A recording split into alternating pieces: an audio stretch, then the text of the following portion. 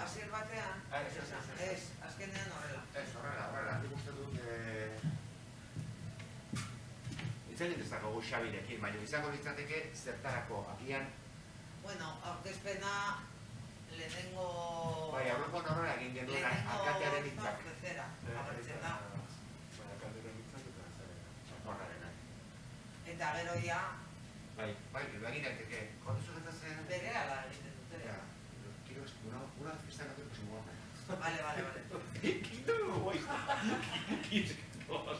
Quiero seguir viendo que estamos esto.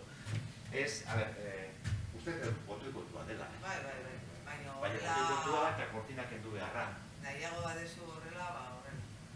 Ez, bueno... A ver, gu nahi duguna, Xabi presago. Bai, baina...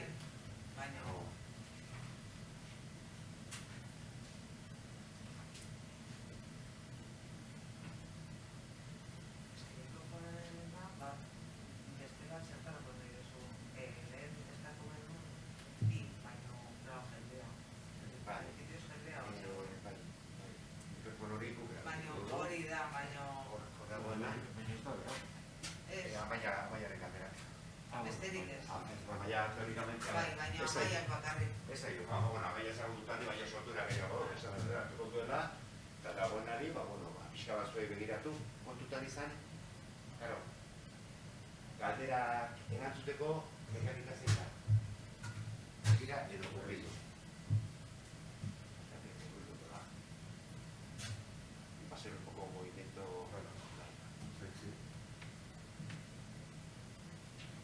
Ala zire, mikrofonoa erabili eta gero garbitu daiteke. Besteak erabiltzeko. Ikusi behar dut. Hemeneko zeratzen dut, hemeneko bestera kamara gizuatzen.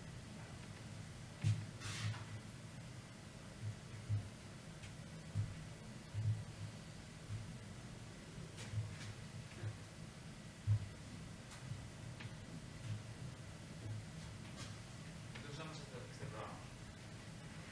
Este programa lo hemos metido en la mosca, tenemos aquí en el programa, y aquí tenemos las cámaras. El ordenador, y aquí conectado el PowerPoint, tenemos una ventanita pequeña para hacer cámara para generar una mosca.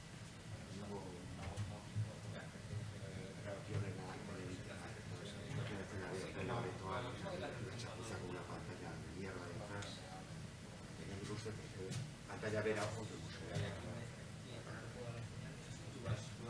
Tenemos dos cámaras y el ordenador. Ahora ahora el otro, y aquí media. Tenemos aquí los de la foto. Es una foto que hemos subido animado.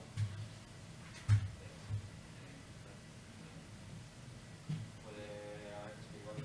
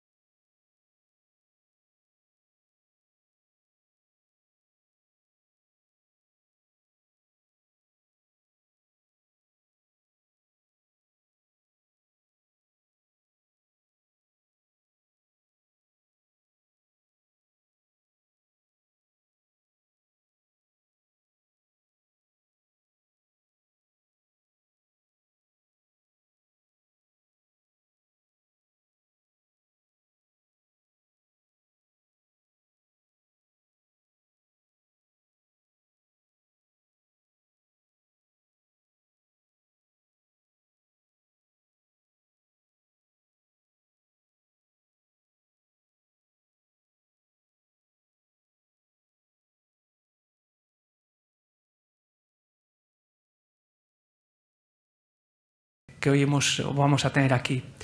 La intención un poco de esta jornada es, nace ya con la pretensión, con una voluntad política que empezó hace 5 años, de un profundo deseo de cambio en lo que era la forma de organización y las estructuras de trabajar en una organización que desde luego tenía mucho más tiempo que el que nosotros teníamos por delante, que en principio eran 4 años, y además tenía un histórico mucho más largo y además perdurará una vez nosotros no estemos ya aquí.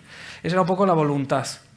Y cuando llegamos, al poco de llegar, nos dimos cuenta que a la voluntad le tuvimos que sumar la obligación legal, puesto que el legislador en muchos ámbitos ya había ido a gran velocidad y nos obligaba a tener determinadas estructuras o a dar determinados servicios de maneras para los cuales todavía teníamos que hacer una fuerte e importante inversión mental, y económica y de personal. Mucho de lo que se ha avanzado en este tiempo lo vamos a poder ver a lo largo del día, también las razones por las que se hizo, y también, muy importante, vamos a poner cara a algunas de las personas que lo han hecho posible.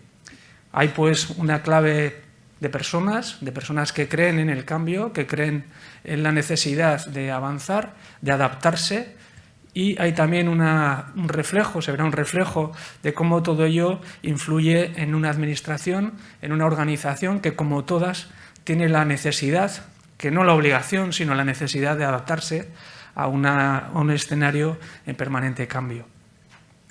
Yo creo que estos 5 años, para los que hemos tenido la suerte de vivirlos, han sido y están siendo apasionantes. Espero que parte de esa pasión también se transmita, porque sin pasión tampoco hay cambio. Y, por lo tanto, agradeceros a los que vais a participar en él vuestra labor, los que lleváis ya tiempo acompañándonos en este viaje, y a los demás también que podamos saber y poder compartir, ser capaces de poder transmitir estas experiencias de manera que nos valgan tanto para nosotros internamente como para otros. Y sin nada más, agradecer pues otra vez nuevamente vuestra presencia, vuestra colaboración, y le cedo la palabra a Manu Narváez, director de Presidencia. Hola, egunon guztioi, eta ongi edorriak, kaso honetan ongi etorriak esatea ere virtualki esaten baita. Azken finean etorria bai, bazeatela, ez zuzenean, bakar batzuk bai badira, baina gehienetan pantailaren bidez. Kalitatearen astean kokatzen dugu gaurko ekitaldi hau, hain zuzen ere Euskaliteak antolatzen duen kalitate astearen edo kudeaketa aurreratuaren aste hori da, 26. edizioa da, bertan erakunde ezberdinak hartzen dugu parte, eta hainbat ekitaldi egiten dira aste honetan zehar. Gurea, Donostiako udalak eta Donostiako udaleko lehendakaritza sailak antolatzen duena da, eta honetan hain zuzen ere nahi duguna da kudeaketa aurreratuaren inguruan egiten ditugunak jakinarazi, guztiekin partekatu, eta baita etorkizunean udalak eta udalean egin nahi ditugunak mai gainean jarri eta mai gainean plazaratu. Esaten dudan bezala, gaurko saioa luze izango baita, baina bi zati izango ditu. Lehenbiziko zatian, egingo duguna da gure udaletxean, gure etxean, egiten ditugun praktika on batzuk erakutsi.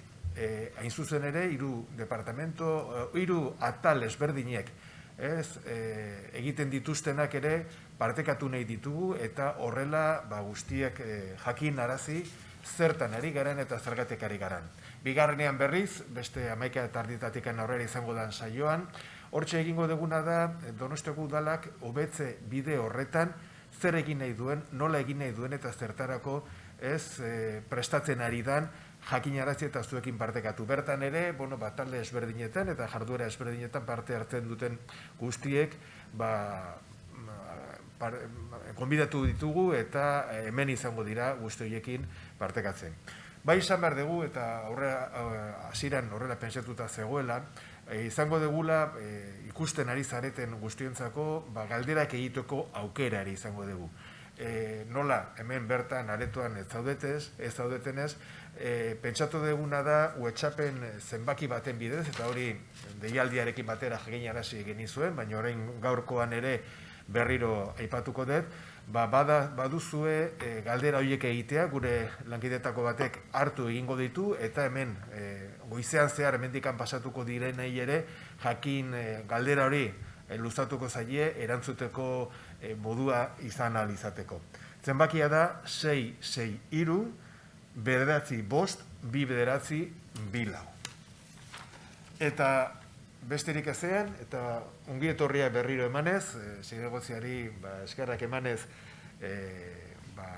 lasai alde egiteko, baimen emango diogu, eta lehenbiziko gaurko saiaren lehenbiziko zatiarekin hasi ingo gara. Eta horretarako, Leire Landa, Donostia Kiroletako gerentea, zuzendaria, gonbidatuko dugu mahaira, berea esplikatu dezan.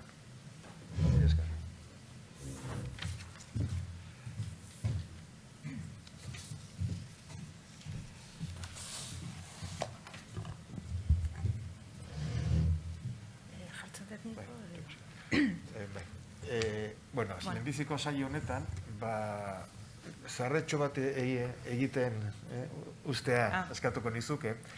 Hain zuzen ere, lehenbiziko zati honen 3 praktika hauen erakustaldia badu abiapuntu bat. Eta abiapuntu hori da, joan den urtean, lehendakaritzako antolamendu eta kalitateko taldeak prestatu zuen autodiagnostiko bat.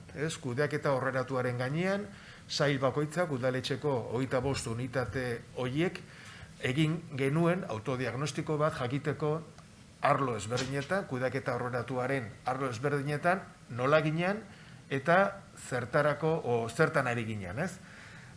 Helburu ezberdina zituen autodiagnostiko honek ekimen honek. Batetikan, norberaren kudeaketaren inguruan hausnarketa egitea. Bigarrena zen, jakitea bakoitzan nun zegoen, eta besteekin partekatu ezkero, besteekin konparatu ezkero, nun ginen bakoitzan. Eta hirugarrena ere bazan, identifikatzea zein ziren alderik ahulenak, eta aldela elkarrekin lanean jarraitu horrekin. Autodiagnostiko honen emaitzak aurki izango ditugu denak eskuragarri, esteka baten bidez jasoko dugu, udaletxeko udaleko plantilla guztiak, langile guztiak jasoko dugu areako ibilbidea, areako esteka, eta orduan jakingo dugu nola gauden. Baina hortan ere, planteatu genuen eta eskatzen genuen, sail bakoitzean, unitate bakoitzean, bere ustez, zein arlotan egiten zituen praktika onak, plazaratzea, kanporatzea. Eta horietako 3 aukeratu ditugu gaurkoan, horiek jakinarazteko. Gainera nik uste dut, nahiko erakusgarriak direla eta nahiko kontutan hartzekoak direla, batetik arlo ezberdinetakoak direlako, gizarte ekintza, kirola, garraioa, debuz, izaera juridikoa ere guztiz ezberdina, honek baditu bere sailak izaera juridiko ezberdinarekin, bata soziedade publiko bada, beste bada patronato bat eta beste bat udal departamentua. Edozein izanik ere, bakoitzak badu, eta gaur erakutsiko dugu, arlo on bat, praktika on bat, kudeaketa aurreratu honen, arlo ezberdinetan, aipatzeko modukoa eta nola baita esanez, erakusteko modukoa. Horietako bada, gaur, orain, lehenbiziko hontan, Leire Landak erakutsiko diguna, pantailan jarriko dugu, bere aurkezpena egin alizateko, eta nolabait bere gaurko saioaren o gaurko erakustaldiaren izena hau da, esana da erraz eta egila garratz.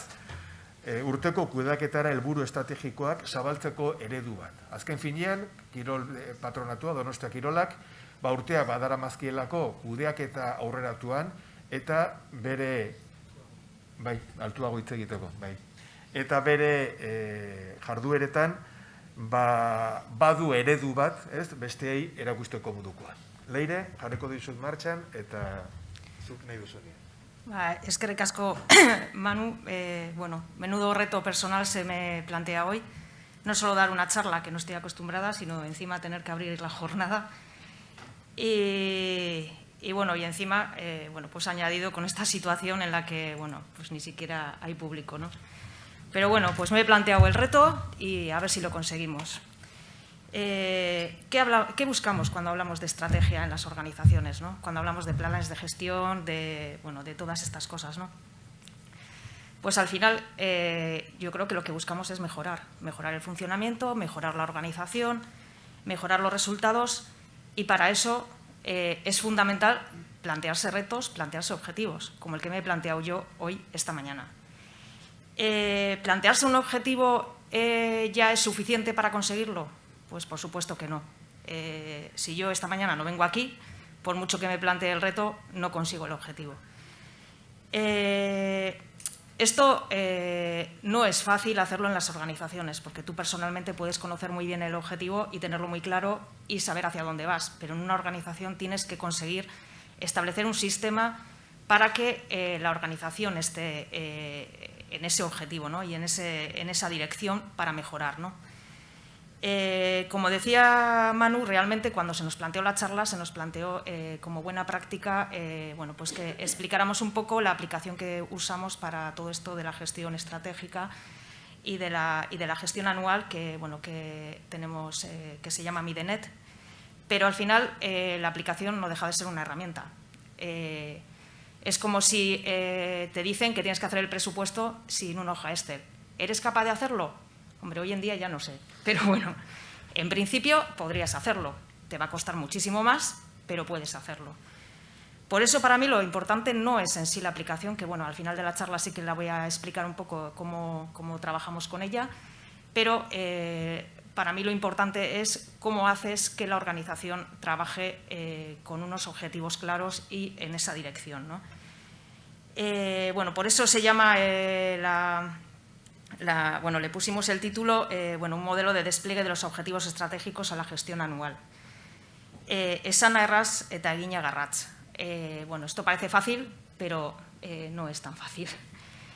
Y bueno, voy a intentar dar dos claves que yo creo que son las que a nosotros nos funcionan y que pueden servir, y luego explicaré un poco cómo lo hacemos en Donostia Kirola.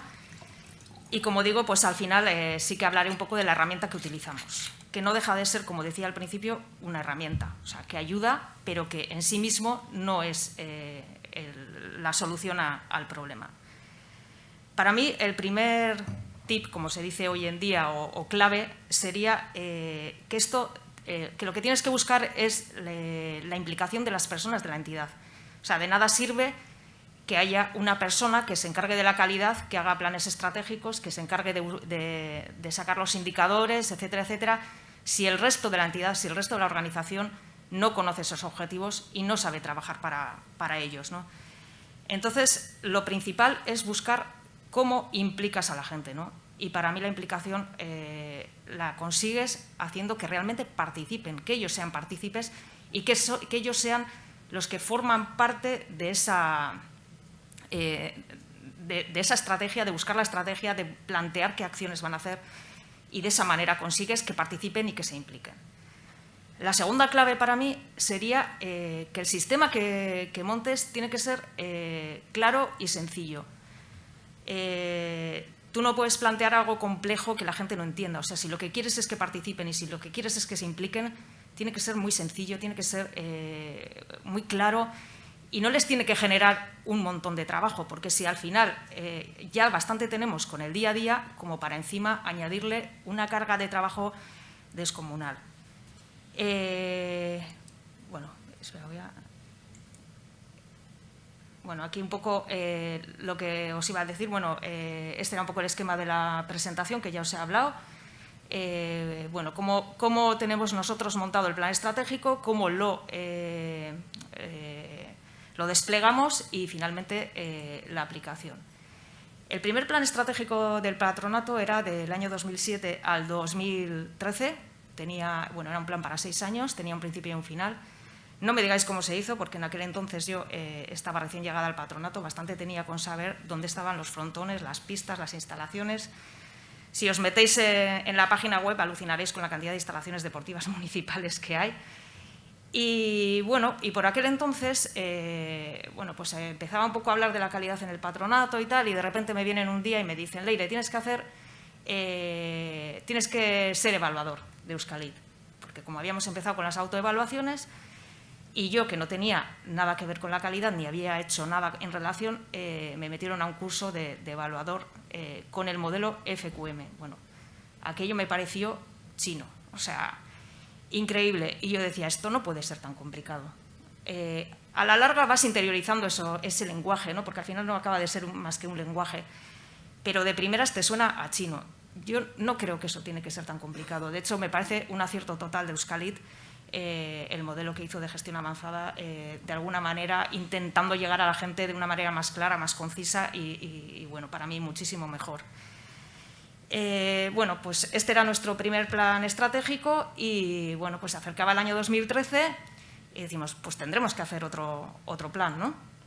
Entonces, bueno, en el 2012 nos metimos en una vorágine de revisión, de reuniones, borradores, para hacer el siguiente plan estratégico, claro. O sea, no nos quedábamos sin él.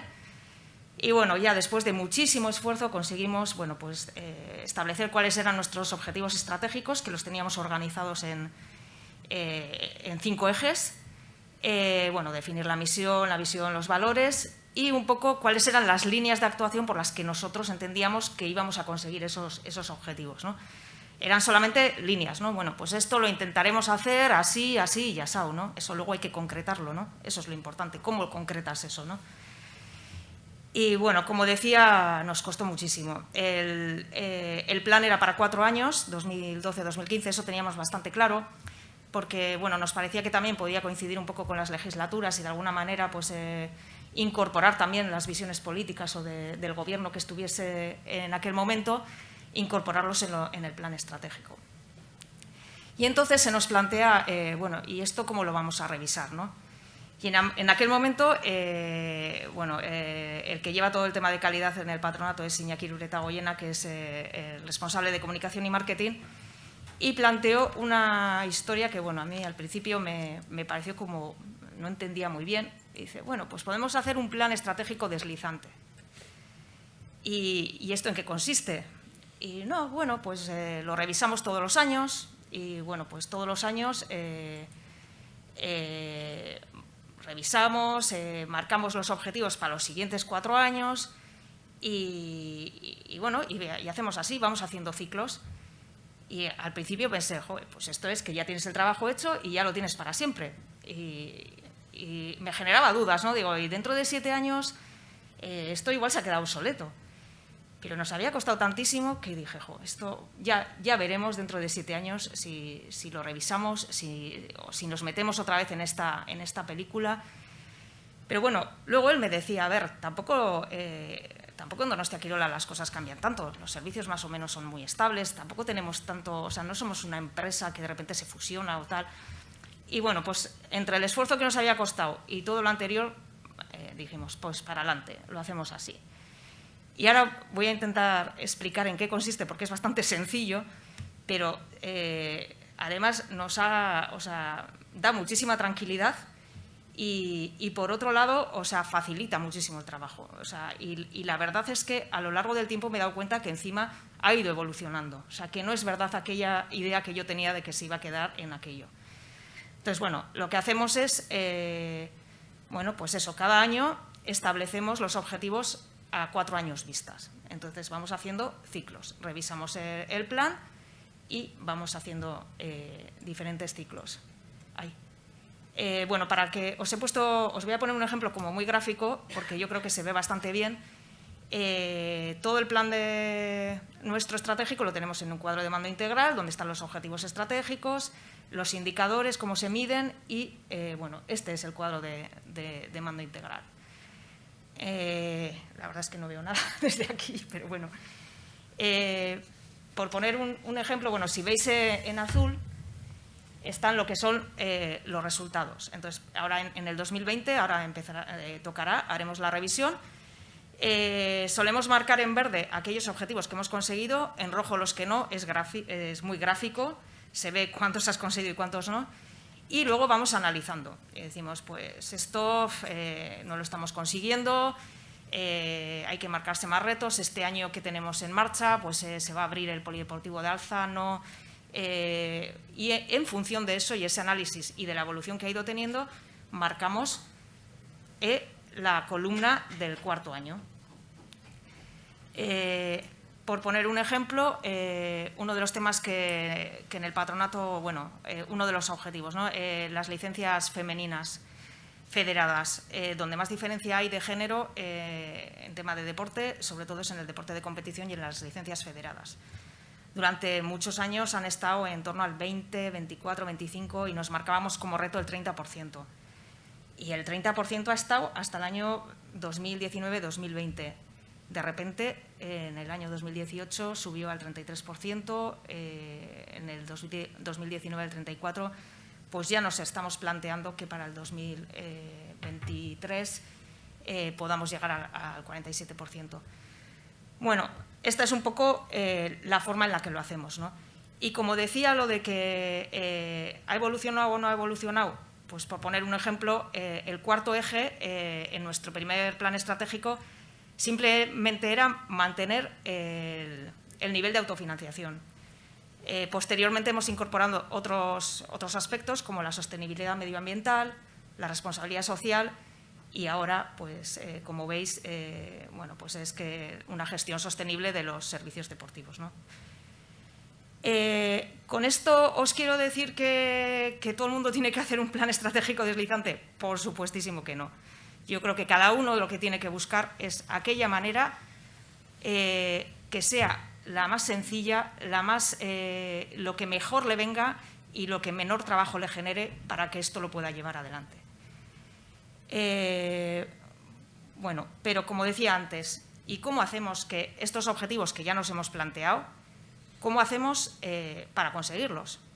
Yo, si no vengo aquí, no consigo el reto de dar la charla de hoy. Está muy bien tener objetivos, porque sin objetivos no los vas a conseguir, pero tienes que hacer también algo para conseguir esos objetivos, ¿no? En un primer momento, el plan de gestión anual, la verdad es que, así os voy a explicar, lo hacíamos directamente, cada responsable de departamento planteaba qué iba a hacer el año siguiente. Entonces cogía al responsable de instalaciones y decía, yo voy a reformar la cubierta de este frontón que está mal, voy a sacar el contrato de limpieza o voy a hacer X. El de actividades hacía lo mismo, etcétera, etcétera. Y luego lo juntábamos todo en lo que era el plan de gestión anual. ¿Qué nos dimos cuenta? Pues que había disfunciones, porque pues igual el de instalaciones estaba planteándose reformar una cubierta en verano y el responsable de actividades tenía un evento deportivo importantísimo en el mes de julio, con lo cual aquello no era posible, ¿no? Y luego nos dimos cuenta de otra cosa más, y es que había objetivos estratégicos que teníamos en el cuadro de mando integral que no tenían ninguna acción de desarrollo. Es decir, ¿cómo vas a conseguir ese objetivo si te has dado cuenta que es que ni siquiera tienes una acción, ¿no? Entonces, bueno, lo que nos planteamos fue, y esto es un poco extraño, pero bueno, con aquello del modelo FQM que planteaba mucho el trabajo por procesos, habíamos hecho un trabajo bastante importante en intentar definir los procesos. Entonces, y habíamos hecho ese trabajo, teníamos un mapa de procesos. ¿No está metido aquí? Bueno, teníamos un mapa de procesos y que reúne todo lo que es la actividad de Donostia Kirola, ¿no? Y lo que habíamos hecho es que cada líder del proceso fuese un responsable del departamento. Pero en cada grupo había una persona del resto de departamentos. De tal manera que dices, bueno, ¿y qué tiene que ver si la campaña Kirol Ekintzak la hace el departamento de actividades? ¿Qué pinta allí comunicación y marketing? Pues muchísimo, porque si la campaña de Kirol Ekintzak tiene que preparar la comunicación y tiene que preparar todo. ¿Y qué pinta instalaciones? Hombre, pues tiene que saber qué actividades va a organizar y no, qué reformas va a haber y no, etcétera, etcétera, ¿no? Entonces, lo que nos planteamos fue hacer el despliegue a través de los grupos de proceso. Y lo que hacemos es repartir los objetivos en todos esos grupos de proceso, se reúnen 2 veces al año, una en mayo y otra en noviembre. Ahora nos reuniremos, montamos las reuniones de los 9 grupos de procesos que tenemos y entonces ahí se revisan los objetivos estratégicos, cómo van, cómo no van, cómo han ido, cómo no han ido. Se revisan los propios del proceso, porque también hay algunos que son pues, más específicos pues, de el nivel de eficiencia de no sé qué, bueno, pues ya propios de ese proceso, las acciones que se han hecho ese año y no, y las acciones que se van a hacer para el año siguiente. Cuando todos los grupos de proceso se han unido, nos juntamos el último grupo de proceso, que es el de gestión estratégica, que somos el comité de dirección, que lo que hacemos es ya validar lo que es el plan de gestión anual. No sé cómo voy, pero bueno. Bueno, y por último, bueno, vuelvo a decir lo mismo que he dicho antes. ¿Esto quiere decir que todo el mundo tiene que hacerlo así? Pues por supuestísimo que no. Yo creo que cada uno tiene que buscar la manera en la que la gente se implique, participe, pero que sea la más sencilla para esa organización. Esto no tiene que suponer un trabajo extra. Todo el mundo está a tope de trabajo. Esto tiene que ser algo que no le genere un esfuerzo importantísimo. Tiene que estar integrado y, bueno, la verdad es que nosotros al final sí que hemos conseguido que en mayo y noviembre hacemos las reuniones y funcionamos así ya varios años en las que el plan de gestión anual se hace así. Os podéis imaginar que de esta manera hay implicada muchísima gente, porque en los grupos de proceso, pues si hay 9, pues más o menos por 5 personas, hay muchas que repiten, pero bueno, hay incluso administrativas, hay de todos los perfiles y no llegamos al 100% de la organización, porque no llegamos, pero bueno, sí que hay mucha gente, no solo que lo conoce, sino que ha participado y que ha sido el que ha propuesto qué acción o qué propuesta o qué proyecto va a hacer el año siguiente conforme a esa evaluación que ha hecho de los objetivos. Bueno, por último, pues os cuento un poco, os presento un poco la aplicación, que como decía antes, esto realmente no es más que una ayuda o un apoyo para todo este trabajo, ¿no? Lo que se trata es de facilitar. Es como he puesto el ejemplo del Excel. ¿Puedes hacer el presupuesto sin un Excel? Sí, pero te vas a volver un poco loco, ¿no?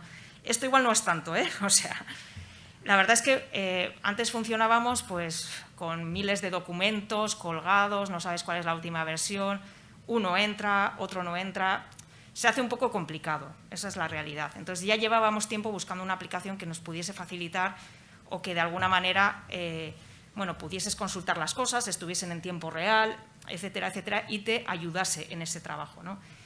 Y bueno, a través de QEP, a que participábamos antes, vimos que había varias administraciones que tenían esta aplicación y hace un par de años la pusimos en marcha y bueno, pues estamos funcionando con ella. Yo creo que, bueno, pues no sé si será perfecta, pero nos funciona.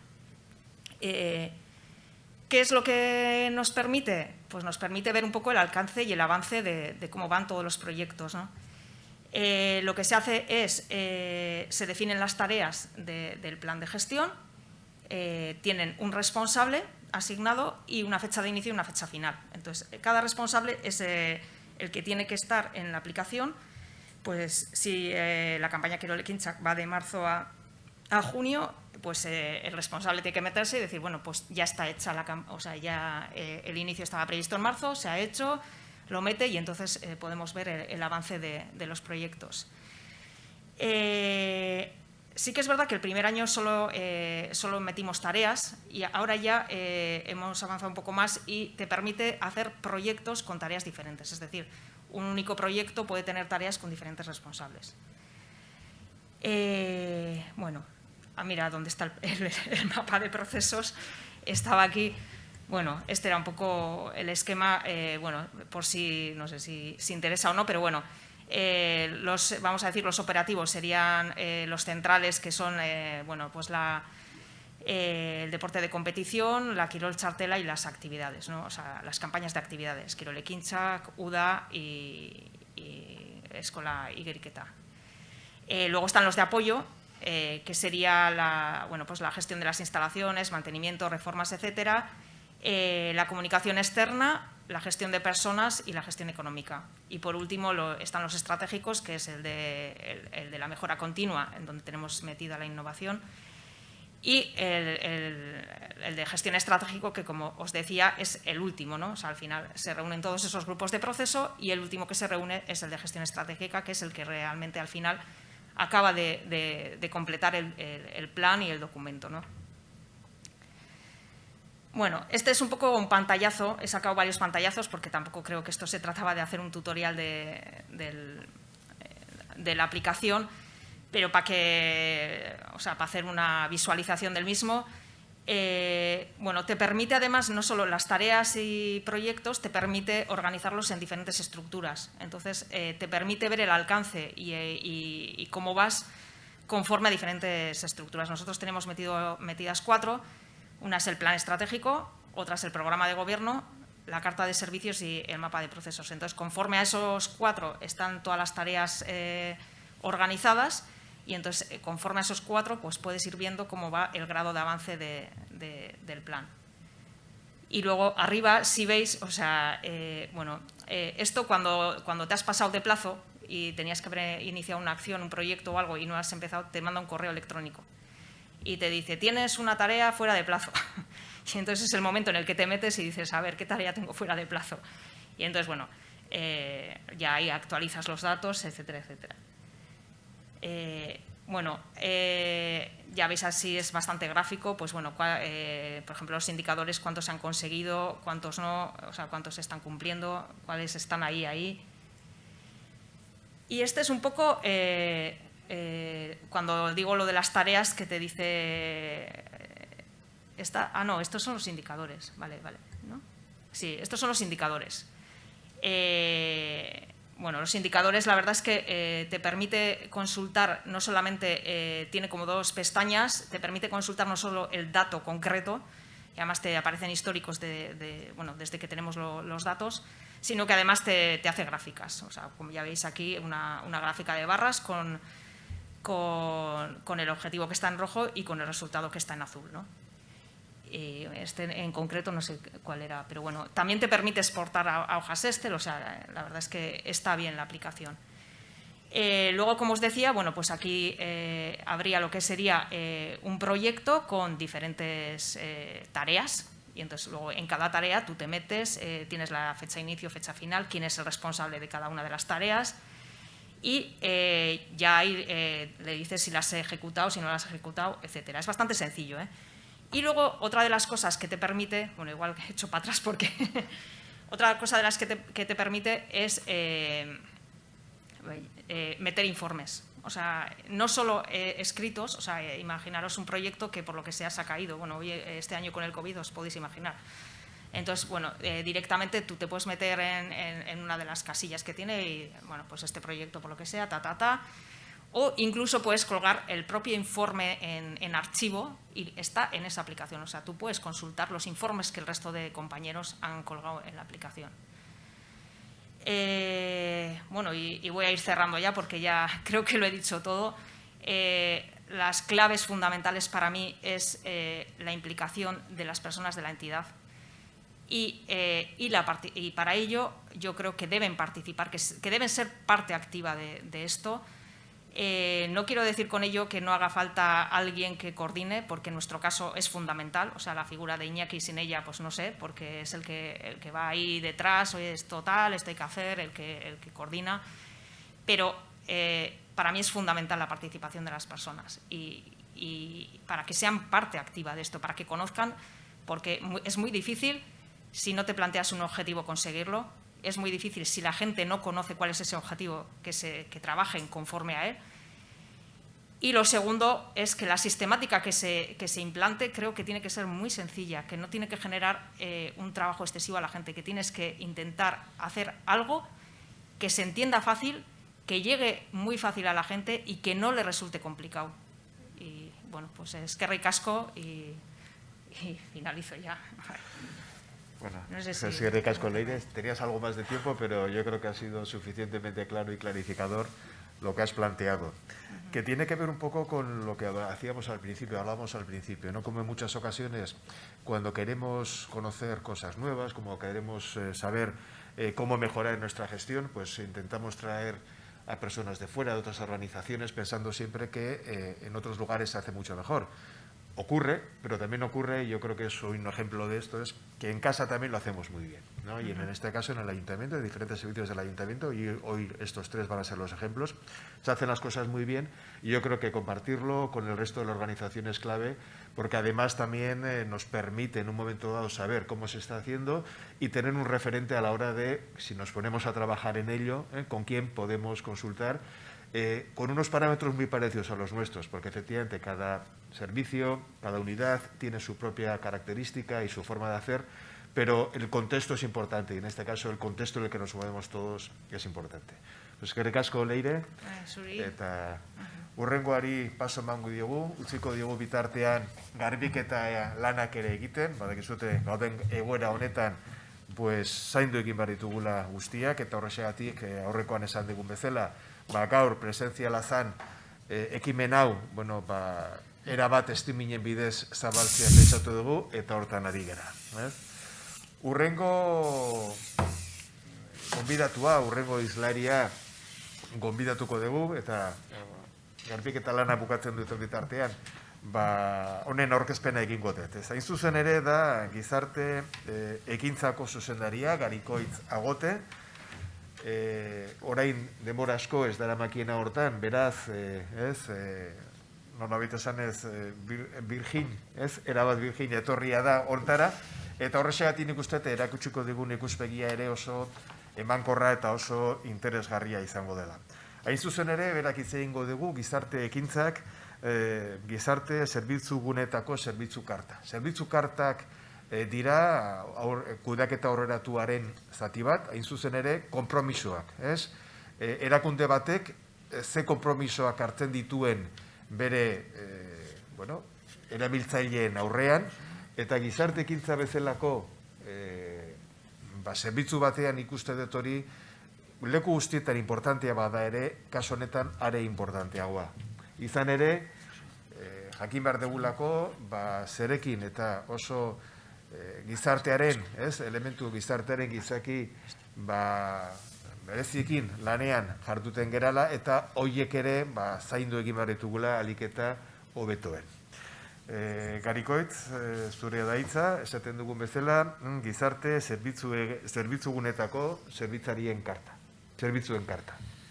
Oso ondo egunon dan hori, eta mila esker kalidadearen Europa arraste honetan gizarte ekintzari aukera emateagatik gure zerbitzu karta azaltzeko.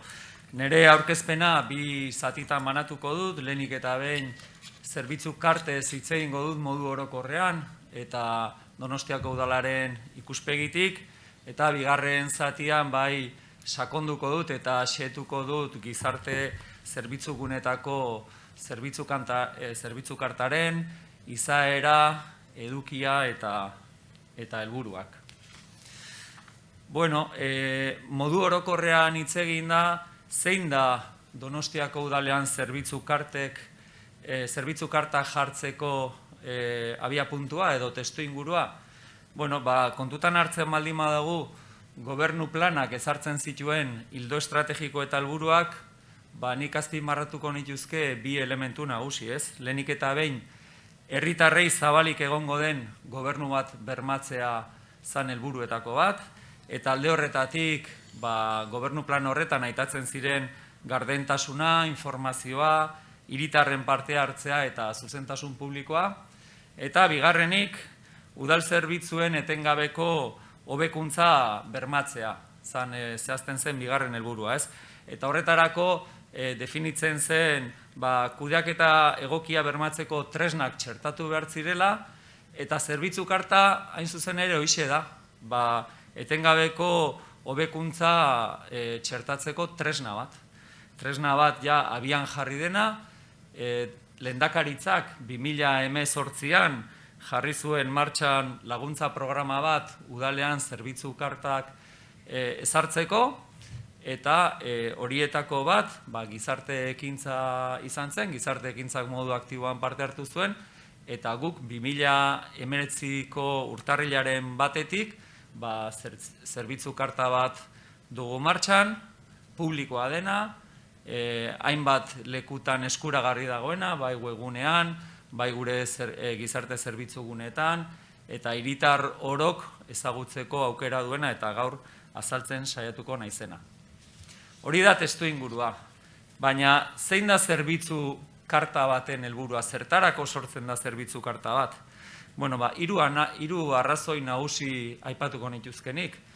Lehenik eta behin, udalak, departamentu bakoitzak eskaintzen dituen zerbitzuak ezagutzera emateko bide bada.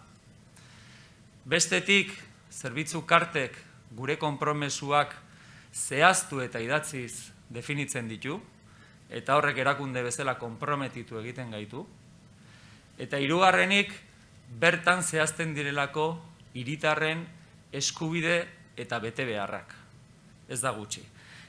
Zerbitzu karta bat ez da zerbitzuen katalogo bat, ez da izapideen gida bat, eta ez da ere eduki mugagabea duen dokumento bat. Zehatza da, konpromesuak definitzen ditu, hiritarren eskubide eta betebeharrak zehazten ditu, eta helburuak eta helburu horiek neurtzen dituzten adierazleak definitzen dira bertan.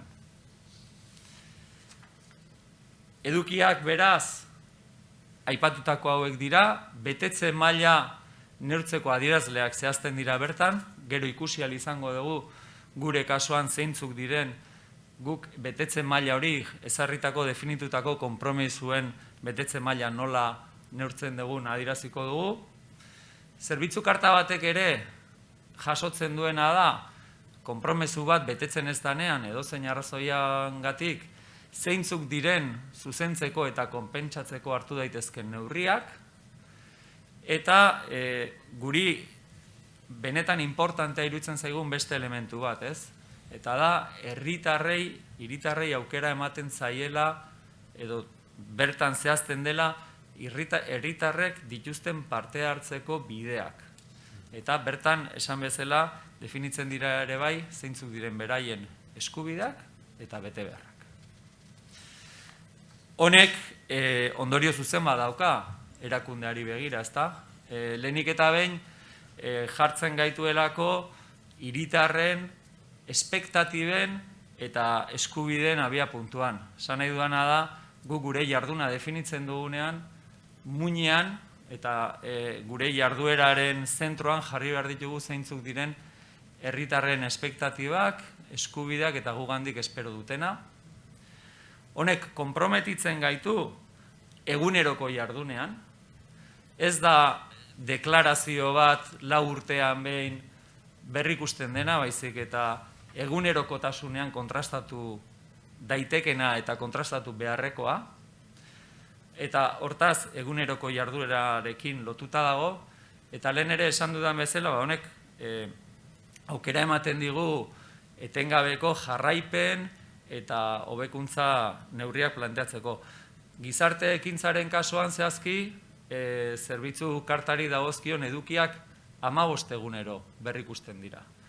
Ez dut esan, gizarte zerbitzu guneak Donostian 8 dira, hainbat eta hainbat auzotan, zerbitzu gune bakoitzak hainbat profesional ditu, arduradun bat, gizarte langileak, psikologoak ditu ere bai, hezitzaileak, terapeutak, eta guztira urteko 15.000 familia hartatzen ditugu. Horrek esan nahi du, Donostiar unidade konbibentziale guztietatik, 5etik batek harreman zuzena duela gurekin. Bada puska bat, ez? Eta 15 esaten nuen bezala, adierazle guztien jarraipena egiten dugu. Eta bestetik, esaten nuen moduan, zerbitzu kartak muinean eduki behar duena da gure egunerokotasuna, eta hortaz, guk zerbitzu kartaren diseinua egin genuenean, saiatu ginen uztartzen, zerbitzu gizarte ekintzako izaera eta gizarte ekintzako helburuak, zerbitzu kartak orokorrean definitzen dituen helburu eta edukiekin, ez? Zeintzuk dira gizarte ekintzako 3 helburu nagusiak? Bueno, lehenik eta behin, gu gara gizarte zerbitzuen euskal sistemarako sarbidea, hori gauza partikular bada, ze azkenean guk ez ditugu bakarrik udal eskumenekoak diren zerbitzuak kudeatzen, baita ere kudeatzen ditugu Aldundia edo eta Eusko Jaurlaritzaren eskumenekoak diren hainbat zerbitzu, eta horrek adierazi nahi duena ere bai da, herritarrok ate bakarra dutela gizarte zerbitzuak jasotzeko. Eta ate bakar hori udal gizarte zerbitzuek osatzen dugu. Bestetik, gure bigarren helburua da, pertsonen eta familien behar sozialei erantzuna ematea. Erantzun hori emateko azterketa personalizatu bat egiten dugu, kasu bakoitzea aztertzen dugu modu individualean, eta kasu bakoitzari ahalik eta irtenbide soluzio hoberena eskaintzen saiatzen gera.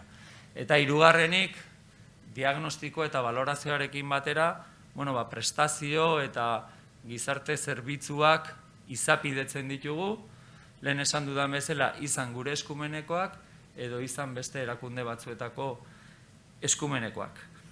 Azken finean, gure gizarte zerbitzuetako zerbitzu kartarekin saiatu garena izan da, gizarte ekintzako izaera eta jardueraren ispilu izan dadila zerbitzu karta hau. Esan beharra daukat, gure zerbitzu karta ez dela gizarte ekintza osoko jarduerari dagokiona, baizik eta zehaztuta dago gure gizarte zerbitzu gunetako jarduera. Hori modu orokorrean edo zerbitzu kartei dagokienean. Ja pixka bat gehiago sakonduko bagenu gizarte zerbitzuetako zerbitzu kartan, ezinbestean aipatu beharra dago legedia. Legedia zergatik? Herritarrek eskubideak dituztelako eta kasu honetan eskubide subjektiboak dituztelako. Ze esan nahi du eskubide subjektiboak? Edozein personak administratiboki eta juridikoki legeak errekonozitzen dizkion eskubideak erreklamatzeko aukera duela, eta guk noski horiek eman beharrean gaudela eskubideak direlako.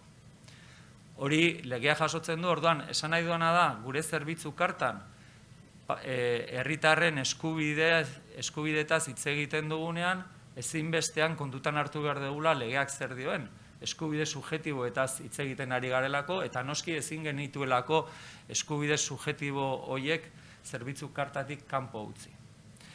Bestetik, legeak ere aitatzen du unibertsaltasuna.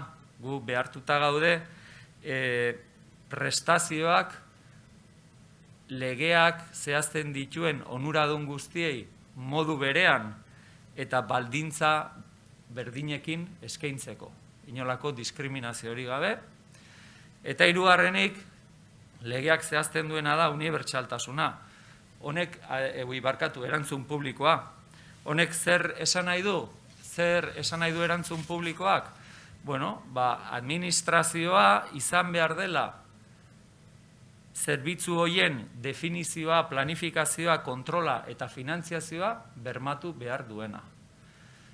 Erantzun publikoak esan nahi du zenbait zerbitzu modu zuzenean geronek eskaini behar ditugula legez, eta gero bai, aukera daukagu beste zenbait zerbitzu zuzenki diseinatu, baina kudeaketa edo izapidetza beste batzuen bitartez ematekoa. Hori marko orokor bat jartzagatik, baina gero haratago 74/2004 dekretuak zehazten ditu oso modu zehatzean zeintzuk diren erabiltzaileek dituzten eskubide eta betebeharrak, profesionalek dituzten eskubide eta betebeharrak, ze interakzio honetan ez daude bakarrik herritarrak, udal langileak eta gurekin batera lan egiten duten profesional guztiak daude, eta horiek ere badituzte bere eskubide eta betebeharrak, eta gero ere dekretu honek zehazten dituena da kexak iradokizunak aurkezteko eta ebazteko prozedurak eta epeak. Zeintzuk dira gure zerbitzu kartan zehazten diren erabiltzaileen eskubideak?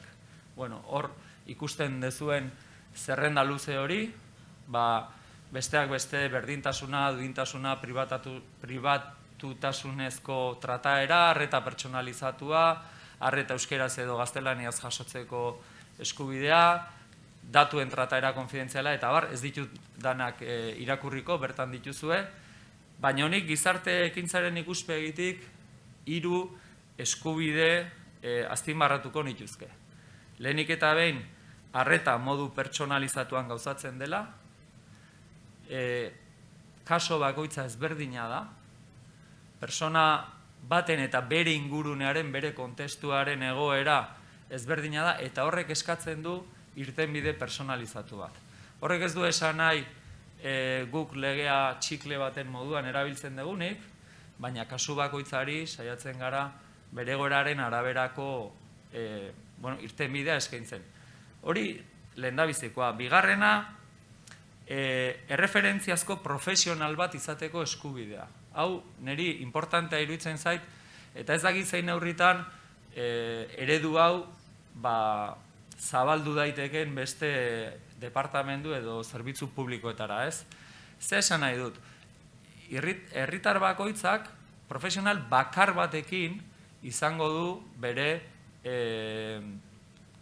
bere harremana, eta ez da ibili beharko gauza batzuetarako profesional batekin hitz egiten, beste gauza batzuetarako bigarren profesional batekin hitz egiten, eta segunda ze gauzatarako 3. edo 4. batekin.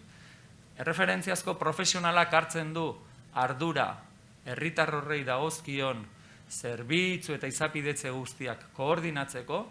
Hortaz, herritarrari ematen dioguna da erreferentzia garbi bat eta badaki norengana zuzendu behar duen edozein dela bere eskaera ere.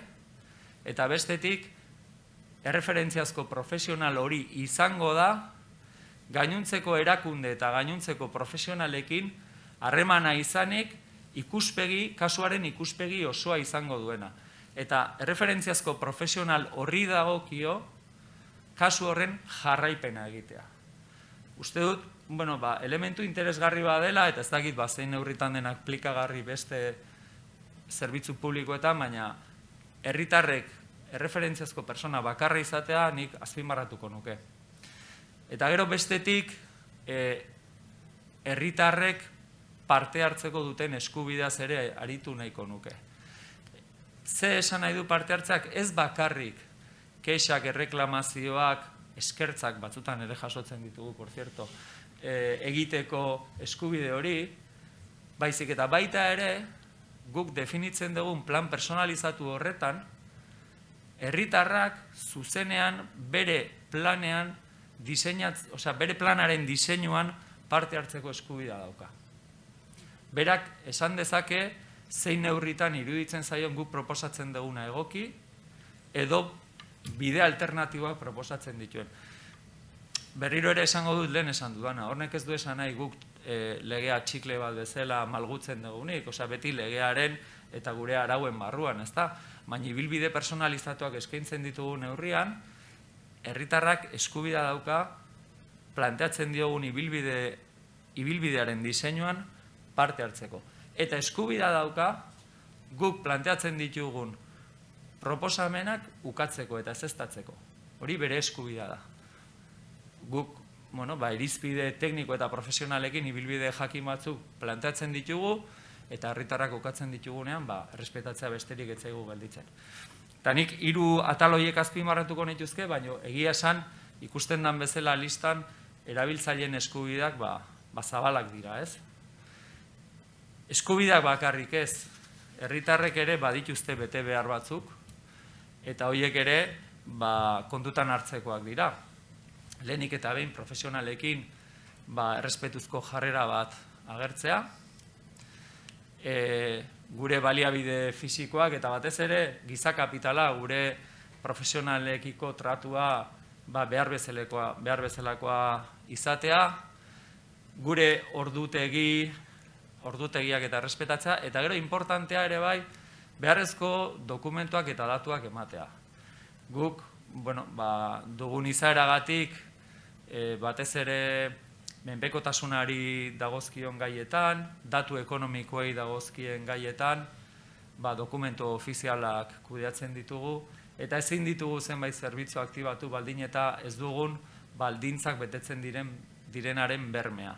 Eta orduan ezinbestekoa da, herritarrek behar ditugun dokumentazio guzti horiek guri ematea,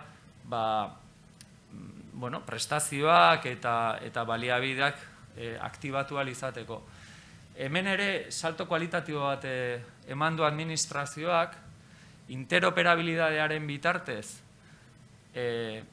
gu saiatzen garena da, herritarrei beste modu batzuetatik lortzeko gai ez garen dokumentuak bakarrik eskatzeko.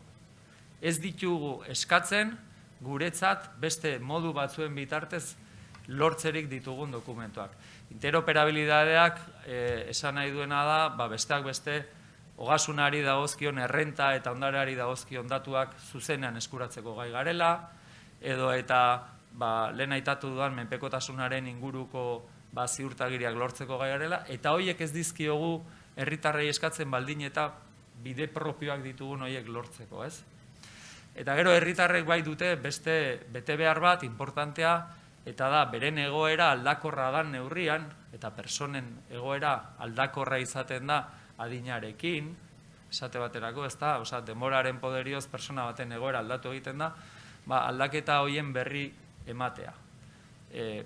Personen egoera aldatzen da neurrian, beren eskubideak eta prestazioak ere aldatzen doazelako. Eta, zuzenean sartuko naiz gure zerbitzu kartaren edukira, ez?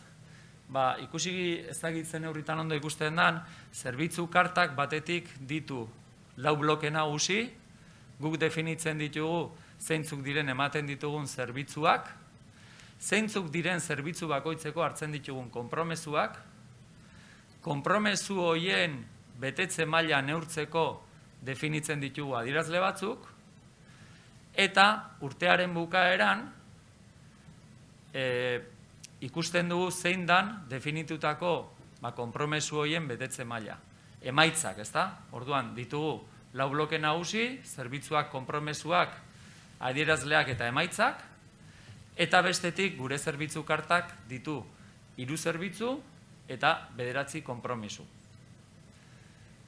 Gure zerbitzu karta indarrean jarri zen hasieran esan dut 2019ko hasieran, eta indarrean egongo da 2021ko bukaerar arte. Aldiro berrikusi egiten da, 2021ko datorren urteko bukaeran begiratuko dugu zein neurritan gaurko zerbitzu kartak indarrean jarraitu behar duen edo aldaketarik egin beharko genduken. 2019an definitutako 9 konpromezuak bete egin ditugu. Emaitzak webgunean daude, erakusgarri, danak daukazue gure emaitzak lortzeko aukera, eta neronek gaur bertan erakutsiko ditut, baina esan nahi duena da, hau danok duzuela ikusteko moduan. Zeintzuk dira definitzen ditugun 3 zerbitzuak? Informazioa, balorazioa eta orientazioa, zerbitzu eta prestazioen izapidetzea, eta 3. eta honek bere garrantzia du kasuen jarraipena. Informazio, balorazioa eta orientazioaren kasuan 4 konpromezu hartzen ditugu, lehendabizikoak esaten duena da, norbait gure gana zuzentzen danetik lehendabiziko aldiz persona hori hartatzen degunera arte gehienera jota 7 egun pasako direla. Norbaitek telefonoz deitu edo zerbitzu gune batetara etorri eskaera bat egitera eta bere kasua aztertzen degunera arte gehienera jota 7 egun pasako dira. Hori da hartzen dugun lehendabiziko konpromesua. Eta hori bete dugu 82,71 kasotan. Guk urtean, hor adierazlea jarri dut, jasotzen ditugu, edo ditugu 24.000 hitzordu. 250 egunetan zehar gaude irikita, ez dugu izten, izten dugu jai egunetan, larumat eta igandetan ez gaude irikita, eta gero jai egunetan, baina ez abuztuan da ez uztailan, ez udaran ez gaude itxita, gainuntzeko egun guztitan irikita gaude, eta bataz beste eguneko 100 hitzordu izaten ditugu. 100 hitzordu horietatik 92an 7 egunetako epe hori betetzen da. Bigarrenik, guk jasotzen ditugu urtean 93.000 dei desente dira, eta konpromesua hartzen dugu dei horiek jaso ala, lehendabiziko aldian telefonoa hartzeko, 93.000 horietako 165 kasuan. Hau da, jasotzen ditugun 10 deietatik 6tan behintzat lehendabiziko aldiz hartu beharko genduke telefonoa. Eta hori bete dugu 166 kasotan. 10 deitatik ia 8tan lehendabiziko aldian hartzen dugu. Ez da erresa, norbait gure zerbitzugune batetara baldin badoa ikusiko du etengabe deiak jasotzen ari garela. Hartzen dugun 3. konpromesua da, eta lehen esan du, legeak horrela definitzen du, erreferentziazko profesional bat esleitzea erabiltzaile guztiei, ezingo genduke hau bere osotasunean ez bete, legeak ezartzen duen zerbait da, eta betetzen dugu egunean, baina neurtzea merezi duen adierazle bada. Eta azkenik, neurtzen dugu zein dan gure erabiltzaileek duten gurekiko iritzia, zein dan bere gogo betetze maila. Eta guk zehaztuta daukagu gure gutxieneko gogo betetze maila 7,5 izan beharko lukela, 0tik 10 izanik, 0 minimoa eta 10 gogo betetze maila maksimoa, eta 2019an lortu dugun emaitza 8,89koa izan da. Nik uste dut badela gogo betetze maila importante bat, kontutan hartzekoa. Nik dakidala udalean 3 zerbitzutan neurtzen da gogo betetze maila guk erabiltzen dugun sistema berdinarekin. Bat da Udalinfo, bigarrena da diru bilketa eta 3. gizarte ekintza. Hiruak nahiko antzera gaude. Dana gaude 9 bueltan. Eta, uste dut horrek adierazten duela udal honek herritarren duen irudia edo gogo betetze maila importantea dela, ez? Bigarren zerbitzua definitzen duguna gure zerbitzu kartan izapidea da, gure prestazio eta zerbitzuen izapidetzea, eta kasu honetan zehaztutako konpromesua da, bat, guk beti eskiniko dugula laguntza instrumental bat posible den kasu guztietan, eta gainera, lehen esan dudan bezala, ez diogula herritarrei gu beste modu batetara lortzeko gaitasuna dugun dokumenturik eskatuko. Nola nertzen dugu konpromeso honen betetze maila? Jasotzen ditugun kexen bitartez. Esaten duguna da, gure konpromesua da, hartatzen ditugu 100 herritarreko ez 10 kexa baino gehiago jasotzea, eta egia esan oso kexa gutxi jasotzen ditugu. Ia ez dira 100 ere heltzen, ez? Eta kontutan hartu behar da guk urtean ia 19.000 baliabide kudeatzen ditugula, eta ez da hain zaila, 19.000 baliabide horietatik, baton batean zailtasunak izatea, ez? Orduan, egia esan alde hortatik, kexa maila ez da esanguratsua. Eta azkenik, eta ez horregatik garrantzi gutxiagokoa, guk definitzen dugu kasuen jarraipena. Guretzat oso importantea da ez bakarrik jakitea zein dan persona baten egoera gurekin harremanetan jartzen den lehendabiziko momentuan, baizik eta zein da persona horren evoluzioa denboran zehar. Gure zerbitzuak ez dira puntualak izaten, ez dira momentu jakin batean bakarrik eskaintzen, baizik eta benetan izaten dugu etengabeko harreman bat hiritar ia gehienekin, ez? Eta orduan, guretzat oso interesekoa da jakitea zein den persona horien evoluzioa.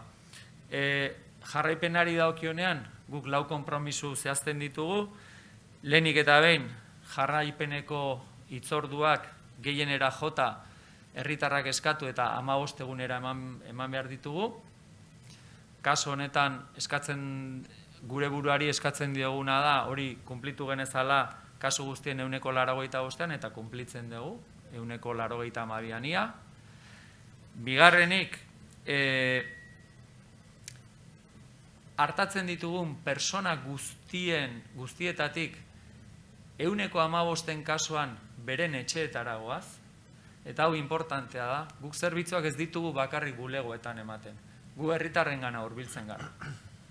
Eta jasotako 15.000 familia horietatik 2.000 bisitatu egiten ditugu. Importantea da, gizarte zerbitzuetan personaren kontestua ulertzea oso importantea delako, kontestu naturala ulertzea. Ez da berdin persona bat zure bulegoan hartatzea edo egunerokoan bizi duen kontestuan hartatzea. Eta horregatik garrantzia ematen diogu etxeetan bisitak egiteari eta 2019an 2051 bisita egin genituen etxetara. Pandemia dela eta ditxosozko COVID hau dela eta badakigu 2020an hau ez dugula beteko. 2020ko lehendabiziko 6 hilekoan 606 bisita egin ditugu. Espero dut urte bukaerarako horren bikoitza gutxienez egitea, baina ez gera 2000 bisitatara helduko. Beste gauza batzuk egin ditugu, baina igual pixkat gure gaurko hitzalditik kanpo geldituko litzake, besteak beste 20.000 dei telefoniko edo gehiago egin ditugu, beste udal langile askoren lankidetza horietako batzuk hemen daude. Bueno, ez naiz desbideratuko. Jarraipenari dagokionean, 3. konpromesua da, jasotzen ditugun kexa, iradokizun eta eskertza guztiak hilabete baten epean gehienez erantzutea. Hau da, norbaitek kexa bat aurkezten baldin badigu gaur, gehienera jota hilabete batean erantzun beharko genioke. Eta hori 100%an kunplitzen dugu. Eta azkenik, eta hau ere importantea iruditzen zait, izaera berezia, beren egoera auskorra dutelako edo izaera berezia duten kasuen 160an ofizioz 6 hilabetean behin, 160an ez barkatu, 160an 6 hilabetean behin ofizioz guk jarraipena egiten diegu, nahiz eta guri ez deitu. Kasu sensibleenetan, kasu auskorrenetan, ofiziozko segimendua egiten dugu 6 hilero, kasu guzti horien 160an izan beharko luke, hori da jarri dugun helburua, baina egiten dugu 182an. Bueno, ez dut esan, gizarte zerbitzu guneetan 70 udal langile daude, gurekin batera azpi kontratatutako beste 30-40 bat persona ditugu, eta nik laburbilduta esango nukena da,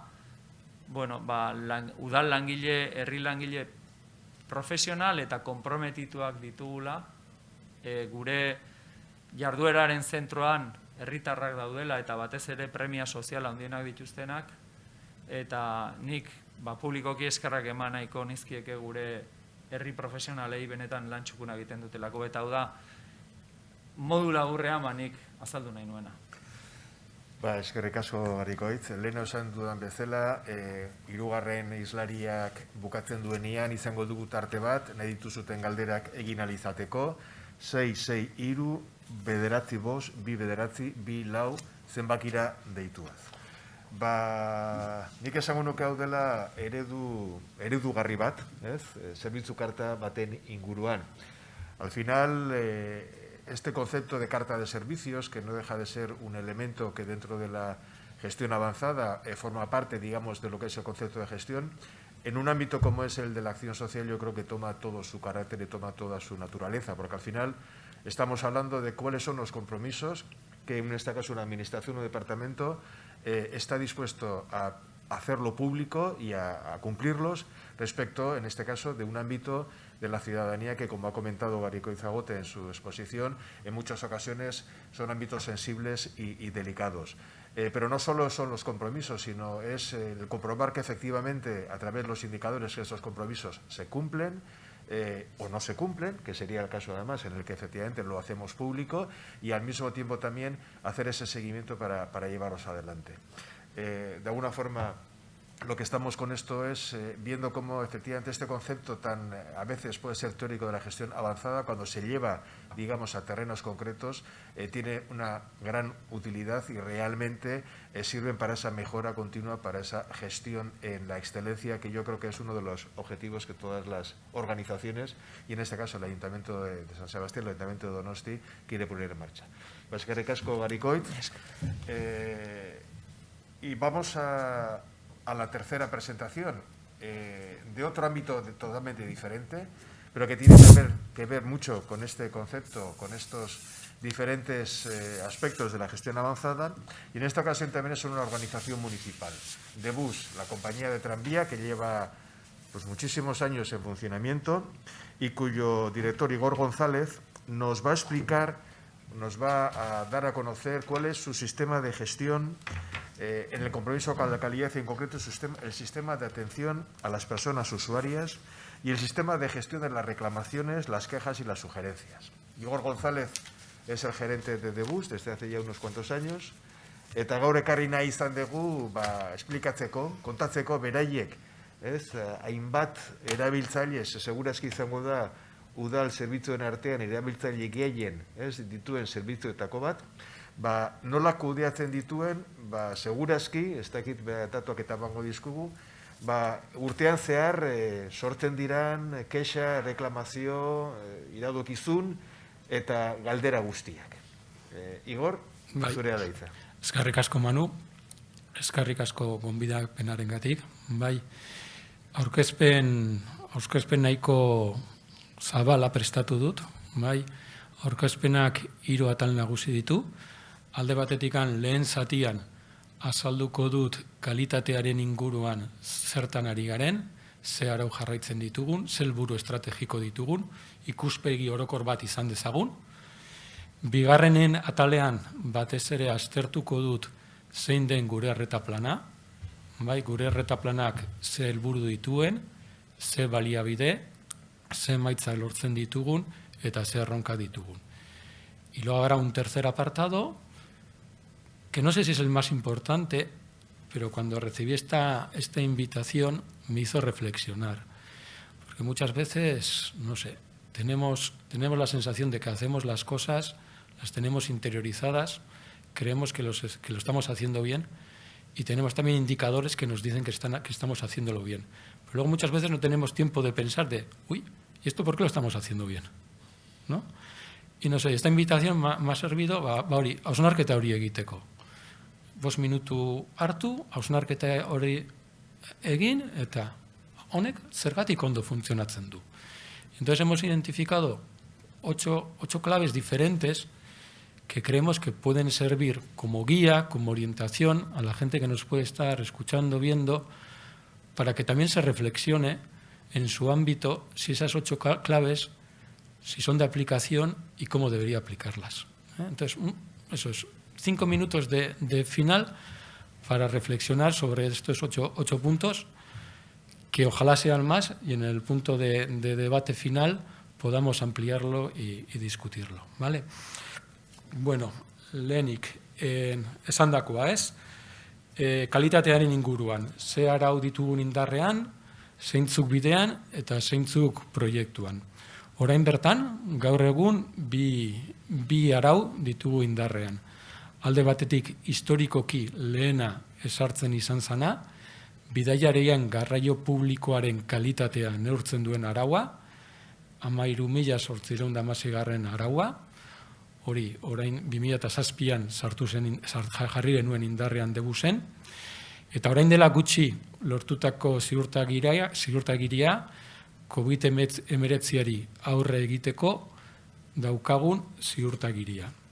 Bidean, bai, gure aurreikuspena da abendurako amaitzea, energiaren kudeaketarekin lotutako beste arau berri bada. ISO 50001 Proiektuan ditugu beste 2 arau gehiago.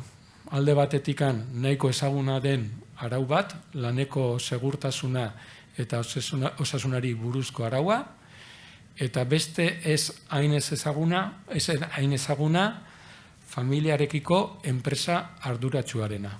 Bai? Badirudi, lan asko dela hau. Zenbat eta sistema gehiagotan sartu, orduan eta lan gehiago daukagula. Sí, no. En el sentido de que la primera norma nos costó muchísimo implantarla. La segunda, pues aprovecha sinergias. Pero al final todos tienen una estructura parecida. Tienes que definir cuál es tu misión, tu visión, tus procesos, tus planes estratégicos, tus indicadores, tus objetivos. No me voy a extender porque tanto Leire como Gary ya lo han dicho. O sea, al final lo que quiero trasladar es que prozedura komun asko partekatzen ditugu. Tenemos muchos procedimientos que son comunes. Eta azkenean, estrategia hori izan behar da. Ahalik eta sinergia gehien lortu eta sinergia horiek esplotatu. Bai? COVID-19 inguruan sortutako edo indarrean jarri dugun ziurtagiria. Zein da ziurtagiri honen helburua? Alde batetikan, lortu nahi duguna da, osasun ministerioak eta orokorrean osasunaren inguruan agintari desberdinek markatzen diguten prebentzio eta higienari buruzko jarraibide guztiak barneratu. Ezagutu, barneratu eta neurri egokiak hartu. Alegia, momentu oro jakin behar dugu ze arau dauden indarrean eta horren arabera neurri egokiak lortu. Zertarako? Zer helbururako? Kutsaduraren arriskua gure zerbitzuan minimizatzeko. Ahalik eta txikiena izateko. Hori da helburua. Bai? Riesgo cero, evidente, no existe. Lo que sí pretendemos a través de la implantación de esta norma es minimizar el riesgo de contagio. Ze faktore aztertu egin ditugu arau hau indarrean sartzeko momentuan. Alde batetikan, ze antolaketa daukagu debusen eta ze egitura, ze prozesu, nola dagoen lan antolatuta, eta laneko osasun eta segurtasun baldintza.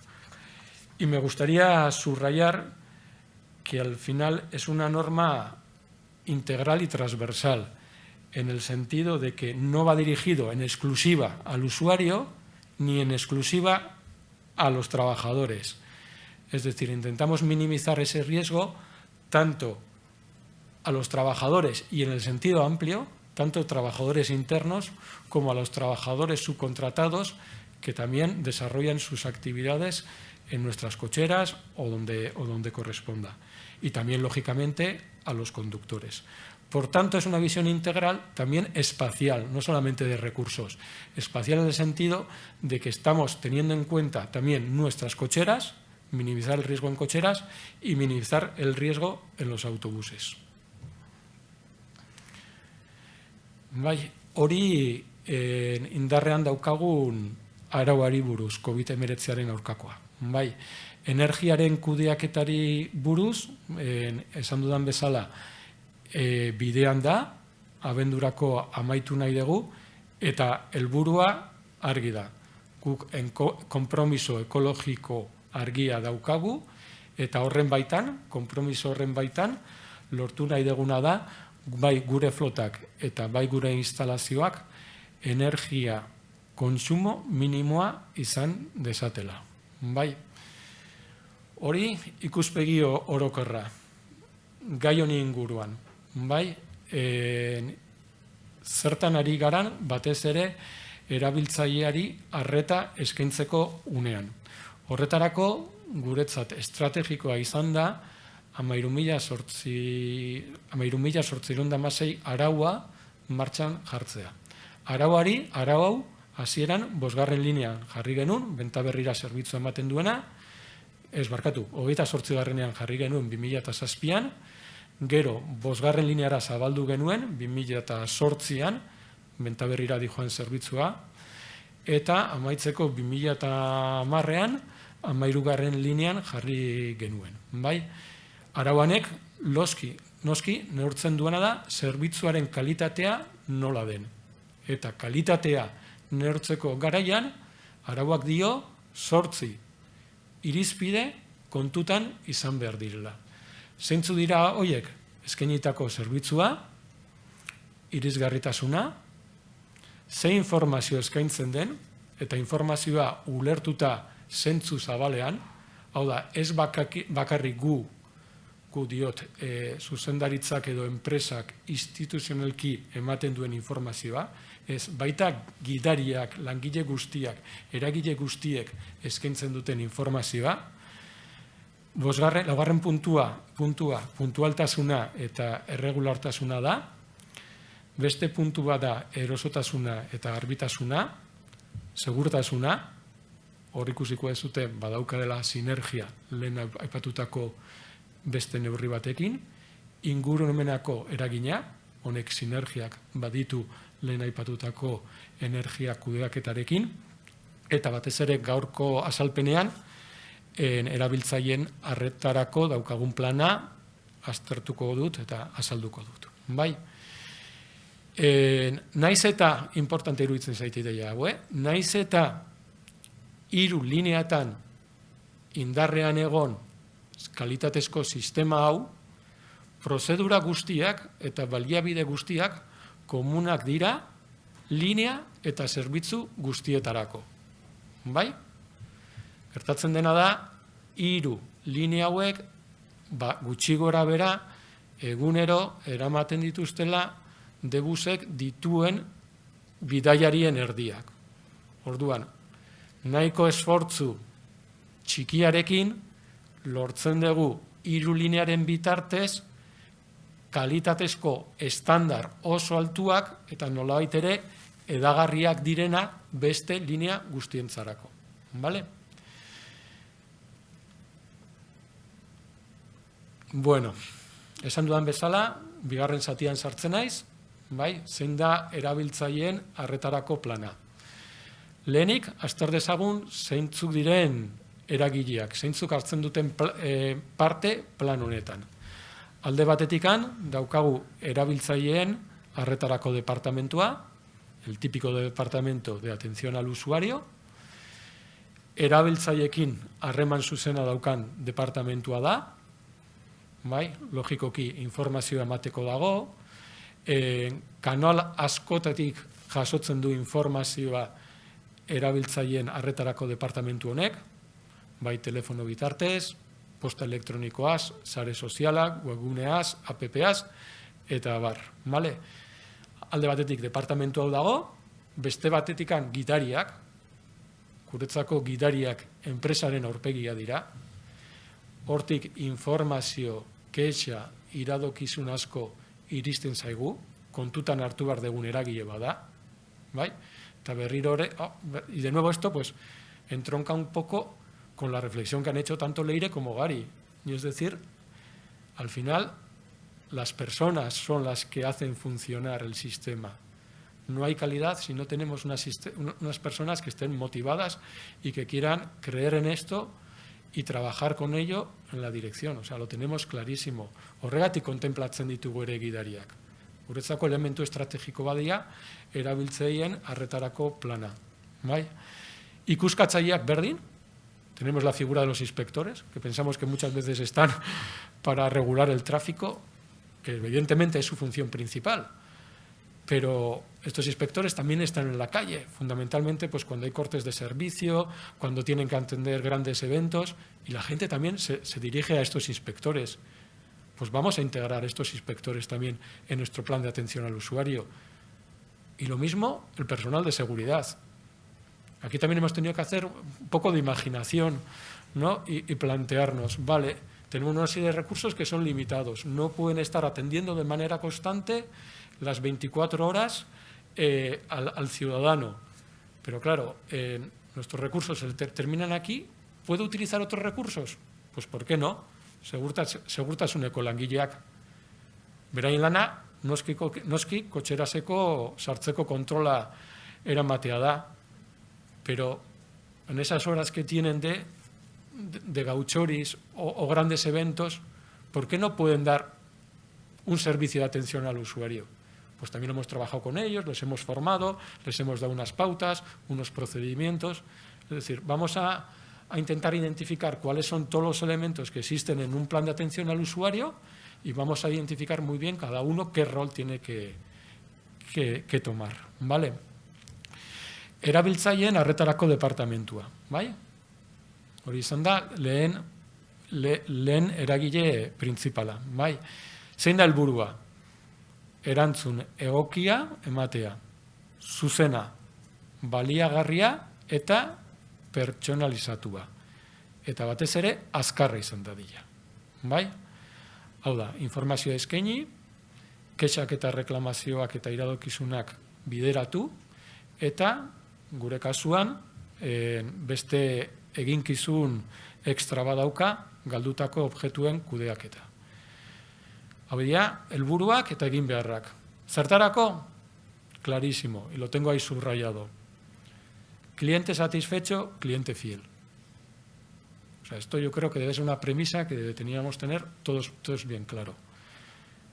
Bien, escuchamos al cliente, trabajamos para cumplir las expectativas del cliente. ¿Con qué objetivo? Para que ese cliente esté satisfecho. El cliente que esté satisfecho sabemos que repetirá. Buen servicio, cliente satisfecho. Bai? Vale. Gure arretarako planak ze elementu ditu? Edozein kalitateko sistema dituen elementuak, nolabait ere, gure zerbitzura egokitutakoak. Bai? Alde batetik baditugu instrukzio horri batzuk, bakoitzak argi izan dezan zer egin behar duen eta prozedura bakoitzan zer egin behar den, imprimakiak, prozesu fitxak, erreferentziako zerbitzua.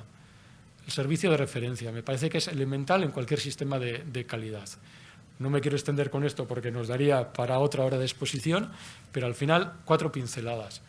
Es un documento base para nosotros, en el que de alguna manera recogemos, hemos hecho previamente el análisis de cuáles son las expectativas que tiene el usuario, qué servicio estamos teniendo nosotros, qué desfase existe entre el servicio y las expectativas, y en función de eso, de los 8 criterios que antes hemos hablado, de limpieza, confort, respecto del medio ambiente, marcamos una serie de mínimos, unos objetivos mínimos, que lógicamente irán acompañados luego con sus indicadores e irán acompañados con sus objetivos y mediciones, ¿vale? Y todo eso está recogido en un único documento, que es el sistema de referencia. Todos los resultados se vuelcan en la carta de servicios, bai, zerbitzu gutuna, ez naiz hortaz arituko, bigarren aurkezpenean oso ondo landu delako.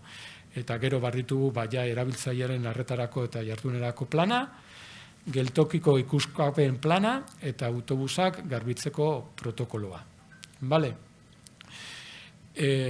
Hau aurreazio landuko dut. Bai? Orduan, plan horretan, bai, aztertu behar dugun faktore argia da, kexak, erreklamazioak eta iradokizunak nola landu behar dien. Lehen, aipatuko nuken lehen ideia. Bai, hiru interakzio guzti hauek kanal askotatikan jaso egin behar dira. Bai, erabiltzailearen arretarako telefonoaren bidez, posta elektronikoaz, edozein bidez eta edozein pertsonatik. Bai? Al final, la misma idea que he recalcado antes. Necesitamos montar un sistema de atención al usuario que sea multicanal. Bai, erabiltzailearen arretarako departamentuak kexa edo reklamazio hori jasotzen duenean, egin behar duen lehen pausua debuzen erregistratzea da. eta erregistratzen duen unean, komunikazio eta marketingeko departamentuari ere berri ematen dio. Eta egunero, hori gure prozeduran horrela sarrita daukagu, laburpen txiki bat egiten du. Egunean jasotako guztiarekin. Y ese pequeño resumen lo comparte. ¿Con quién lo comparte? Y me parece muy importante, primero con la dirección. O sea, queremos en todo momento que la dirección te haga pegada al oído a lo que está pasando en el servicio, a lo que opina el ciudadano, a cuáles son sus inquietudes, ¿vale? Orduan, laburpen hori, zuzendaritzako taldeari bidali behar zaio. Logikoki ere, trafikoako arduradunei, komunikazioko arduradunari eta marketingeko arduradunari. Bai? Kodifikazio bat egiten dugu, jasotze ditugun erreklamazio eta kexa guzti horiek edo irodokizunak beraien kodifikazioa dute. Energiari buruz baldin badia, Q seinalea jartzen diogu. COVID-19arekin erlazionatutakoa baldin bada, CV atxikia jartzen diogu, eta energiarekin lotutakoa baldin bada, SG. Nolabait ere, para que todo el mundo tenga una misma fuente, todo centralizado en este departamento que es el que recibe todas las quejas. Y luego este departamento, con su codificación y con su resumen, ya mandará a las personas responsables y luego las personas responsables ya trabajarán junto con el departamento en dar respuesta a esas quejas o reclamaciones que hayan podido realizarse. ¿Vale? Eta lehen esandakoa, al final tenemos un servicio de referencia y lo que tenemos que estar viendo de manera constante es si aquello que ha sucedido o aquella reclamación que nos ha llegado está incumpliendo los objetivos fijados en el servicio de referencia. Porque si es así, lo que tendremos que tomar son las medidas correctivas suficientes. ¿Vale? Y para eso, pues nosotros trabajamos con una serie de fichas. Pues coincido con lo que decía Leire, no hace falta montarse grandes herramientas, sino unas herramientas que sean básicas, pero que sean ágiles, que permitan que todos podamos compartirlo de una manera rápida. Al final nosotros lo que hacemos es un seguimiento de todas las acciones correctivas y acciones de mejora, empezando por el problema que hemos podido detectar, que como decía puede venir bien por la información que nos ha llegado de cualquiera de los 4 elementos que participan en el plan de atención del usuario, o por otras vías, fijamos una fecha de apertura, un objetivo de cierre y un seguimiento. ¿Quién es el responsable? ¿Qué acción tiene que realizar? ¿Para cuándo? Y etcétera. ¿Vale? Bueno, hau da, gure sistemaren nolabaitereko zutabe nagusiak. Bai? Gero zalantzak badituzue, aukera izango dugu gehiago zabaltzeko. Bai? Emaitzak, zein maitzak. Adierazle desiente ditugu, eta gaurko aurkezpenera 4 ekarri ditut bereziki. Alde batetik, neurtzen deguna, da erantzun epea. Erantzuna emateko, batazbesteko denbora. Zenbat egun behar ditugu erantzuna emateko. Kalitateko arauak epea 20 egunetan jartzen du. Grafika honetan argi ikusten da 2 egun baino gutxiago behar ditugula erantzuna emateko. Bai? Bigarren adierazlea. Bai? Zein da gure erabiltzaileek debuzen balorazioa. Bai? Balorazioa. Balorazioa jakiteko 2 urtero galdetegiak egiten ditugu. Bai? Zer galdetzen dugu? Berriro hasierako aurkezpenera nijoa. Goratzen zarete, nola identifikatuta dauden 8 faktore. Garbitasuna, segurtasuna, erregulartasuna, 8 faktore hori buruz galdetzen dugu. Eta hau da, lortutako puntuazioa. Garbi ikusten da, gero eta puntuazio, balorazio altuagoa lortzen degula. Ez gera gariren edo zuen zerbitzura maila iristen, baina hor gabiltza nik uste maila altu batekin. ¿Qué reclamaciones recibimos? Al final, reclamaciones y quejas, en sentido genérico. Aquí están medidos por cualquiera de las fuentes, ya sea a través de cualquiera de los multicanales que tenemos activados. Al final anualmente hemos estado moviendo antes del COVID casi 30 millones de viajeros, entonces la referencia está puesta por millón de viajeros, ¿vale? Entonces las quejas y reclamaciones multicanal que se reciben en cualquier formato andan en los últimos años en una media de 50,5.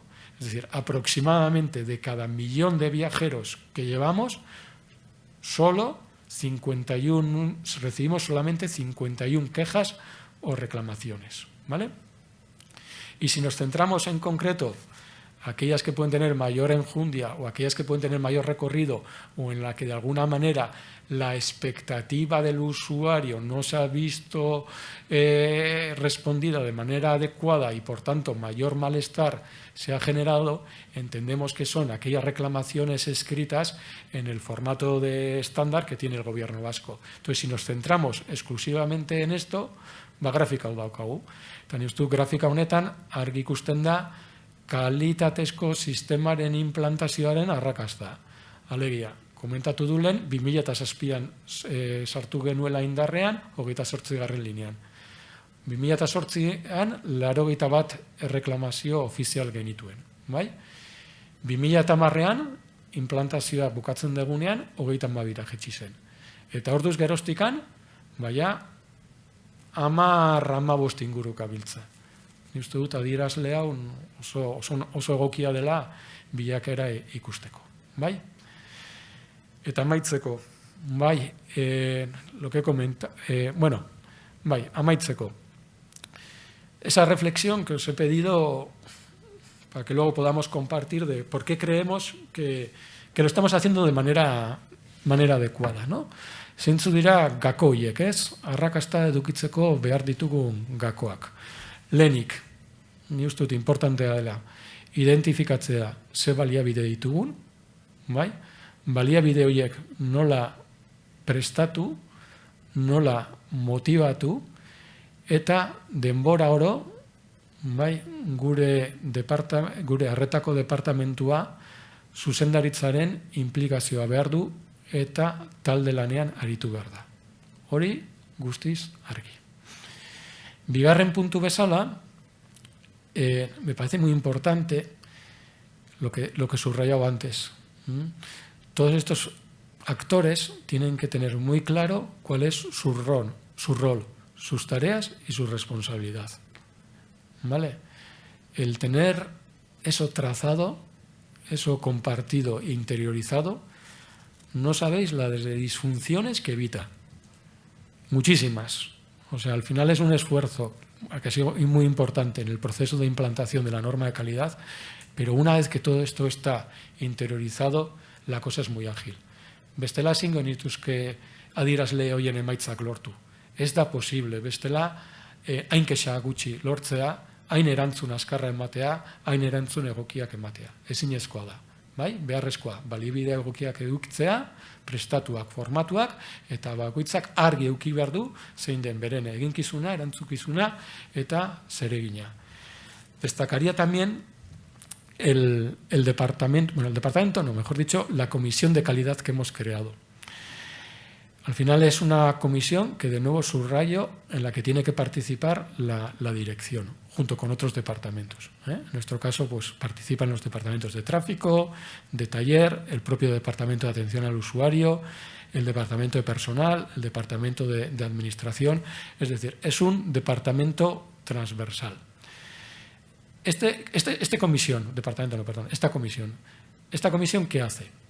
Pues analiza las principales quejas, reclamaciones y sugerencias recibidas.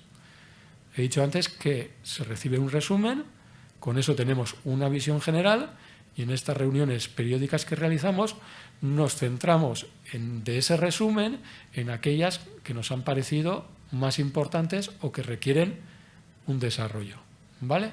Y todo esto lo sometemos a debate, en el que participan, pues os diría que prácticamente los representantes de todos los departamentos, con el objetivo de no solo, y esto lo entronca con la octava idea, no solo con el objetivo de definir las acciones correctivas, no es eso, sino también para detectar los puntos de mejora. O sea, me parece muy importante que nunca veamos el departamento de atención al usuario como un departamento marrón. Este es el departamento que se come las llamadas, las leches y está aquí para echar balones fuera. No, sería un error por nuestra parte. Lo que queremos es que ese conocimiento que tenga el departamento fluya, que sea un departamento que de alguna manera alimente a esta comisión, para que esta comisión pueda trabajar en aspectos de mejora, en medidas no solamente correctoras, sino también medidas preventivas. Esto es lo que nos hace mejorar, ¿vale? Laugarren ideia aipatu dut arestian, bai, zerbitzua eskuragarria izan behar du, kanal askotakoa, cada vez tenemos un usuario multicanal que nos va a reclamar que pueda realizarlo de la manera más rápida utilizando cualquiera de los canales existentes hoy en día, y la respuesta rápida. Hoy en día no puedes venir a un usuario y decirle ya te responderé que tengo que consultarlo.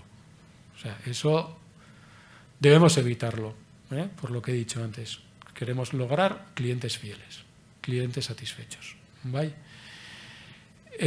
Azpimarratuko nuke ere, 6. puntu bezala, nolabait ere, lehen esandakoa. Lana transbertsala izan behar da. Erabiltzailearen arretarako departamentuak lan transversala egin behar du. Honek suposatzen du, nolabait ere, ez dagoela departamentu hau bakarrikan kexak, iradokizunak eta reklamazioa jasotzeko eta batzorde hori eramateko, ez? Ez dago horretarako. Baizik eta nolabait ere, kalitateko batzorde honetan hartzen diren erabakiak ere, nolabait ere, martxan jartzeko. Se necesita un feedback, de tal manera que todas esas decisiones que se vayan tomando en el comité de calidad tienen que ser automáticamente trasladadas a todas y cada una de las personas que participan en el departamento de atención al usuario. No sirve de nada si al final tenemos o se nos ha proporcionado una brillantísima idea, pero luego no ponemos los medios suficientes para que estas personas que participan en el día a día sepan qué es lo que se va a hacer y cómo tienen que adaptar esa respuesta al usuario. Eta amaitzeko, aipatuko nuke, 8. ideia, hobetzeko aukerak sortzeko tresna badela hori aipatu dut. Orduan 7. ideia jarrita daukat, guretzako importantea da guzti hau egoki funtziona dezan kontrol sistemak behar ditugula. Gure kasuan, bai barne eta kanpo auditoretzak erabiltzen ditugu. Metodologia desberdinarekin. Desde el cliente misterioso a propios auditores que vienen y realizan el trabajo de in situ y de comprobación de cómo está siendo este servicio de atención al usuario. ¿Vale? Creo que son en esta reflexión que hemos hecho, creo que son las 8 claves que hemos podido identificar. Seguro que existirán algunas otras. Lógicamente, cada uno debería reflexionar si estas claves son de alguna manera de aplicación directa o necesitan una adecuación a cada una de sus empresas, patronatos o departamentos. ¿Vale? Ahora batez ere adierazi nahiko nukena. Bueno, una última idea. Efectivamente, esto es un caso de éxito o un caso de éxito que hemos traído aquí. Se nos ha invitado también a participar el próximo martes a través de Euskalit y a través de Emakunde en un acto en Bilbao, donde vamos a dar a conocer otro caso de éxito que hemos tenido en relación a la mujer y el puesto de conductor. ¿Vale? Vamos a trabajar un poco del plan de igualdad que tenemos.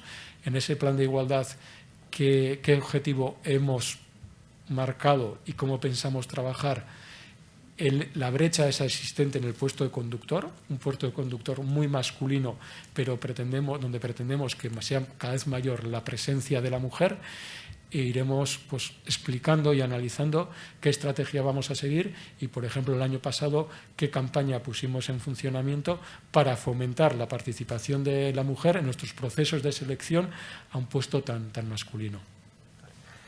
Eskerrik asko, Igor, eskerrik asko eman diguzun informazioarengatik eta eredua ere, erakusteagatik. Gaurko eguneko gai zerrenda, gaurko eguneko egitarauan, prestatuta daukagu, galderak egiteko hasiera batean, hemen publiko artean, presentzialki zudenen artean egiteko asmoa genuen, baita WhatsAppen bidez, Amaia dago gurekin, eta okerrez banago, badago ez dago ezer. Momentuz ez dago galderarik, agian bai, orain bertan egin dezakete, baina hurrengo tramoan, aukera dago edozein momentuan bialtzeko WhatsAppez idatzia, jendeak esan nahi duena, ez da itxoin behar presentzialki ala egiten dugu, baina online egiteak horrek badu ere, jendia edo izlariak hitz egin ala, bidali daitezke ere WhatsApp honetatik ekarpenak, baina momentuz ez dago. Bueno, dena den, esan dezagun ere, badagoela, irekita dagoela, eta oraingo momentu honetan ez bada ere, izlariak prest daudela, jasotakoa, erantzuteko edo eskatutako argibideak edo dena delakoak emateko. Sartu zaigu bat. Bai. Zeinetat? Musika eskolatik, Mikel Mate, bai? Lehenik eta behin zorionak ematen dizkie hiru izlariei, eta hau da bere planteamendua. COVID dela eta noraino afektatuko zaizkio estrategia planei, eskolaren kasuan 2021 ikasturtea bat dator estrategia plana berriarekin, zuen kasuan COVID dela eta estrategia plana deslizante horretan sartzen da, eta guztiz berria egin beharko da, zuen iritziak beharko ditu Mikel, jakiteko deitu egin dio plan estrategikoari COVID-arekin elkartzen denean ia deslizante izan bardun, nola egokitzen dan edo nola, bai? Agian Leireri esango diote eseritzeko, eta komentatzeko, eta zuri ere, ez dakit gari, agian nire lekuan jartzen badira, horrela ere erresagoa da retransmisio egiteko. Hombre, bai, badago, ez da, bai. Por supuesto, o sea, como he comentado antes, precisamente ahora en noviembre vamos a reunir a los grupos de proceso para hacer la revisión de este año y plantear ya para el año que viene. ¿Cómo no? O sea, ahí va a tener que plantearse todo, ¿no? Cómo nos organizamos, cómo no nos organizamos.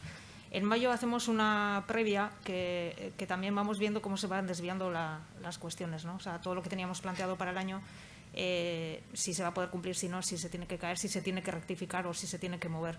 Y precisamente, de aquí a 2 semanas reuniremos los grupos de proceso que se reunirán, valorarán, evaluarán y verán qué es lo que tenemos que plantear. Lo que pasa es que esto del COVID, a mí,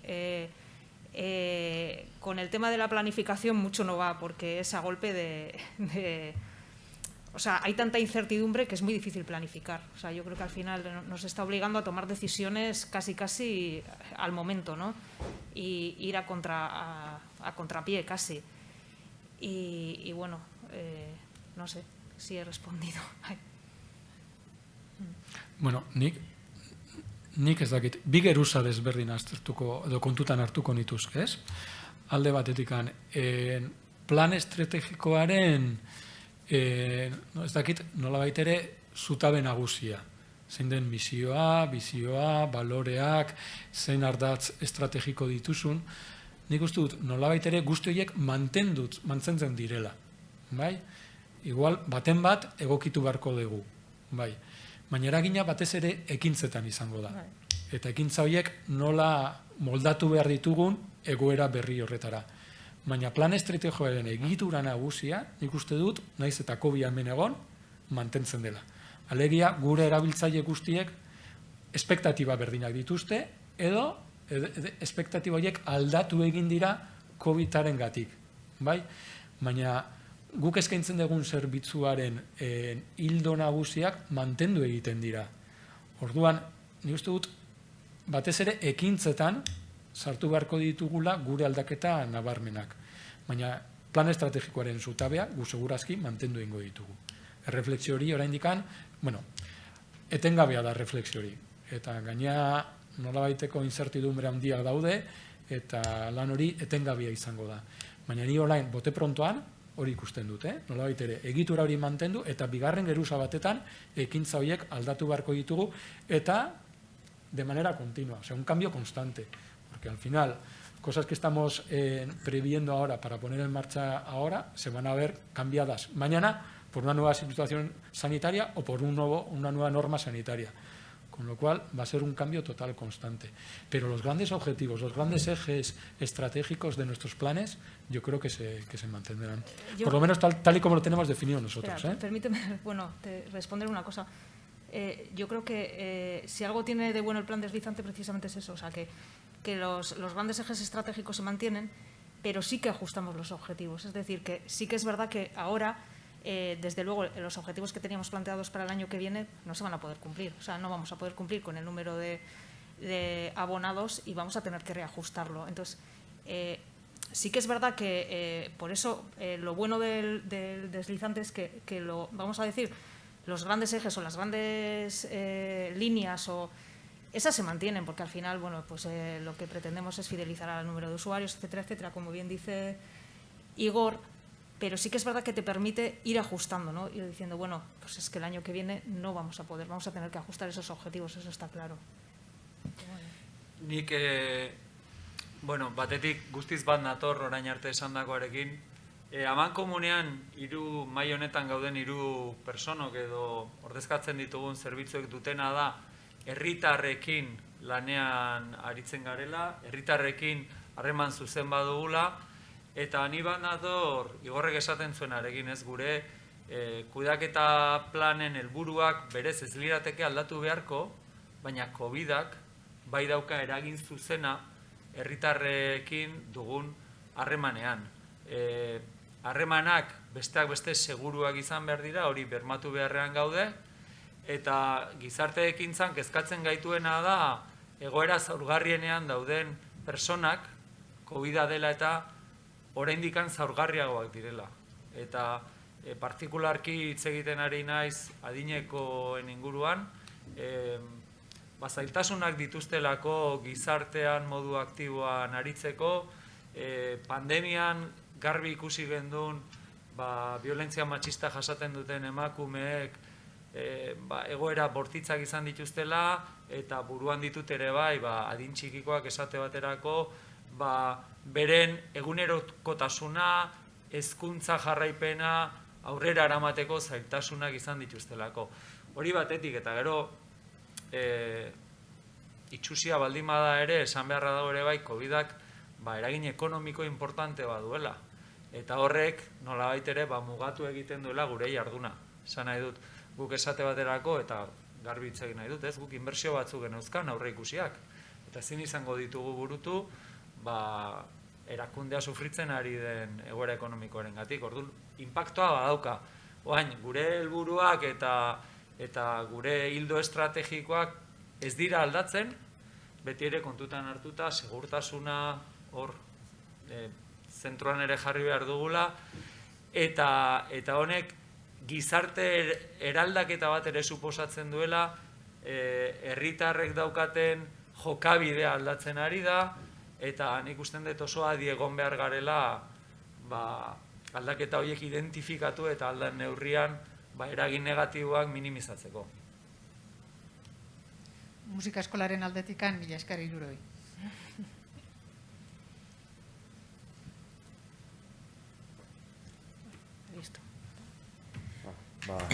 Beste galderarik ez baldin badago, egingo deguna da, oraingoz saioa utzi. 11:30 berreskuratuko dugu, bigarren partea, bertan islari eta ezberdinak izango dira. Eta kontatu neko deguna da, hemendikan aurrera, Donostiako udalak ze helburu dituen bir egiturak eta razionalizazioa, nolabait esanez, modernizazioaren aldeko, gaurkotzaren aldeko, ze ibilbide izango duen, zein proiektu dauden martxan, eta nola izango da urrengo 2 urteetarako edo 3 urteetarako ibilbidea Donostiako udalaren izenean. 11:30 berriro izango gara guztiekin, eta ordura arte beste zereginetara egiteko eta beste zereginetan aritzeko aukera ere izango duzue. Mila esker.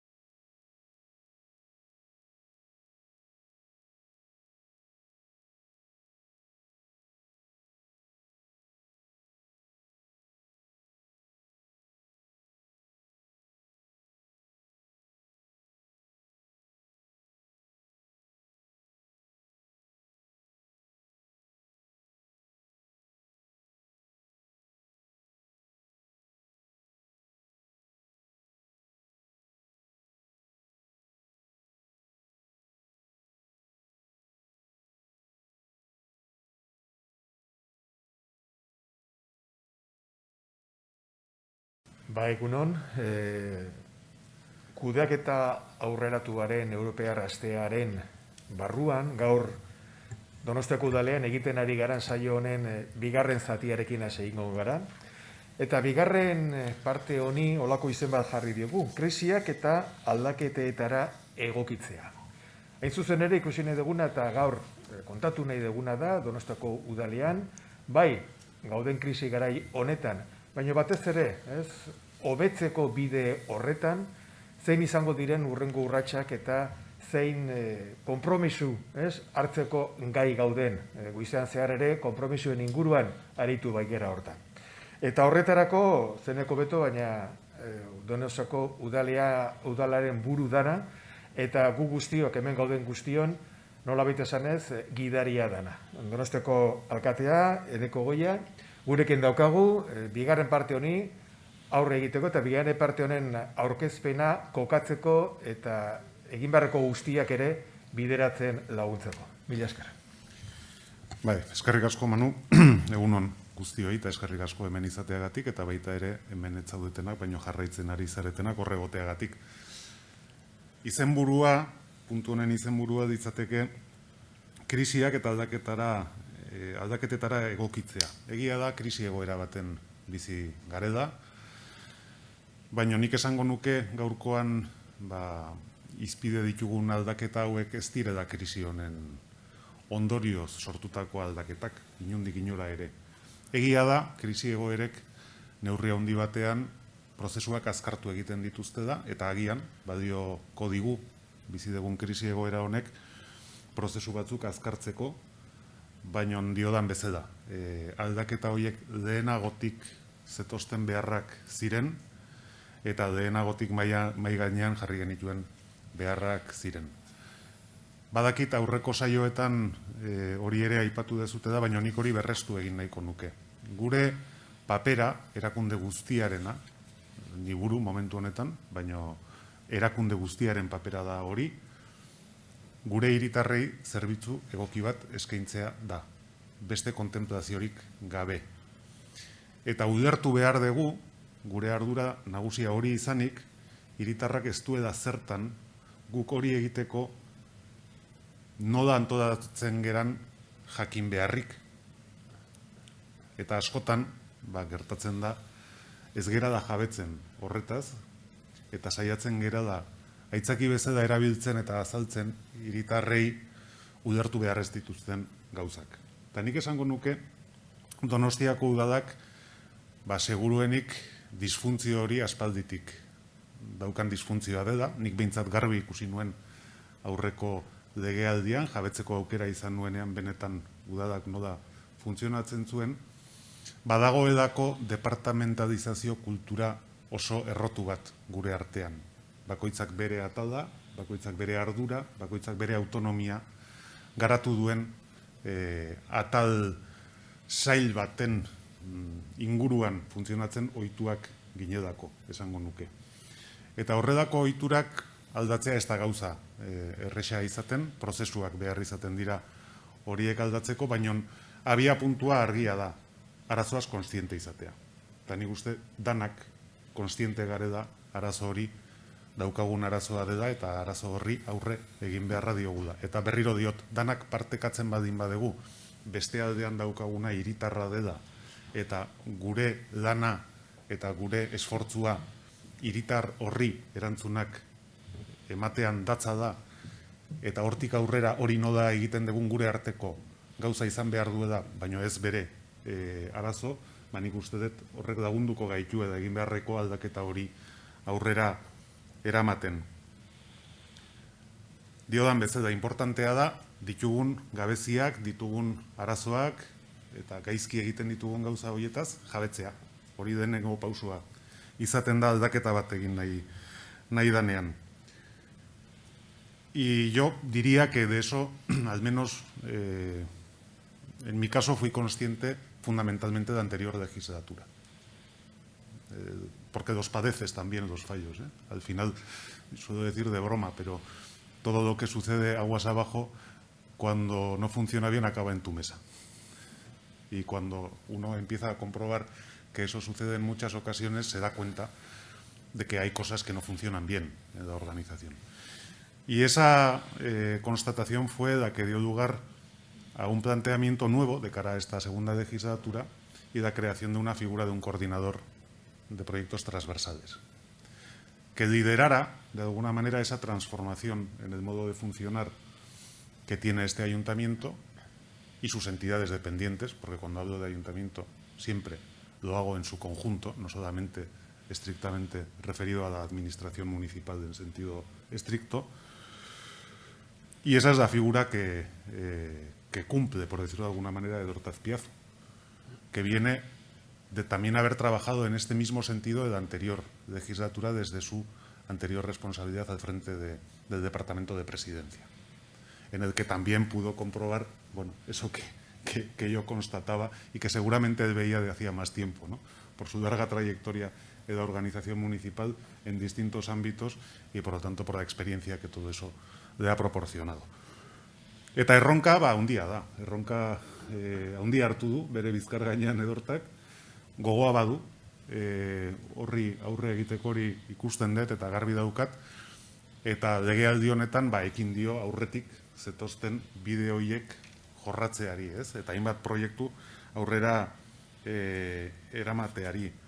Ez dakit, espediente elektronikoaren bete beharrek ezartzen dizkiguten horiek betetzeko udala prestatzera, edo aurretik zetorren hasi proiektuari bultzada berria ematera, eta hau niretzako benetan eta aipatu egin nahi dut, da erabat funtsezkoa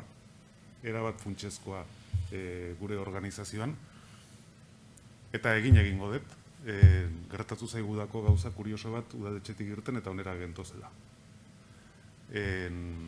Goikoa jauregiaren aurrean, jende pilatxo bat zegoen, saiatu direlako telefonoz zita eskatzen, ez dute dako lortu, eta nire gana etorri da hiritar bat, esatera zer gertatzen zitzaion, etxego eda modurik, inorrekin hitz egiteko eta zita hori eskatu ahal izateko. Eta bidean etorri gera hitz egiten nunbait, badirudi hor eskaintzen den zerbitzu horrek ez du bat egin udalak eskaintzen duen zerbitzuarekin, diren arrazoiegaitik. Neri berdin zait, baina neri joda zaidana da, bidean etorri zaidan emakume horrek esan didana. Arek ez du zergaitik udertu behar, zergaitik gure erakundean ez dugun zerbitzu bateratu bat ematen. Ez dugun erantzun egoki bat ematen. Hori da gure obligazioa. Eta hori nola egiten dugun gure ardura. Eta uste dut hori garbi jakin eta garbi ikusi behar dugu da guztiok. Eta hori egiten dugu neinean aurrera egingo dugu. Beste da nekez beteko dugu gure bete beharra hiri honekiko eta hiritar honekiko.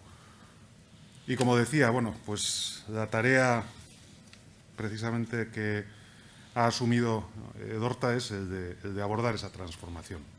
El de abordar esa transformación en los modos de funcionar y de introducir de forma efectiva lo que es el nivel transversal en todos los niveles del ayuntamiento, la comunicación entre departamentos, para que todos entendamos que no hay nada que solamente es de nosotros, o que nos compete o nos afecta a nosotros, sino que todo nos afecta a todos, de alguna manera, y en la medida en que lo haga, tenemos la obligación de trabajar conjuntamente, en comunicación constante y en colaboración, para lograr objetivos que son comunes y objetivos que son compartidos como organización, que vienen marcados, sí, en un programa de gobierno, en un plan de gestión, que se mide, que se evalúa, y que es al final una hoja de ruta, ¿no?, que nos sirve para hacer nuestro día a día y nuestro funcionamiento como debemos hacerlo.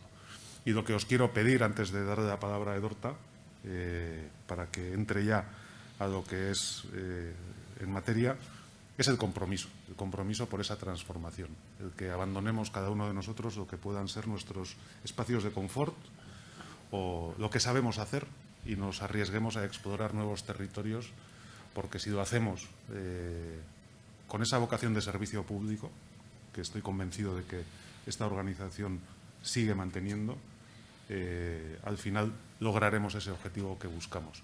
Y además será enormemente gratificante, para todos, no solamente para los ciudadanos, sino sobre todo para nosotros.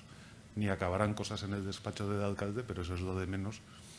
Ni vosotros y vosotras tendréis que soportar muchos enfados que en este momento os toca soportar en el desarrollo de vuestra tarea diaria. Ekin danari eta eskerrik asko.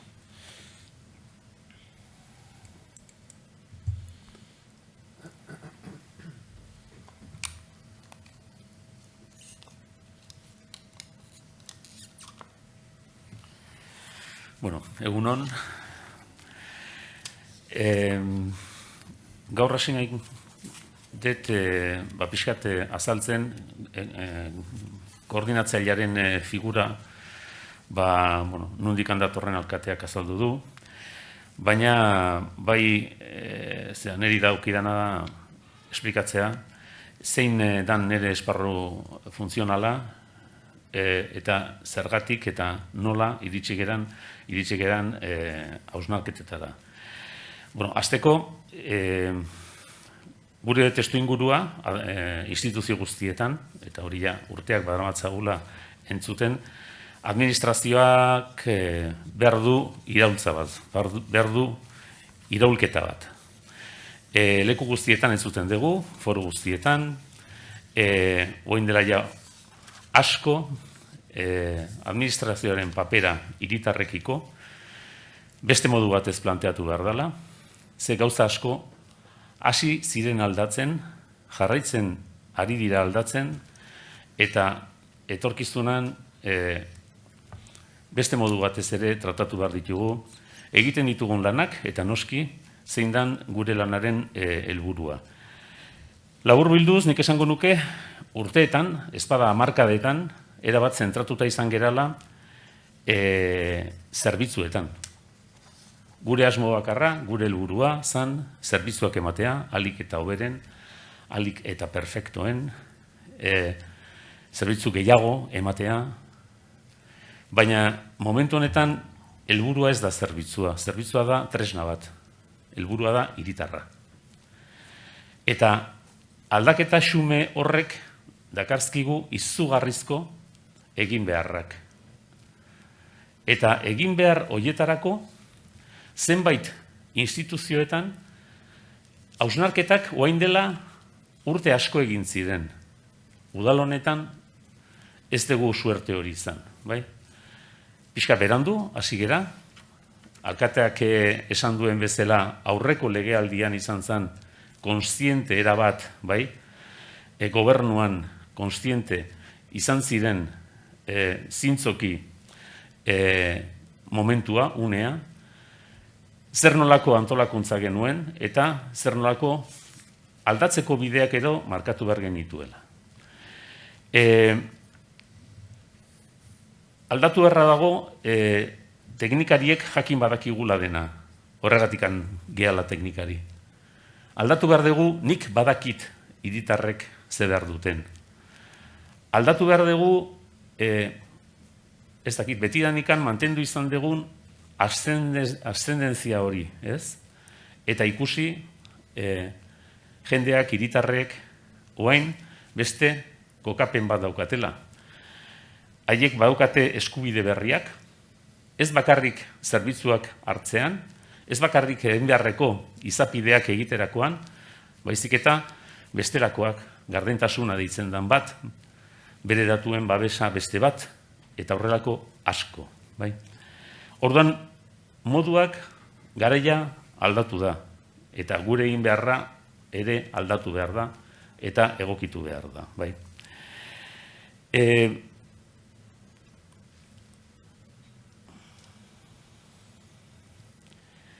Nik bai azpimarratu nahiko nuke momentu honetan oain gauden bidea 2015ean hasi ginen, lehenbiziko pausoekin.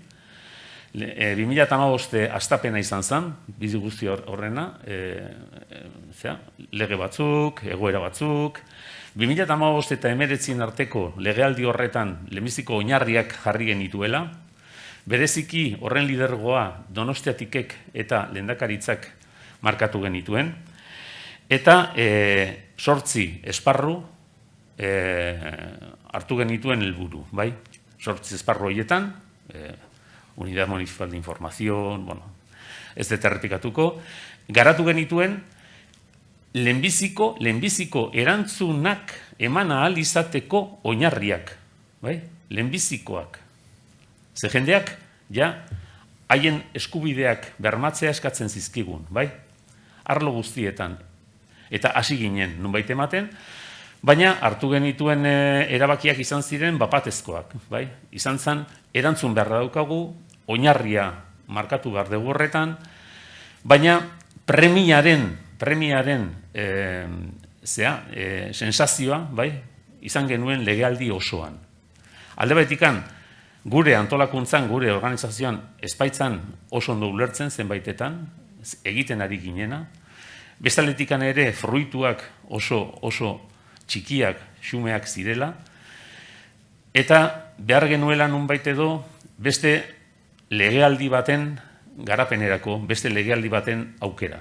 Eta nik bai aitortzen dut, legealdi honetan ematen direla behar genituen faktore guztiak.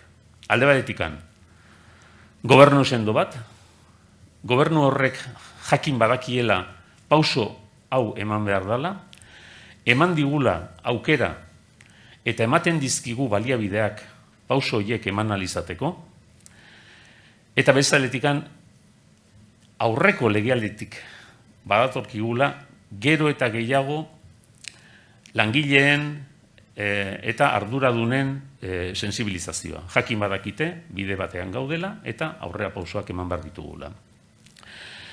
Are gehiago, nik uste dut momentu honetan, ematen da gauza oso on bat, eta da, zuzendaritza guztietan, udaletxean, badaudela personak, honetan, bai, sartuta daudela, prozesu honetan. Eta, naiz eta, ja, urte eta erdi pasata, aurreko hauteskundetatik, ja, martxan ari gerala eta martxa sendo batean. Gauza da, eta askotan esaten da, bueno, lehen, zerbitzuak emateko modu vertikala genuen, bai, hori hiritarra, gu teknikariak, gu badakigu, ematen dizkigu zerbitzuk eta aurrera. Gau, esatezu, baina oain aldaketa ez da zer ematen degun, baita, baina da nola ematen degun. Ematen diegun benetan behar dituzten zerbitzuk, nola ematen dizkiegun, ondo, gaizki, haien beharrak zer nolakoa dira. Dira zerbitzuena, edo da egoera vital batean bizi direla, eta gure beharra daukatela, ez esparru bakar batean baizik eta bestelakoetan ere. Hasi behar gara pentsatzen, eta bueno, ematen ditugun zerbitzuak ere, egokienak dira. Edo da makineriak berez sortzen dituen zerbitzuak. Eta ekonomia, modu ekonomikoen egiten degula dena. Nola ematen ditugun ere fragmentatuta, bakoitzak bere txiringituan, edo hausnarketa orokor baten ondorioz. Hori da, oain planteatzen ari geran pausoa. Ez zer, baita, baina nola ematen ditugun gauza horiek. Baina ezke baukagu hirugarrena, eta hirugarrena da, nun ematen ditugu gauza horiek. Hausnarketa territoriala, lurraldeka. Zenbadira zerbitzu batzuk, bai? Alde baitikan hurbiltasunaren bai prestazioa behar dutenak, eta bezaletikan ere, guk hausnartu behar degula territorio bakoitzean, zer nolako zerbitzuak ditugun, eta udal zerbitzu horien arteko loturak, koordinazioak, bai? Eta emateko moduak, bai? Beraz, ez da bakarrik daukagula nunbait oain artekoa, bueno, horri salto bat, ez? Eman beharko diogula, baizik eta daukagu salto kontirabuzon, bai? Eta, karo, salto hori eman alizateko, behar degun antolakuntza da, malgua, ulertzen duela aldaketak eman behar direla, bai? Eta hortan gaude.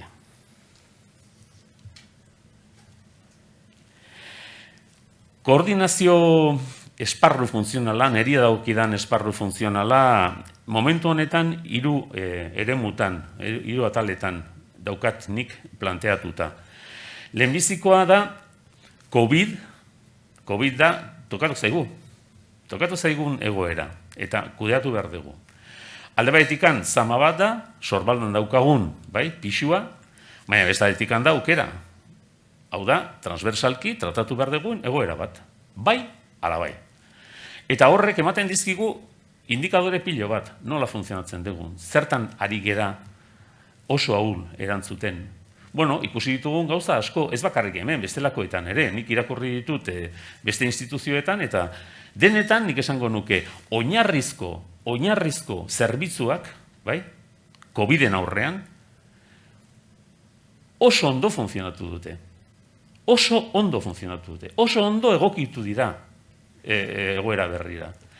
Oso baldintza zaietan, oso zaietan, egokitu dira, eman dute zerbitzua, eta eman dute oso zerbitzu ona. Baina, alde ilunean zer dago? Ba, ez daukagula malgutasunik, ez daukagula baliabideak erabiltzeko, bai, kudeak eta horizontalik, ez daukagula nunbait beste modu batez, bai, arazo berriaren aurrean egokitze sistema eraginkor eta azkar bat, hori hemen eta bestelakoetan. Baina, bueno, COVID da. Gure, ez dakit, esparru bat, bai, hau dena probatu ahal izateko. Horretan, egon gara, ni inusiente uste nuen hori izango zala gauza bat, bueno, hasi eta, bueno, pixkanaka jaitsiko zala eta, ja, ebaluatuko dugu. Ez, sorbaldan izango dugun, zama oso luzea izango da, eta guk jartu dugun nunbait piloto automatiko horretan, eta baina esan edet, eta itortu behar dut, oain ditugun baliabideak ere horretarako, aurrekoan martxo eta ekainaren artekok sortu zirela eta koipeztuta daudela. Bai? Beraz, jarraitzen dugu guzti horretan. Nere bigarren atala, esparrua, litzateke proiektu estrategikoak. Definitu ditugu 5 nagusiki. Bai? Batzuk aurreko legealditik ekarriak. Bai?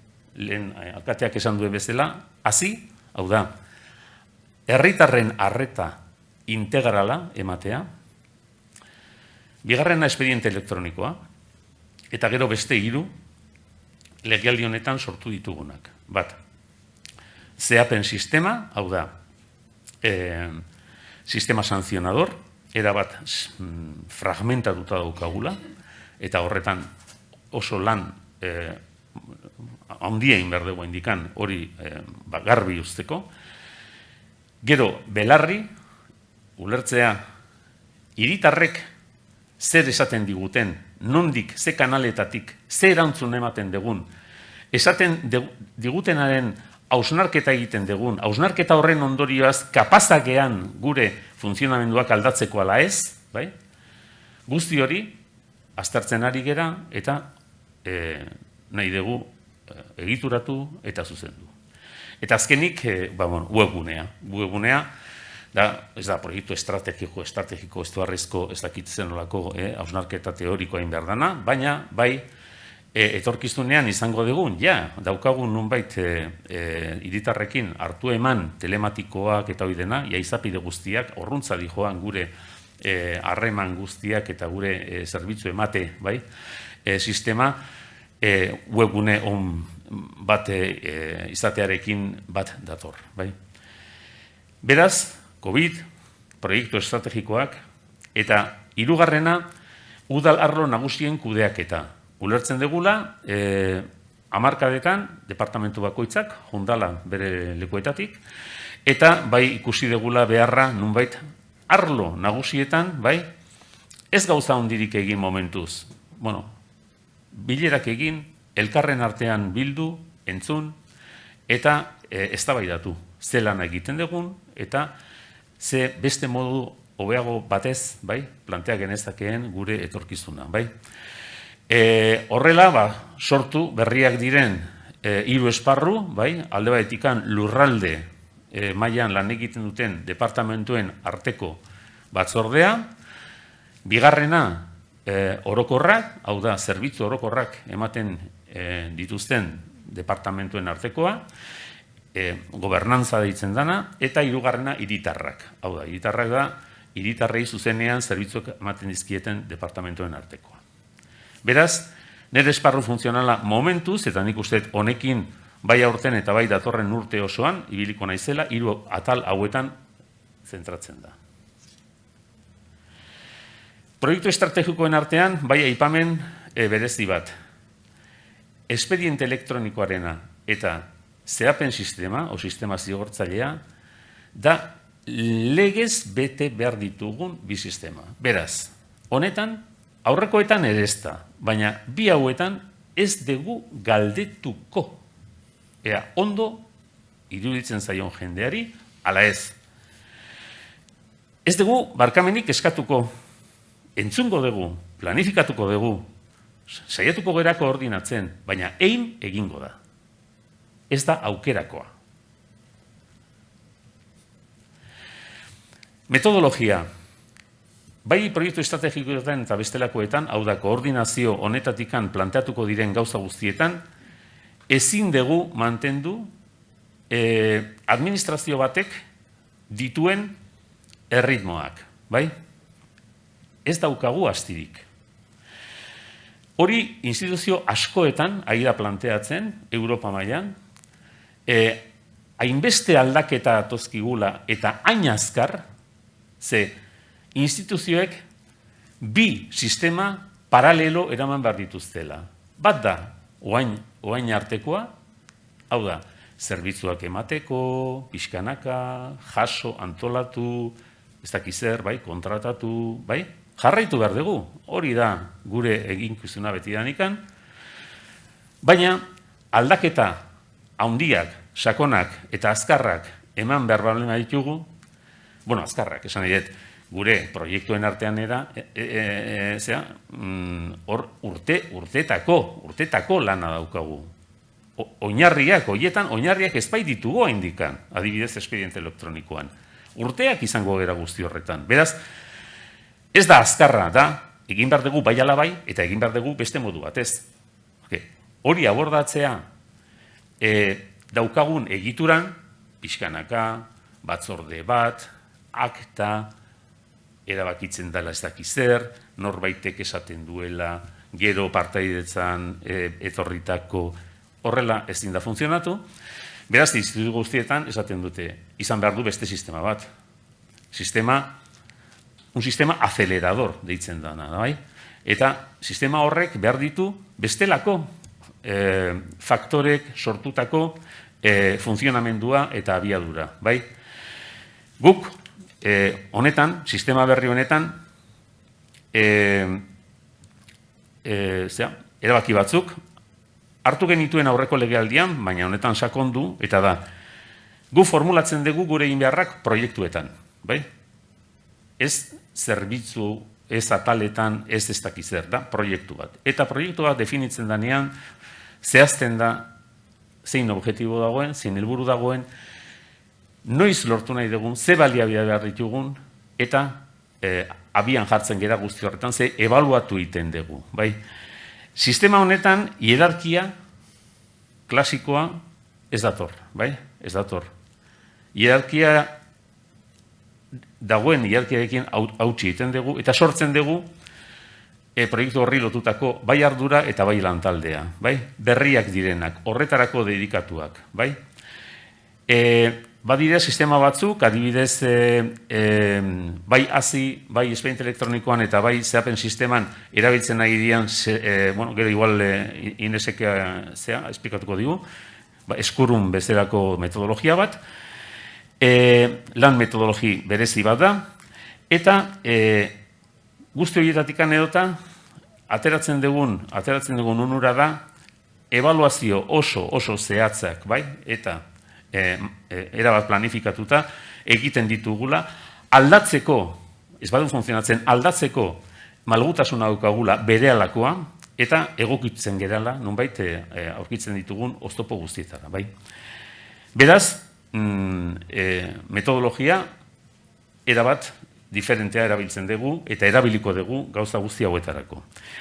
Eta, bueno, azkenik, bai aipatu nahiko nukeena da, bueno, garaia aldatu dela, berriz errepikatu, baina bai urteetan, hamarkadetan zerbitzuei begira izan geran departamentu guztiei esango niekeela, ulertu ala ez, badago udal antolakuntza gure organizazio osoko bizio bat. Hamarkadetan ez da izan hausnarketa orokor hori oso momentu klabeetan, bai? Zeharkako egiturak egin alizateko. Ez zegoen inor horretaz dedikatzen zana. Eta horregatikan, erabat fragmentatuta funtzionatu dugu hamarkadetan eta oain datorkigun lana horri aurre egitea dela. Bakarrik pentsatzea eta irudi honekin bukatu nahiko nuke. Pentsatu behar duguna da, hiritarrek nola ikusten gaituzten kaleidoskopio bezala, ala teleskopio bezala. Ba, momentuz kaleidoskopio, bai? Hasi behar gera pixkat dena aldatzen, hasi behar gera nunbait ulertzen beste modu eta zentzu orokor batez planteatu behar dituru alauzak, eta horretarako dauzkat, ba, nire lankide estimatuenak. Hemendikan aurrera, bakoitzak bere esparruan, bere azalpena egingo dituztenak, bai? Eta mila esker, eta besterik ez. Orain egingo duguna da, pixka bat, edortaren gidaritzapean, ez banan aipatu diran proiektu edo aipatu diran atal hoietan jarduten dugun batzuen aipamena.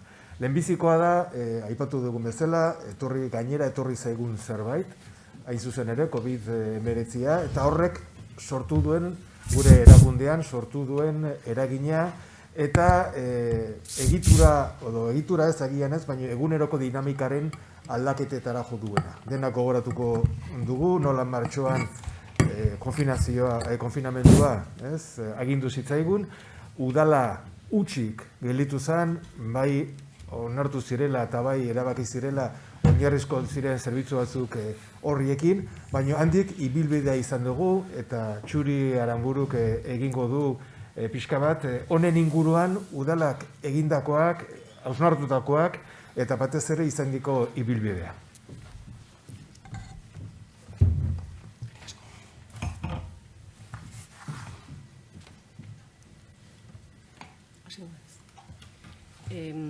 Egunon, guztioi, familia esker, hemen egoteagatik eta gu aukera hori emateagatik, guri aukera hori emateagatik.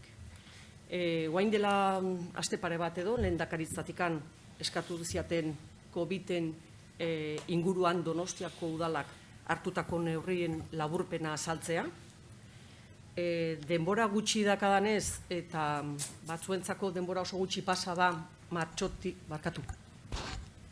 Bai, denbora gutxi dakadanez, bakarrik mugarri batzuk azpimarratuko ditut, aukera izango dugu beste momentu baten edo beste esparru baten hoi dana sakontzeko edo esplikazio gehiago eta emateko.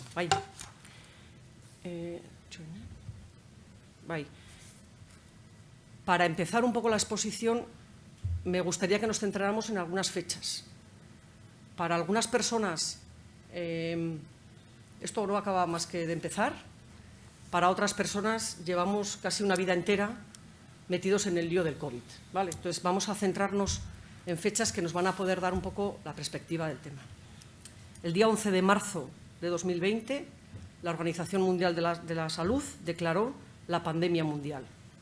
Y el día 14 de marzo se aprueba el primer Real Decreto por el que se declara el estado de alarma para la gestión de una situación de crisis provocada por el COVID. 9 meses ya. Este entorno de crisis ha afectado al normal funcionamiento de nuestro sistema de vida, de nuestras costumbres y nos ha obligado a tomar medidas con carácter progresivo y carácter de urgencia en una situación muy compleja que luego explicaremos y de acuerdo con las evaluaciones de evolución de esta pandemia. El Ayuntamiento de Donostia, en coordinación con otras instituciones, con otras administraciones y entidades, ha diseñado una estrategia en un doble sentido. Por un lado, adoptar medidas de prevención contra la pandemia y, por otro lado, organizar de alguna manera o adaptar la estructura municipal para poder responder a las demandas y necesidades en todos los ámbitos de la vida, es decir, desde carácter social, económico, cultural, de ocio, deportivo, etc. Y creo que hay una cosa que es muy importante destacar, es que se ha gestionado esta crisis bajo el mandato y bajo el amparo de un montón de Real Decretos. Creo que son 21 Real Decretos, normativas, órdenes, resoluciones, en un ambiente, en un estado de ánimo muy sensible para la ciudadanía en general, con las emociones a flor de piel y en un mundo de interpretaciones, contradicciones, incertidumbres, además de una cierta presión o tensión mediática. Creo que esto es muy importante porque si no somos capaces de contextualizar en qué situación nos hemos encontrado de una manera inesperada, pues difícilmente podremos juzgar lo que se ha hecho bien o no tan bien. Beste bi fetxa oso garrantzitsuak. Esan dugu, maiatzaren 14an lehenengo Real Dekreto onartzen zala, aprobatu intzan, eta martxoaren 16an ja, Donostiako udaletxean, alkatearen ebazpen baten bitartez, COVID-19 lehenengo koordinazio batzordea sortu zan. Egun batzu barruk, martxoaren 31an, oinarrizko zerbitzuak zehaztu intzian, beste baten bidez. Osea, esan nahi dut, gauzak azkar eta juntzian momentu hortan. Guzti honek, zeukan alde politikoen aldetikan alkatearen lidergoa eta alde teknikoen aldetikan edortarena. Aldi berean, estruktura horiek sortu zian eta aldi berean gaikako lantalde asko sortu zian. Leheno edortak aipatu duen bezala, oinarrizko zerbitzuak eta nola funtzionatu duten, lantalde bereziak, nun jende ezberdina elkartzen zen, honi erantzun egokia emateko. Orduan, arlo guztietan sortu zian ikusten lantaldeak, ezagunak, besteak beste, baina ezagunak agian entzungo zenuten, terrazana, ondartzana, ugartea, jaiak, espazio publikoa, kontratazioa, horrelako pila bat. Todos estos grupos de trabajo más las comisiones se organizaron y diseñaron una estrategia de manera que pudiéramos organizar y planificar toda la estrategia municipal y adaptarla a esta nueva realidad, es decir, todo lo que teníamos que cambiar el chip y decir, tenemos encima una pandemia a la que tenemos que dar respuesta.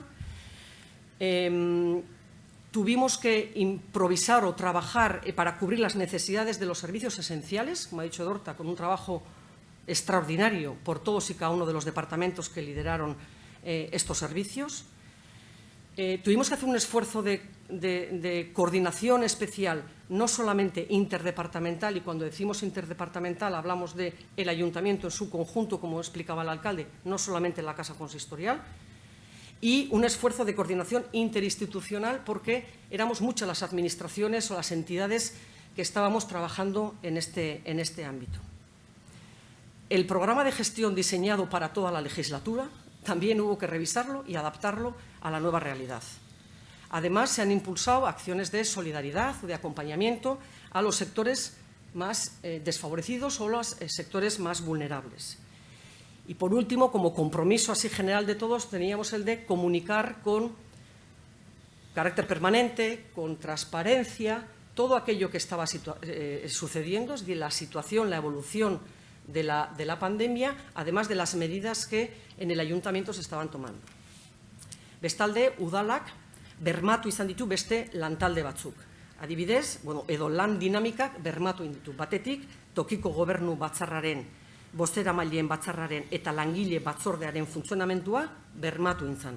Bai, baliabide elektroniko eta telematikoen bidez. Bakarrik, bi udalbatza gehatu zian ospatu gabe egoera, segurtasun egoeraren gatik.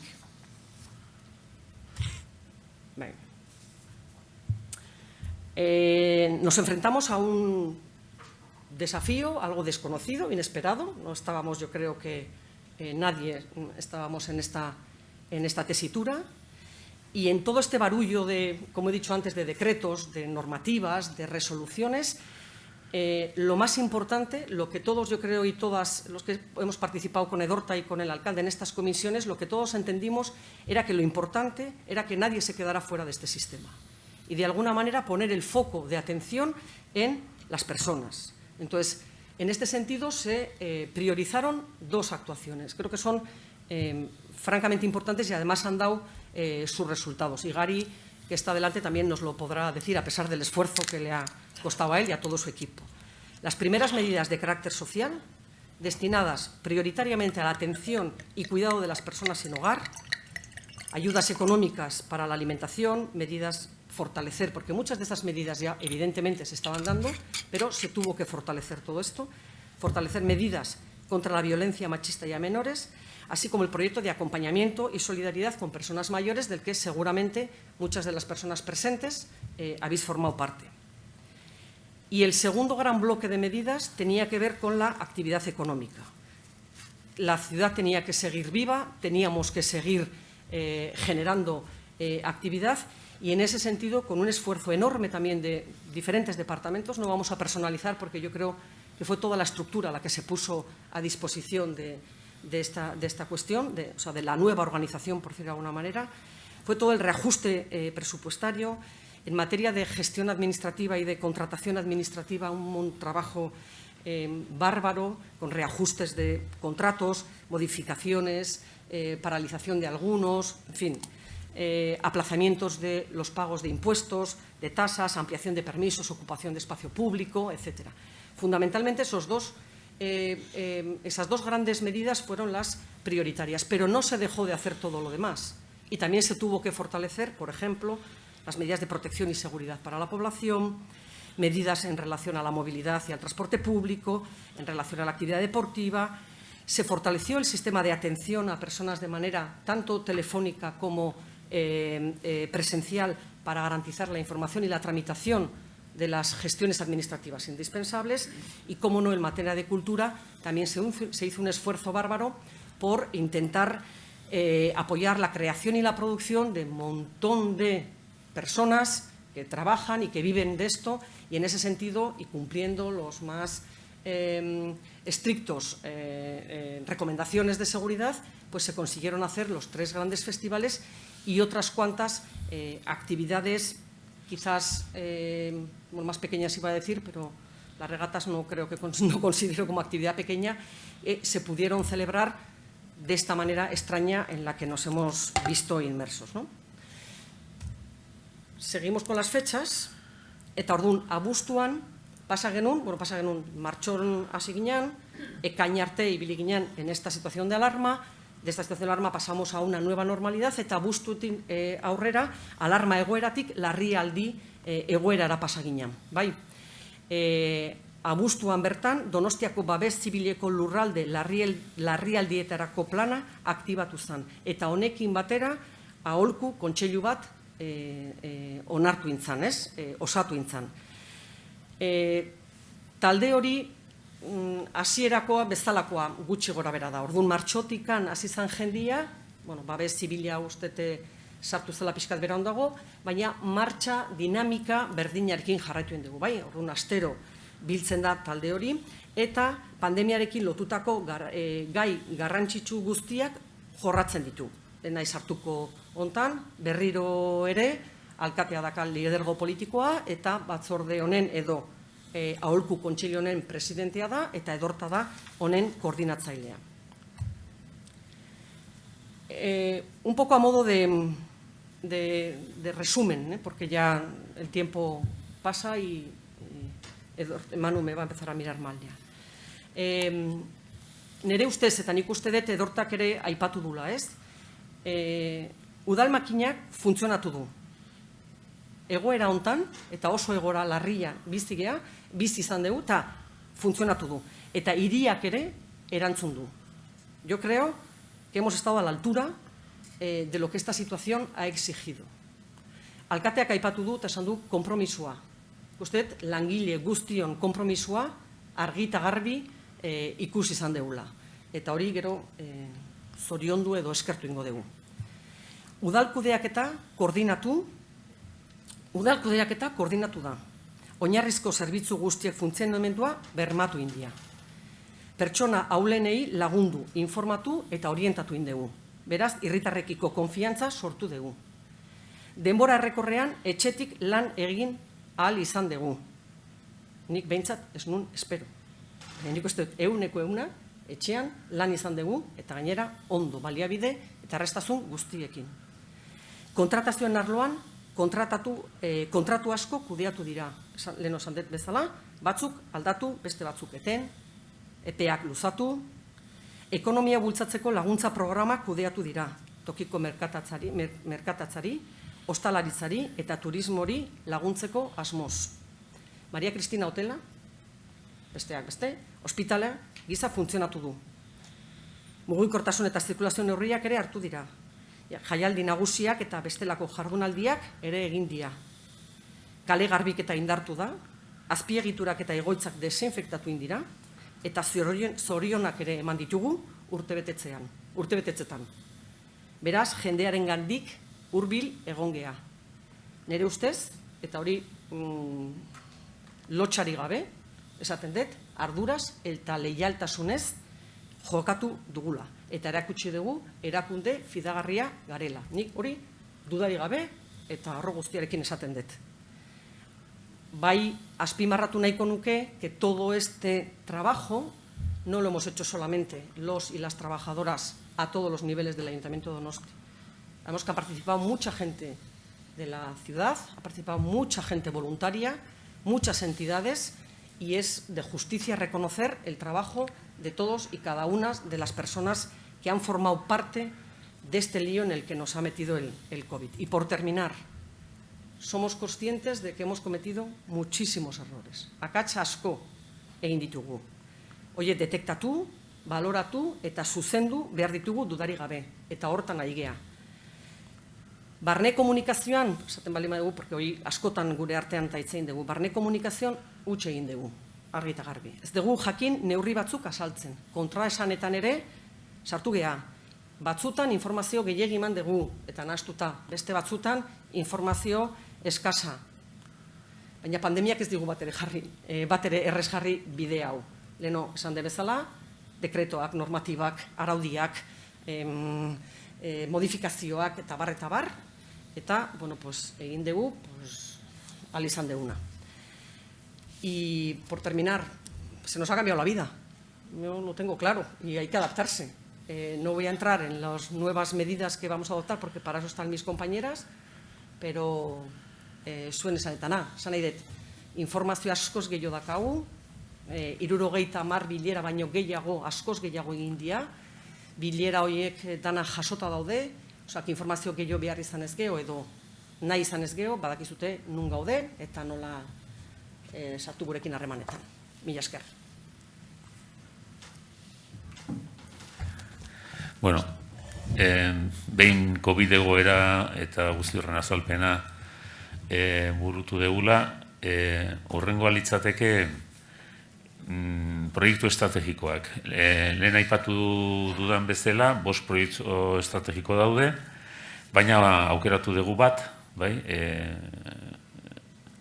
herritarren arreta zerbitzu integrala, eta Ines Garmendiak azalduko digu, nola hirian lanean, zertan, eta emango digu nunbait zertzela da zehatz eta adierazgarria. Ines Garmendia.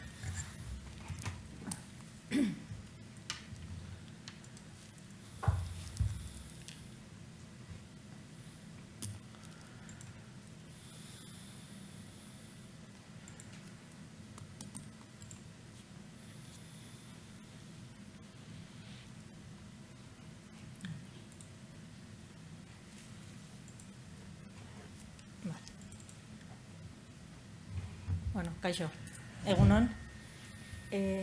Nik berez, 3 proiektuei buruz hitz egitera nator. Lehenengo proiektua hasi da. Bigarrena honen ondorioz, eta honekin batera datorren espedientearen proiektua. Proiektu hau ez daramat nik, Marijo Villoriak, nire lankideak darama. Eta hirugarren proiektua ikus proiektua da, Eñau eta Paolazak daramana. Hiru proiektu hauek aldaketaren oinarrian kokatzen dira. Hiru proiektutan, pixkat ordena eramateko, egin duguna da, jarri zeintzu diran helburuak, zein da orain arte lortu duguna, eta zer dan hurrengo urtetan egin nahi duguna. Hazin, helburua lehenengo arreta udalinfon bateratzea da. Hau da, leheno alkateak eta edortak esan dutenez, orain arte udala oso modu vertikalean antolatua zegoen, sail bakoitzak zeukan goitik berako bere ikuspegia, bere arreta zerbitzua, baino beste sailekiko lotura gutxi zeukan. Honek behartzen zituen herritarrak alde batetikan bestera, batetik ezagutzea zein dan udalaren egitura, eta bestetik nun zeuden bulegoak. Orduan, eredu hau aldatu nahi da, eta, barkatu, txoen. Jesus. Hala, justo. Hemen txajarritzen dugu. Hala, berriro. Hasierako eredua eta proposatutako eredua. Proposatutako ereduan, lehiatila bakarra lortu nahi da. Udalinfo izatea, herritarrek daukaten lehiatila bakarra, eta bertatik zerbitzuak antolatu edo bideratuko lirateke gainontzeko departamentuetara. Eta, bigarren mailako edo, bigarren zerbitzu bat beharko balitz, orduan, udalinfotikan bideratuko lukete zerbitzu hori. Hau, erosoagoa da herritarrentzat.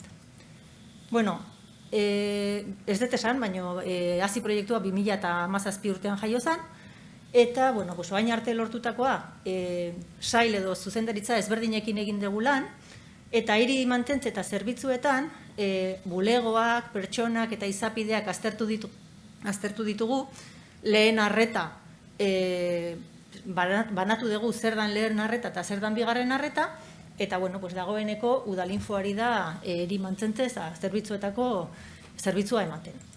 Mugikortasunean azterketa berdina egin genuen, bulegoak eta pertsonak bateratzea lortu dugu, eta izapideetan batzuk, oraindikan ere badaukagu lana beste batzuk egiteko. Orain, momentu honetan, hirigintzan ari gara lanean, eta hirigintzan bulegoak eta pertsonak, langileak barneratzeko, nahiko aurreatuta daukagu lana, eta orain izapideekin ari gea lanean. Izapidea hauek, konplexuagoa dira, eta, suposatze pixka gehiago kostatuko zaigula. Eta, baita ere, egin dugu lan, personaseko zuzendaritzarekin, batez ere hautatze prozedurarekin. Personaseko zuzendaritza oso barneko zerbait da, baina badauka kanpora herritarrei begira beste prozesu nagusi bat dela hautatze prozedurena. Orduan, hautatze prozedura aztertu egin da, proiektuaren hasieran Donostiatikek aldez aurretikan egin duen ogina zeukan lan bat heldu eta lan horri lagundu indiegu indarrean jartzen, eta nik uste ja orain urrian aterako den urrengo barne prozesua modu berrian aterako dela. Horrekin batera, lanpoltsak kudeatzeko sistema berritu eginda ere, eta dana lotu inda, prozesu guztia lotu inda. Hontaz gain,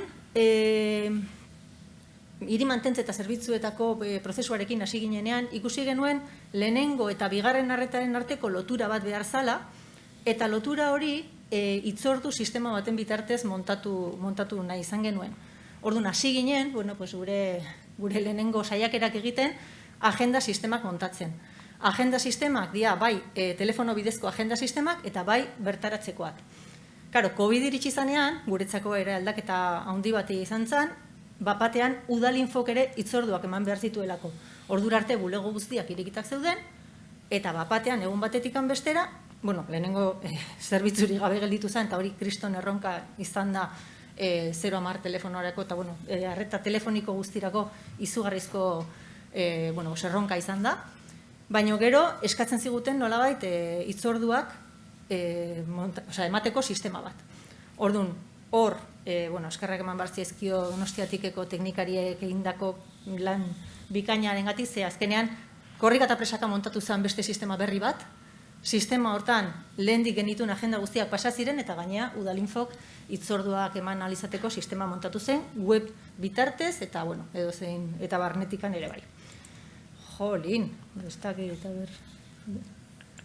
demora guztien ematen denatzaio beste botoiari, hartuko eta.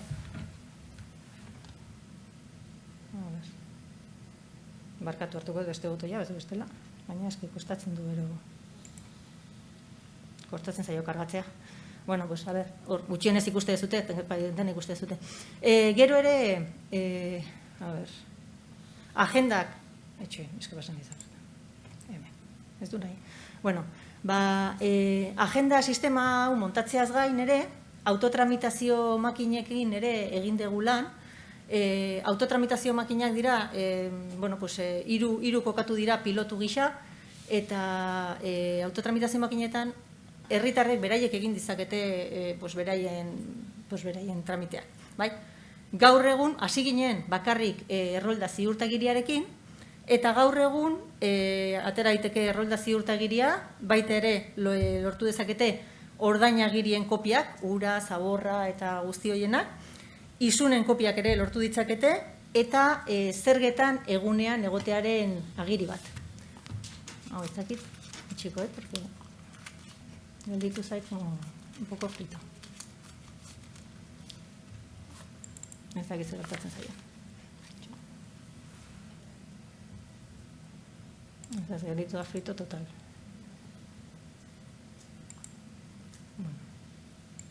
Hau neri gertatu behar zait, es como la prueba de fuego.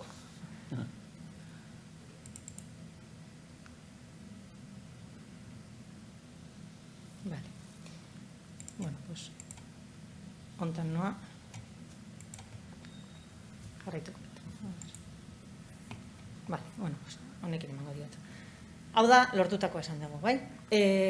Autotramitazio makinekin bukatuta, formularioak ere, ari gara pixkat online, claro, pandemiak ere asko erakutsi digu, eta erakutsi digu, bapatean, bertaratze ohitura hori, bapatean puskatu indala, eta orduan online munduak, garrantzi asko zaundiago hartu dula. Orduan ari gea, formulario bereziak hartzen, prestatzen, onlinea hobetzeko.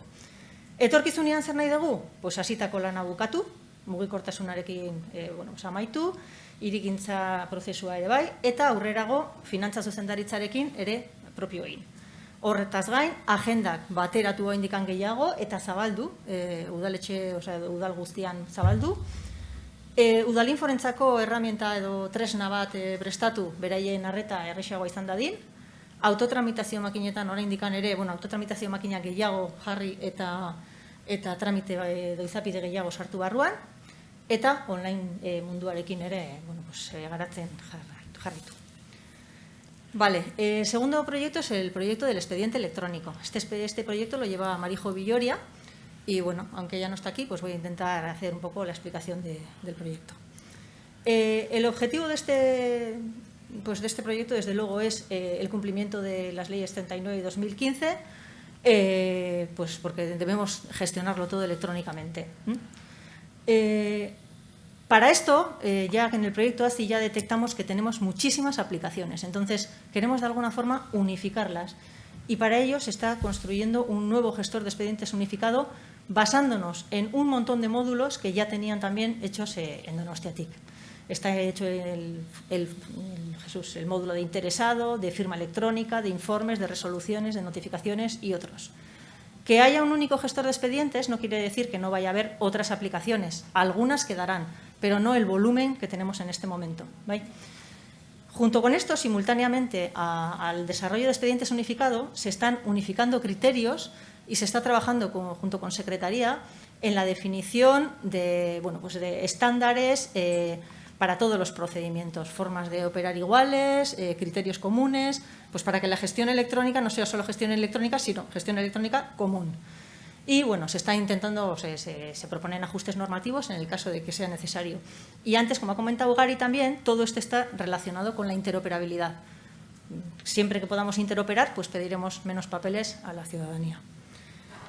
Vale, ¿qué se ha conseguido? Bueno, pues en el nuevo gestor de expedientes ya está hecha la configuración básica y están los módulos de interesado, firma, informes, resoluciones y notificaciones también están realizados, cada uno con distinto nivel de desarrollo, pero prácticamente ya están todos hechos. El gestor de expedientes también está unido a los 3 primeros módulos, a interesado, firma e informes, y a alguno de los módulos, por ejemplo el de firma, en lugar de unirlo con todas las aplicaciones, porque teníamos muchas y no daba tiempo, lo que se les está haciendo es una ventana propia, algo para poder firmar electrónicamente documentos de forma independiente. Así, bueno, pues se puede ir avanzando y adelantando en lo que es la gestión electrónica.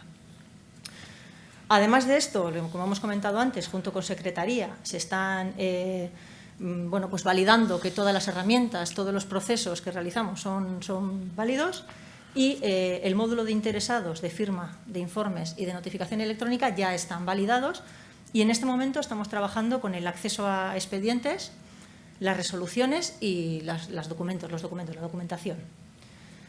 Vale, ¿en el futuro qué se quiere? Bueno, pues hemos dicho que tenemos un gestor de expedientes, unos módulos base y un montón de aplicaciones que tenemos por ahí repartidas por los departamentos. Lo que queremos es ir cogiendo los procedimientos, se analizan y se introducen en el gestor de expedientes. Si como consecuencia de eso tiene que desaparecer la aplicación que ahora lo lleva, pues desaparecerá. Pero bueno, analizaremos el segundo e iremos viendo poco a poco cuál es el mapa de aplicaciones final que nos queda. El mapa final ese de aplicaciones también los vamos a unir con los módulos base, porque los módulos base son los que van a tener los criterios comunes de actuación. Vale. Esto, de esta forma conseguiremos, digamos, una gestión más coherente o más centralizada. Además, como hemos dicho que el sistema SACFE, que es el de firma electrónica, está de forma independiente, vamos a intentar, de hecho se está haciendo, se va a crear un módulo independiente, que va a tener también forma de trabajar independiente, para la notificación, comunicación, es decir, pues que integre los SMS, correos electrónicos, notificaciones postales, notificaciones electrónicas, para que se centralice todo eso y se pueda usar de forma independiente. Vale, hirugarren proiektua. Hirugarren proiektua Eñau eta Paulazak eramaten du, eta, dortak esan duen bezala, nolabait udalak arauak jartzen ditu, eta arau horiek nolabait betetzen diran edo jakin behar dugu, bale? Orduan, beste alde gaina, pentsatzen dugu, kontrola indartuz burokraziak kendu dezakegula. Osea, ez eskatu gauzak, baizik eta egiten dana kontrolatu. Eta horrek ere gardentasuna bermatuko digu. Zer gertatzen da gaur egun? Dispersio handia daukagula, bai? Bai instrukzio moduetan, bai arau zigortzaileetan, bai tresnetan, inspekzio, instrukzio eta likidazioa modu frakzionatuan egiten da, leheno komentatu duguna, norberak departamentua ikusten du bakarrik bere alorrean. Hau da, aplikazioen, gaur egun daukagun aplikazioen mapa eta departamentuen arteko loturak ikusten zu. Egoera honetan, dauzkagu, 5 inspekzio atal, 6 instrukzio atal eta likidazio atal bat, beraien artean komunikazio ari hoiekin. Egoera honetan, jakitea, zer gertatzen ari den, ez da erreixa, bai? Orduan, zenbait galdera sortatzen zaizkigu, eta gure arauak betetzen aldira, zein da egungo ikuskaritza lanen eragina, galdera hauei erantzutea ez da erreixa, ez dakigu, bai? Zaila da informazioa lortzen. Zer egin dute orain arte, Eñaute eta bere taldeak? Lortu dute parte zaharraren datu bilketa zehatz bat egitea. Egin da pilotu antzeko zerbait, eta parte zaharreko informazio guztia lortu dute hasieratik bukaera arte. Izun bat edo akta bat egiten denetikan, akta horrek espedienteak nola amaitzen duen arte. Izugarrizko lana egin dute, eta gaur egun badakite hori badaukate. Hiriaren datu bilketa orokorra ere egin dute, eta horren ondorioz konturatu dira zenbait tresna elkartu egin behar direla.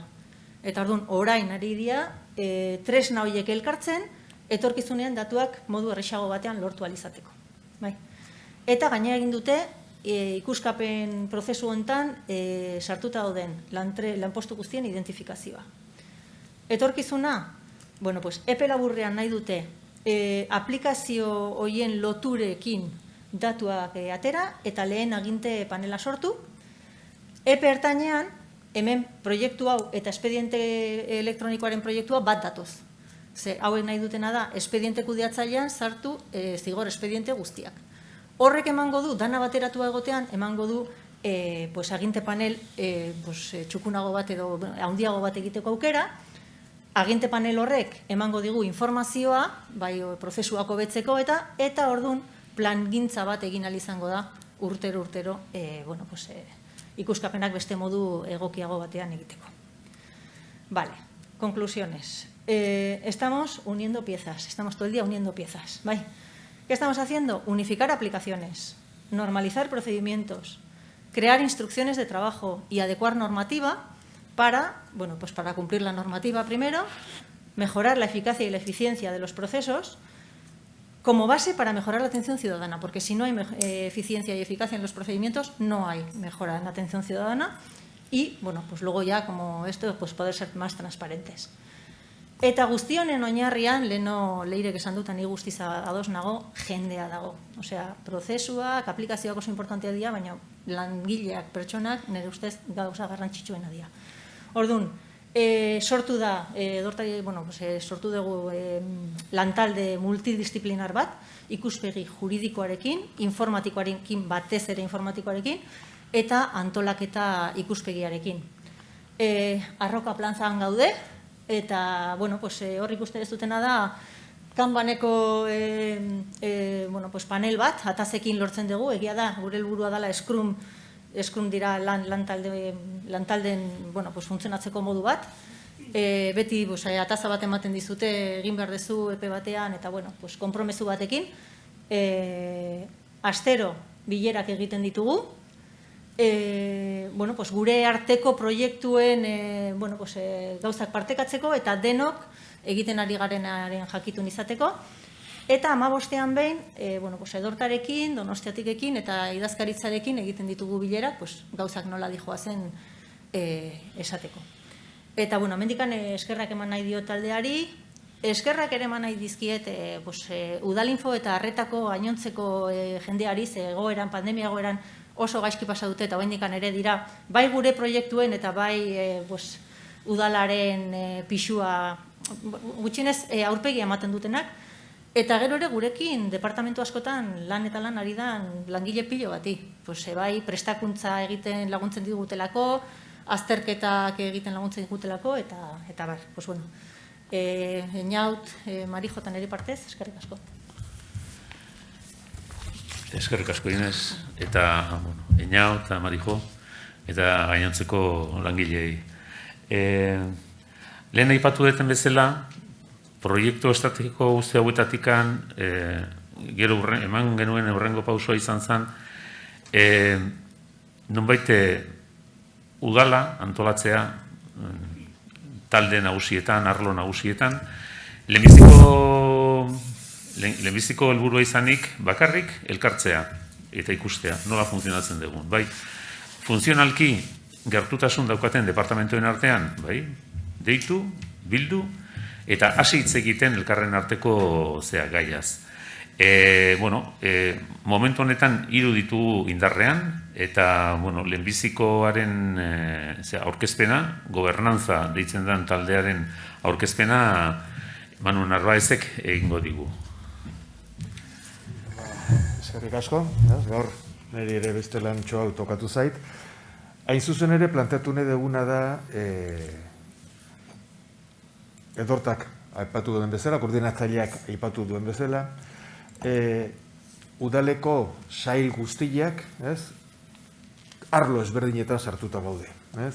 Lehenbiziko arloa eta uda pixka bat komentatu nahi genuena, lehenbizikoa du, arloetako bat da gobernantza. Gobernantzaren azpian sartzen gara gaur egun 4 sail, 4 departamentu, 4 unitate. Lehendakaritza, pertsonen kudeaketa departamentua, Donostiatik, eta ekonomia kudeaketa. Nolabait esanez, lau departamentu hauei dagokigu lan importante bat. Eta lan importante hori, esan dezakegu dela, udalaren organizazioaren razionalizatzea. Nola baita esanez, lau departamentu hauen ardura, edo lau departamentu hauek ardura hartuko dugu, udalak egin behar diren barne, egituraketan egin behar diren aldaketa guztiak aurrera eramaten eta denbora berriei egokitzen. Gure lana egiteko momentuan, 3 ardatz nagusi aipatzen edo kokatzen ditugu. Batean da zerbitzuak, struktura eta funtzioak, beste bada antolaketa eta plantilla, eta hirugarrena dira rekursoak. 3 ardatz hauetan, nolabait esanez, gure jarduera luzatuko da eta jardungo dugu. Servicios y funciones, básicamente lo que estamos buscando, lo que queremos es analizar y ver lo que más de una ocasión en conversaciones informales nos hemos podido encontrar. Es ser conscientes, por un lado, de ese análisis, de más de una disfunción que está ocurriendo en este ayuntamiento, en la que, por ejemplo, habiendo 4 albergues municipales, se gestionan de 3 departamentos diferentes. Hay una sociedad y hay 2 departamentos que gestionan los 4 albergues municipales y esto genera una disfunción. Tenemos, por ejemplo, la responsabilidad sobre los edificios municipales, tanto escuelas como el resto de los edificios municipales, gestionada la misma actividad por 2 departamentos diferentes, con 2 equipos exclusivos para la materia y que generan estas disfunciones. Y seguro que si abriésemos el micrófono, pues todos podríamos ser capaces de identificar bastantes de estos. Gure lana hau da, identifikatu, analizatu, hobekuntzak proposatu eta alden neurrian efizientziaren aldeko jarduna egitea. Bigarrena da, organización y plantilla. Evidentemente, la plantilla y la organización responde a ese modelo que hemos comentado más de una ocasión, muy dirigido a los servicios y sobre todo encasquillado, enclaustrado cada uno dentro de su departamento. Hemos hecho un análisis interno y externo de la organización y de la plantilla y se ha evidenciado temas que todos sabemos y todas sabemos, como que es la poca flexibilidad de los puestos de trabajo dentro de los departamentos. Si uno mira el catálogo, mira la relación de puestos de trabajo, ve que se afina ya no solo el nombre y el apellido, sino el tercero, cuarto y el quinto apellido, y además se dice de dónde viene y para dónde es. Es un administrativo del departamento de no sé dónde, del servicio de tal, etcétera, etcétera. Esta fórmula, por ejemplo, esto impide una mayor flexibilidad entre lo que es las propias personas. Cuando en el COVID hemos tenido la necesidad de distribuir las personas porque había servicios que por su propia naturaleza y por las circunstancias no podrían ser ofrecidos y sin embargo había que reforzar otros servicios, hemos tenido grandes dificultades para conseguir esos movimientos que seguramente en otro tipo de organización pueden ser más naturales y más normales. De alguna manera lo que estamos pensando es en esa plantilla municipal del 2030 que tenemos que ir diseñando y que tenemos que ir creando a través de una serie de trabajos. Ibilbide profesionala zeterako, oso gutxi landuta dagoen esparru bat gure artean. Hor, badegu lana, badegu jarduna, hori aurrera ateralizateko. Eta horretarako, analizatu, planifikatu eta garatu behar ditugu rekursoak. Rekurso teknologikoak.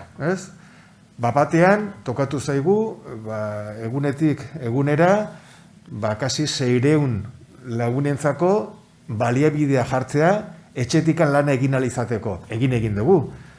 Eta oso ondo, bikain, nota batekin, ez? Baina egia da ere, aldela aurreratu egin behar dugula eta egokitu beharko ditugula gure rekurso teknologikoak hori eta beste erronka asko aurrera ateralizateko. Espacialak. Hay un plan de equipamientos que se puso en marcha hace unos años que identificaba algo que hasta ahora no habíamos hecho en el ayuntamiento, es saber qué servicios queremos dar, qué espacios tenemos para dar y que sea racional, que los servicios se ubiquen en los lugares donde deben de estar, desde diferentes puntos de vista, pero donde deben estar. Tiene que haber esa planificación, pero al mismo tiempo también tiene que haber esa gestión diaria de esos espacios, de esos recursos. Eta noski, ekonomikoak, recurso ekonomikoak, importantia direlako den aurrera atera izateko, eta nik uste dut, egun ere oso nabarian gelitu dela krisi honen ostean. Bapatean dirua aurrekontua jetxi egin dira, baina saiatu gera, eta nik uste dut hori dela etorkizunerako erronka, murrizketa horiek edo egokipen horiek logikoak izan daitezela eta benetan erantzun zaiotela egindako planifikazio bati. Nik uste dut hori dela gure erronka, analitikoki jakitea ditugun zerbitzuak ze bateko kostua daukaten, ze eragina duten, eta horren arabera ere nola egokitu daitezken. Orduan, 3 esparru hauek dira pixka bat, gobernantzaren izenpean, gabiltzan 4 departamentu hauen jarduera eta lana. Eta honekin ere, lan egiteko modu berri bat martxan jarri nahi dugu. Orain arte, departamentu bakoitzaren barruan, helburua jartzen ziren ere atazak eta jartzen ziren ere egin beharrekoak.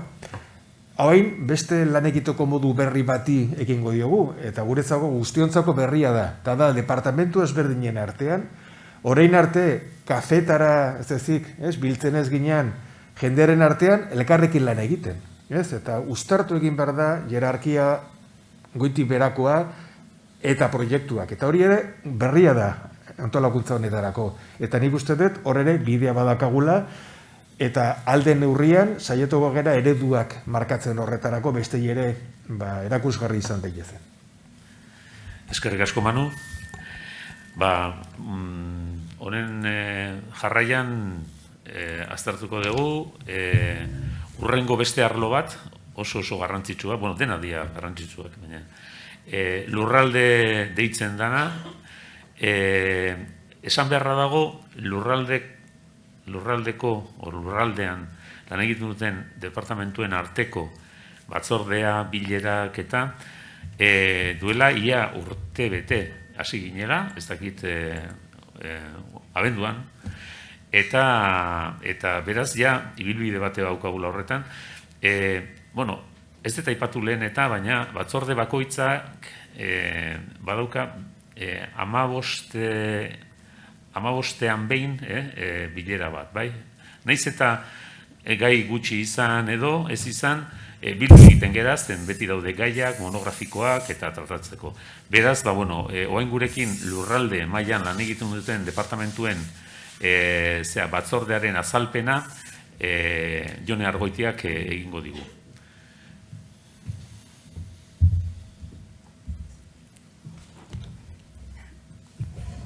Kaixo, egunon guztioi. Bai, niri tokatu zait gaur lurralde taldearen aurkezpena edo azalpenak ematea. Saiatuko naiz arina izaten. Hemen daukagu lehenengo diapositiban, denok ezagutzen dugun Santa Clara Irla. Eta, sabiendo que algunos de los presentes conoceréis que dentro del grupo Lurralde estamos 2 directores de Eibar, viendo lo del Lurralde, territorio, a algunos se le puede ocurrir, uy, esta viene a pedirnos la isla que nos disteis a cambio de las armas en 1800 y pico.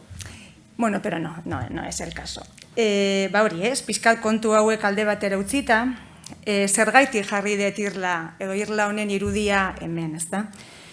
Lehen alkateak argi azaldu du, udal koordinatzaile honen funtzioa edo zergaitik sortu zen udal koordinatzaile honen postua, ezta?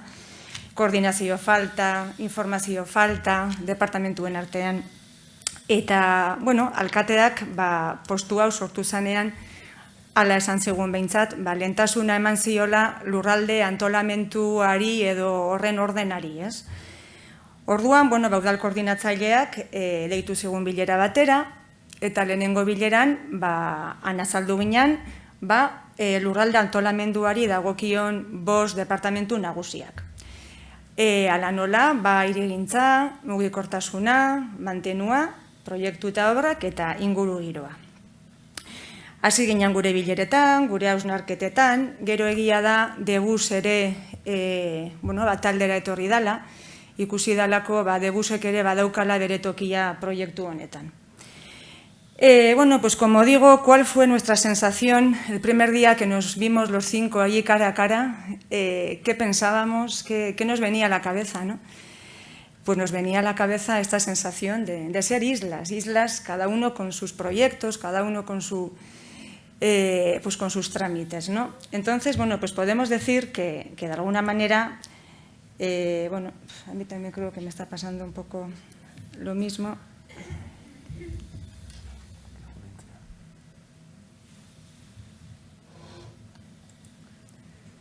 Urrengo, hemendik.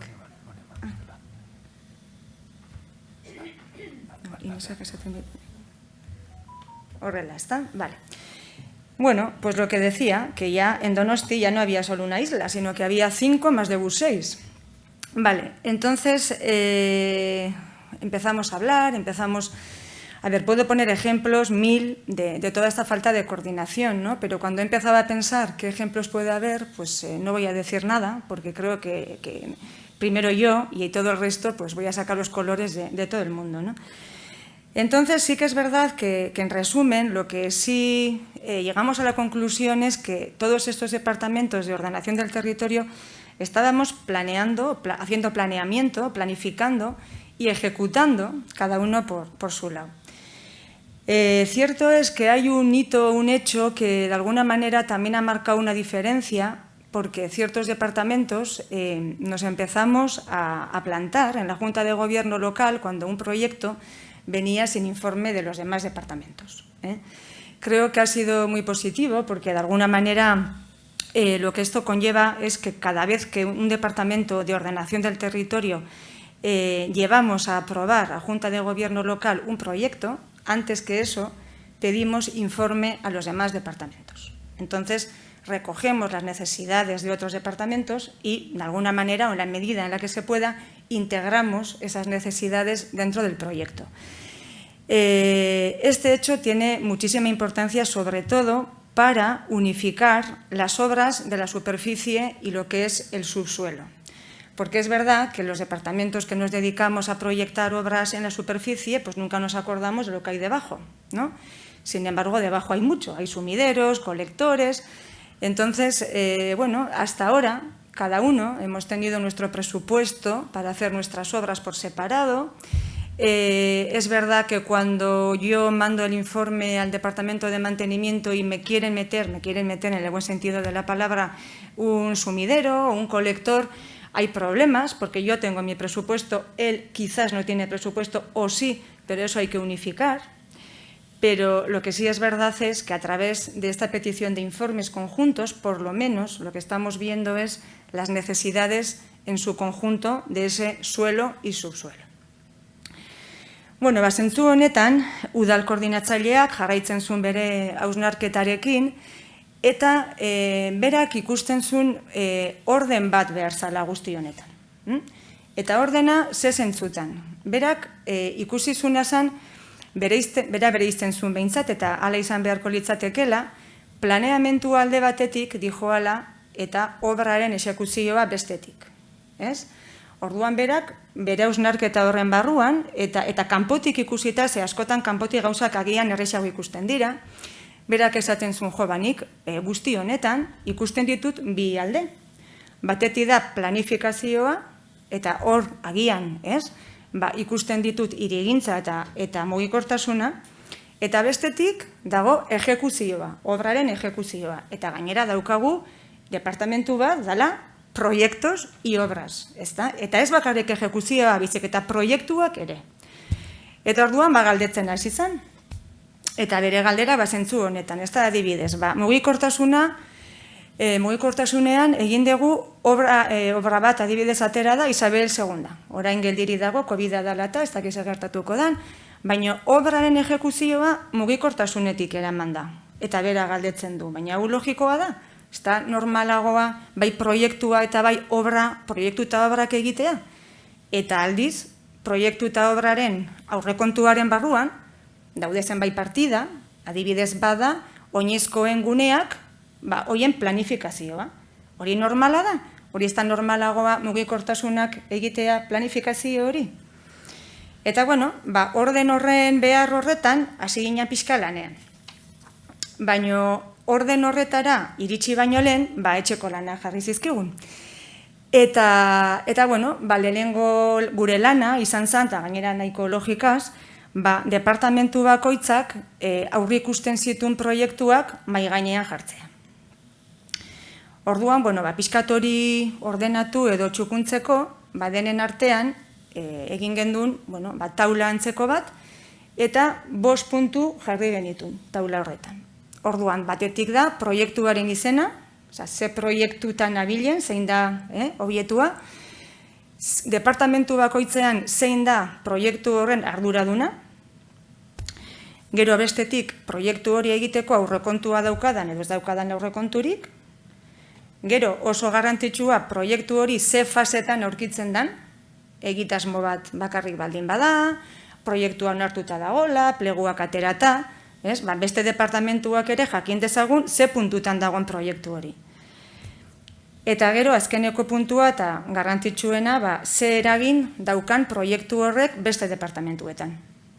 Edo ze aurrikusten dut nik zeintzuk dauden afektatuak proiektu hau onartzen bada edo egiten bada.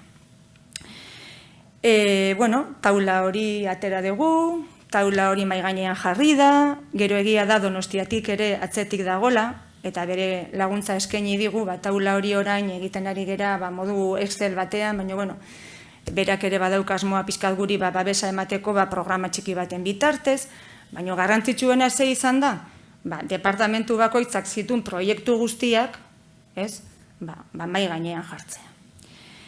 Y bueno, pues así es como tuvimos que sacar todos esos proyectos que estaban en los cajones y algunos muy ocultos, y por lo menos que todos supiéramos de lo que estábamos hablando.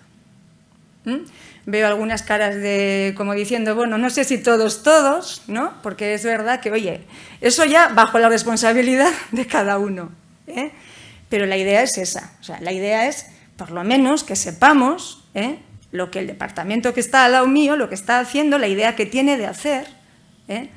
Sé que es difícil porque, bueno, pues es verdad que todo lo que estoy diciendo pues lleva un camino, porque nos hemos acostumbrado a trabajar de una manera, eta egia esan, ez da erresa, eta batez ere, batzutan borondatea bai, beste batzutan, eta ez dut esango ezetz, politikoki ere badaudela muga batzuk, proiektu hauek ateratzeko orduan, baina behintzat, nik uste dut orain, naizta politikoki horia beste asunto bat izan, zuzendarien artean, konfiantza badaukagu, eta pentsatzen deni behintzat gure artean, ja hasi gerala, pixkat argi hitz egiten. Beste pauso bat ere eman zan, eta hemen orain jarriko dut, erdian, partaidetza eta jartzen dut galderaren ikur batekin. Zergaitik, ez? Osea, ja berez, departamentuok edo, bueno, gu bostok, galduta baldin bageunden, ez? Bakoitzak berea eramaten zulako, hemen gure tarte honetan azaltzen da partaidetza. Claro, partaidetzaren kasua oraindik ere larriagoa da. Esan nahi dut, orain arte, departamentu bakoitza ohitu gera, bakoitza bereana egiten, baino partaidetzak aurpegia eman behar du hiritarren aurrean. Orduan, claro, gu galduta baldin bageunden, partaidetza zer esanik ez. Partaidetza beti gure atzetik, partaidetza beti galdetzen, partaidetza, eta claro, askotan, eta lehen komentatu dugu gainera, ez da, departamentuok ikusi dugu partaidetza arerioa bezala, edo el pelma de turno. Proiektu hau nola dago, proiektu hau, baina karo, denak, nik uste dut ikuspegi hori euki behar degula, eta partaidetza da gainera pixkat gure, ordezkaria herritarren aurrean. Orduan, bueno, udal koordinatzaileari okurritu zitzaion, ondo egongo litzatekela bilera hauetara partaidetza ere etortzea. Partaidetzaren ordezkari bat, nun bere zerrenda ere mahai gainean jarri zen. Ze partaidetzak ere bazitun zalantza asko proiektuen inguruan. Hau nola dago, bestea nola dago. Eta, bueno, modu honetan, partaidetzako zerrenda hori ere bateratu zen gure proiektuekin, eta orain ja behintzat daukagu zerrenda orokor bat edo bateratu bat. Gero esan nahi nuke ere, bilera hauetatik atera zela beste gai bat, momentuan ondo hasi zala, agian orain COVID-a dela eta hori ere pixkat gelditu eginda, eta da proiektu potoloen aurrean, udal bezala, aurpegia ematea, informazioa ematea herritarrei. Iztuetako eredua jartzen dut, iztuetan adibidez, dena junginan udal bezala bat eginez, proiektu eta obrak, mugikortasuna, partaidetza, dena junginan pixkat batera informazioa ematera. Eta, ya bukatzeko, voy a utilizar, he puesto el iconito de los puentes porque me gusta terminar con este mensaje de esperanza y con este término de construyendo puentes. Construyendo puentes en el sentido, es la única manera que vayamos en una única dirección como ayuntamiento.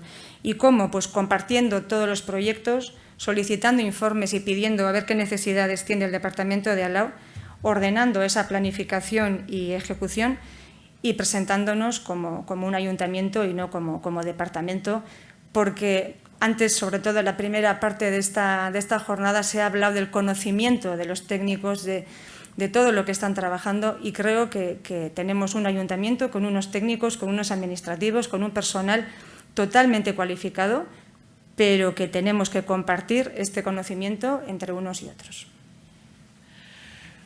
Mila esker, Jone, mila esker. Argi gera dadila, zubiak metaforikoak direla, ez da, mezu sublimina da, ezer. Hildo honi jarraituz, oin dela oso gutxi, hau da, batzorde berriena, oin dela oso gutxi, sortu genuen hiritarrak batzordea. Hau da, hiritarrei zerbitzu zuzenak ematen dituzten departamentuen artekoa, bai? Honen aurkezpena Eba Salaberriak egingo digu, eta, bera eseritzen dan bitartean, bai, aipatu nahi nituzke bi gauza. Arloka, bai, batzordea hauek sortzearekin lortu dugu, ez, lehenbiziko, ez dakit, irudian edo agertzen zaizkigun edo onurak, bai, koordinazioa, ez dakit elkarren artekoa, ez dakit, baizik eta bestelako deribadeetako baita baliogarria oso izan dira eta izaten ari da. Bi adibide, bat, momentu honetan, ekialdeko barrutian, bai, horre badaude planifikautako, zenbait gauza, egin barrekoak, eta hori dena. Orduan, ikuspegi territorial hori, bai, beste modu batez landu daiteke, batzorde hauek sortuta, baldin badauzkagu. Ze bestela, sakabanetu iten da denata, bai? Eta honetan behintzate dut daukagu, esparru batzuk, nun trata daitezkeen, honelako gauzak lurraldeka, hau da territorialki, garrantzia daukatenak. Eta bigarrena, etorkizunean aukera izango dugun ala ez, baina Europa mailan eta gero estatu mailako gobernuan eta bestelakoetan ematen du datozen urteetan edo, proiektuka, finanziazio aukerak izango direla. Sortu behar dira proiektu horiek, ikuspegi zabala, zeharkakoa, izan behar duela, eta batzorde hauek eta dinamika hau behin sortuta, asko ez arrexago egiten dela nonbait hori planteatzea, eta hobeto nonbait proiektu guzti horien logika eta egitura burutzea. Besterik ez, Eba Salaberriak egingo digu hiritarrak, batzordearen aurkezpena. Eskerrik asko. Egun on guztiei eta goizeko azken aurkezpena goizeko 9:00 hasi eta luze egin da segurazki entzuten nahi zareten hori. Hiritarrak, hiritarrak denbora guztien egon da hasien garenetik, lurraldea gobernantza baino esken finean, ez? Hiritarra da gure helburua eta gure zentzua, ez? Eta hiritar horiek anitzak dira. Oso desberdinak beraien artean, ez da. Hor muñekitoa daude, baina muñekito perfil desberdinak daude, eta perfil horien atzetikan personak desberdinak. eta beharrak desberdinak, eta espektatibak, eta nahiak, eta eskaintzeko gauza asko dituztenak ere. Eskatu bai, eskubideak esaten zenun, eskubideak eta baita ere ardurak. Hori da gure udalaren bezala dugun lan esparrua, eta bereziki batzorde honetan, Edortak esan duen bezala, zerbitzu zuzenak, edo hiritarrei zuzendutako zerbitzu zuzenak eskaintzen dituztenak. Ikusten dezute, beste lantaldetan 3-4 departamentu, baino hemen, bidazen bat gehan, ez? Modu desberdinean, egitasmo eta zerbitzuak harreman zuzena dugunak herritarrekin. Eta hoien artean, Edortak esaten du, udal unitateak, eta hala da, ze hoien artean badaude personalidade juridiko desberdinak, ez? Batzuk dira udaletxeko atalak, beste batzuk dira erakunde autonomak, enpresa publikoak, antolatzeko modu desberdinan urtean zehar, erabakiak dira hartzen, eta bakoitzak bere bizitza propioa, bere eginkizunetara zuzenduta, eta alduen zerbitzu egitasmo hoberena saiatzen bideratzen, ezta? Baina hor dagoena da aniztasuna, eta ikusten badezute irudi horietan pertsona desberdinak. Batzutan desberdinak eta bestetan persona berdinak juten diana kultura, edo kirola, edo gizarte zerbitzutara, eta harremana dutela udalinfora zerbitzu desberdinekin, eta batzutan jasotzen dutena da arreta desberdina, logika desberdina, eta batzutan despistatu egiten ditugu, ezta? Bueno, departamentu horiek zertarako batzorde honetan. Zerbitzuak ematen ditugun udal unitate guzti horiek lankidetzan aritzeko. Eta nire ustez hori da oso idea importantea Edortak proposamen hau luzatu zuenean, ezta? Zertarako lankidetza ez da lankidetza egiteagatik, zentzu batekin, eta da, eskaintzen ditugun zerbitzuak, egitasmoak, hobetzeko, eta beste idea importante bat, Edortak azpimarratzen duna da, lan espazio iraunkorra. Kasu honetan ez da proiektu bat da, lan espazio iraunkor bat, udal antolaketa horretan nolabait sortu nahi dana, ze ikusten da horren beharra. Eta zertarako?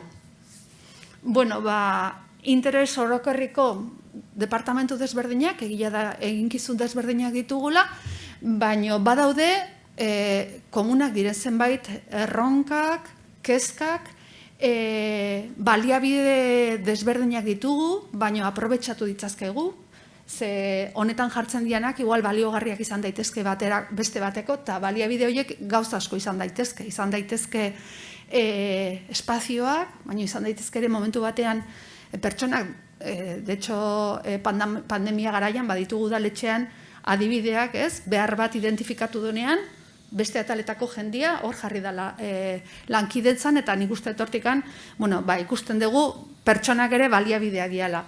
Gain jartzeak saiesteko ere bai, ze batzutan bakoitzak bere egiten nahi da, eta batzutan ikutxu iten dira, edo batzutan gauza berdinak egiten ditugu, ez da?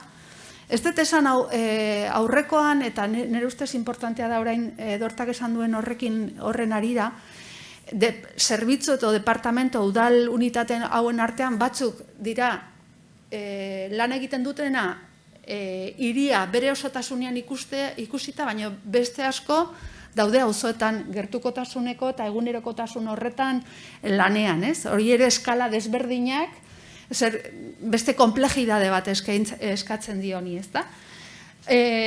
Udal ekimen desberdinen arteko koherentzia, esaten nizuena, ez? Bakoitzak egiten dut, batzutan ez gea konturatzen, pixkat ateata, inkoherentziak ematen, eta hiritarrak horiek ikusten ditu.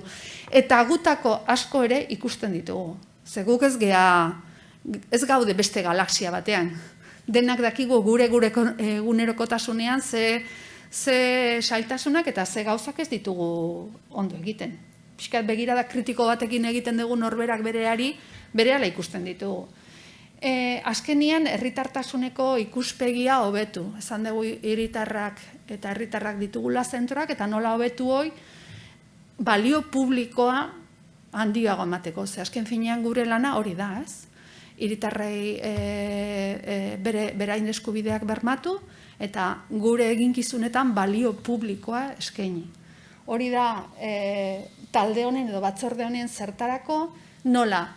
Edortak esan du beste lantaletan ere dinamika antzekoa da, lan espazio iraunkorra elkarlanerako, 15 luzatu zigun proposamen 15 biltzearena, 2 lan saio egin ditugu, lehenengoa, martxan jartzeko modukoa, un espacio de trabajo estable, quincenal, de aquí a final de año, un día a la semana, se incorpora de alguna manera a nuestra rutina, a nuestras formas de hacer, con el objetivo también de contribuir a crear una cultura, un lenguaje común, que a veces también hablamos de cosas que les ponemos el mismo nombre, pero que cada uno tiene en la cabeza cosas diferentes, o al revés, cosas que son iguales y que les llamamos de manera diferente. Bueno, pues una dinámica de trabajo que permita de manera quincenal incorporar a nuestras rutinas el encontrarnos para mejorar. Y en la primera de las reuniones fue muy compartido, aquí hay personas que estuvimos en esa primera reunión que realmente no nos conocemos bien.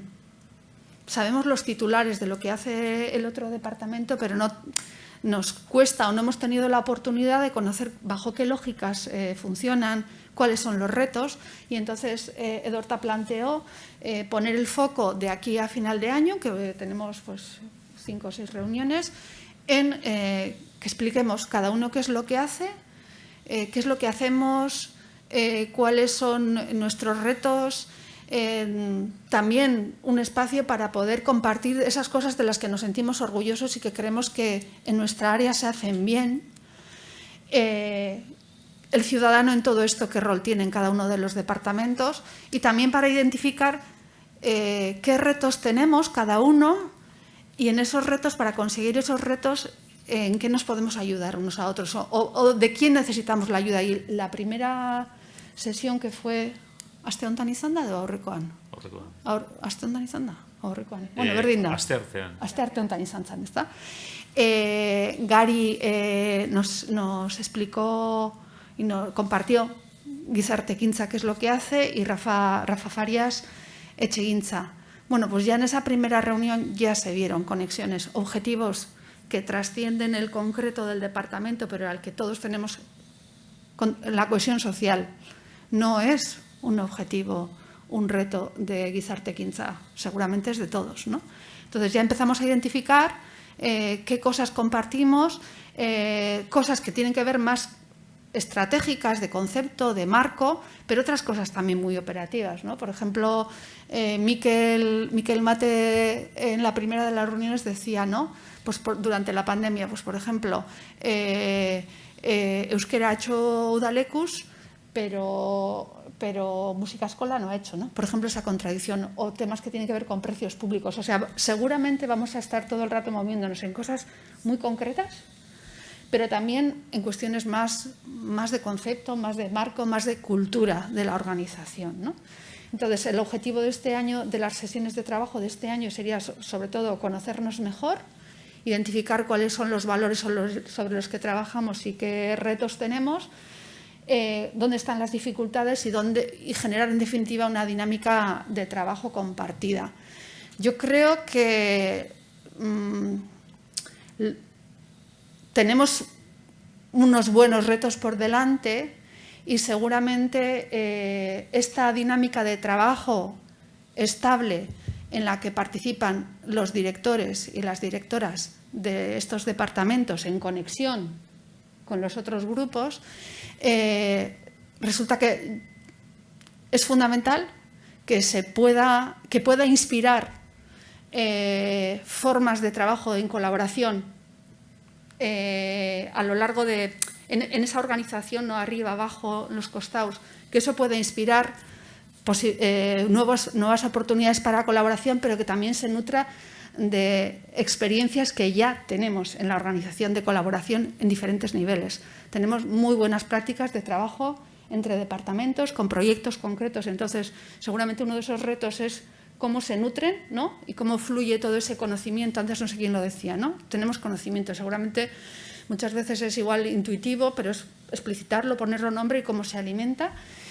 Y en definitiva todo esto, ¿para qué? Pues para que cada uno hagamos mejor nuestro trabajo. Se debería notar en que cada uno en su responsabilidad, en su ámbito de actuación, cada departamento haga mejor lo que le corresponde, que en el ayuntamiento se note que estos espacios de trabajo funcionen y que todos venimos más a gusto a trabajar porque tiene más sentido lo que hacemos y en definitiva que los ciudadanos noten realmente que todos estos cambios organizativos se están dando y que en su día a día hacen que, bueno, pues que su calidad de vida y su forma de relacionarse con el ayuntamiento sea mejor.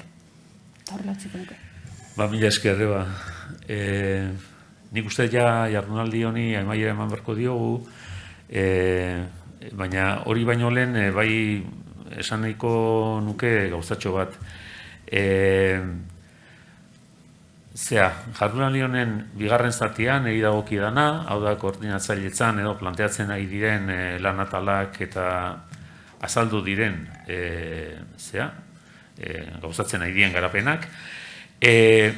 Hau da, errepikatu dugu mila aldiz, baina azkenik, eraldaketa prozesu bat, bai? Prozesu hau egingo da bai, ala bai? Baina besteak beste, momentu honetan, lehen komentatu edo bezala, faktore guztiak gure alde daudela. Baukagu gobernu bat oso argi ikusten duena, hau derrigorrez egin behar dela. Bi, badaukagu langile batzuk, hemen mai hontatikan pasa direnak eta beste batzuk, oso argi ikusten dutela, hau egin behar dela, eta oso argi ikusten dutela, zenolako norabidea hartu behar dugun. Eta hirugarrenik, badaukagu ingurune bat, ingurune instituzional bat, oso argia ere, eta bultzatzen gaituela, ez bakarrik gure hobetze prozesura, baizik eta beste instituzioekin bat egin ahal izateko aukera aprobetxatuz. Eta azkenik, bai komentatu nahi dut, eman ditugun pausa guzti hauek, eman ditugu barnean, udaletxean bertan dauzkagun langileekin. Langileak bazeuden oain dela 2 urte, oain dela 3 urte, oain dela 6 hilabete, bakoitzak izan bere lanean, sutsu, eta ni hurbildu naizenean planteatzea beste modu bat lan egiteko edo bere lanaren porzentai bat proiektu honetara dedikatzea, kasu guztietan ez da bakarrik baietza eman dela, baizik eta baietza izan da gogoz. Horrek esan nahi duena da, honera etorri diran guztiak, eta batzorde guztietan, eta proiektu guzti hauetan dagoen jendeak daukan jarrera da erabat positiboa. Nik ez ditut, nik bide batzuk markatu ditut, baina bide horietan eta sortu diren ideiak eta gauzatzen ari diren lanak, hor dagoen jendearenak dira, bai? Beraz, momentu honetan nik bai esan beharko nukeena da, oso jende ona zentzu guztietan daukagula, oso langile eta oso profesional onak dauzkagula, eta ari direla lanean prozesu honetan, haien lan bizitza konplikatzen ikusten dutelako izugarrizko beharra daukagula modu honetan eta ibilbide honetan hobetzeko. Beraz, langile guzti eta profesional guzti horiei mila esker eta jarraituko dugu honen lanean. Manu? Bueno, dentro del programa había también un espacio para las preguntas. No hemos repetido que hay un teléfono de WhatsApp, el 663-952924, para que si alguien quiere hacer en estos momentos su pregunta, lo teníamos que haber hecho en toda la sesión, pero nos hemos entusiasmado tanto que seguramente no lo hemos repetido. Se puede hacer a través de ese número de WhatsApp las preguntas que haga falta, ahora o después también, porque al final todos los que estamos aquí somos personas conocidas y responderemos a esas preguntas. Eta ustez badagola bateon bat, edo behintzat hori kudeatzen ari danak badu galdera bat egiteko gogoa. Amaia. Bai, edo partekatzeko baita ere, hausnarketa bat, ezta? Alkatetik hasita eta hurrengo guztiek azaldu ezue kultura aldaketa bat behar degula, udal kultura aldaketa bat behar degula, herri langilea izatearen kultura berreskuratzeko, bai? Eta pertsonak erdigunean jarriz, eta zer egin, bai? Azaldu dituzue oso modu argian gaina, zorionak, neurri oso potenteak, proiektu oso potenteak, lanketa oso potenteak, instrukziok, tresna telematikoak, prozedura handiak, eta horiek gauzatu behar dira. Baina baita ere, onta ekarri nahiko genuke, pentsatu behar degula denon artean gure egunerokotasunean, une oro, keinu guztietan, nola gorpuztu kultura hori eta nola transmititu, ez? Detaile txikiek behar duten atentzioa ematen, piko-pala minutu guztietan. Alkateak erabili duen metafora hortatik, aguas arriba, bai? Ibai hortan dagoen biodibertsitate guztia benetan ekosistema bat bezala kudeatzeko, eta bertan dagoen pertsona ezberdin guzti, anitz guztiak udal bakar baten bizitzaren partaide izateko. Eta hortaz, pozik, gustatu zait txuri entzutea nola esaten zuen arro, da hola, edortak ere azpimarratu egin du, ezta? Arro sentitze hortatik herritarrekin lan egiteko. Igorrek esaten zuen hortikan ere bai, lo que cuesta mucho ganar, lo que se gana de uno en uno, se pierde de 6 en 6 por un pequeño gesto. Orduan, por supuesto, dudari gabe, eta benetan zoriondu egiten ditut proiektu horietan dauden guztiak aurrera, baina baita ere gutako norbaitek pentsatu behar du bere gaur egunerokotasunean, zenolako keinu txikik findu egin behar ditun, gu udal bakar baten parte sentitzeko, arro sentitzeko, eta hortikan harremantzeko herritarrekin. Hortikan. Beste norbaitek ere bere aportazioa Carmena egin nahi duen? Momentuz, ez. Esan dugun bezala, irekita gelitzen da, nahi zuten galderak, nahi zuten reklamazioak, ez kexak, ez Igor, egin alizateko, edo bestela ere, esandakoari buruz, hausnarketak eta bestelakoak esateko. Mila esker guztioi, goiz osoan zehar parte hartzegatik, batez ere udal langilei, udal lankidei, eta nik uste dut, nik ere bukatu niko nuke, mai honetan eta inguruan sortu dan pentsamendu horrekin, ez da? Azken finean udala zer da, udala da hiritarrari, gu ere hiritarrak gerala, zerbitzuak emateko espazio bat. Eta gu gara zerbitzari publikoak, eta nik uste dut pandemia garai honetan oso argi gelditu dela hori, ez? Azken finean, danak norbaite begiratu diogu, eta gehienetan udalari, eta udala da osatzen dugunok, lankideok.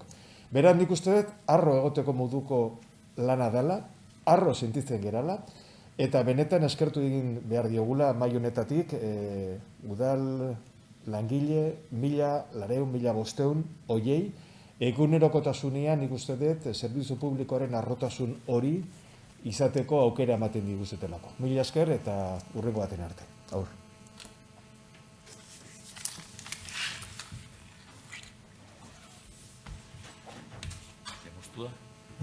Moztu da?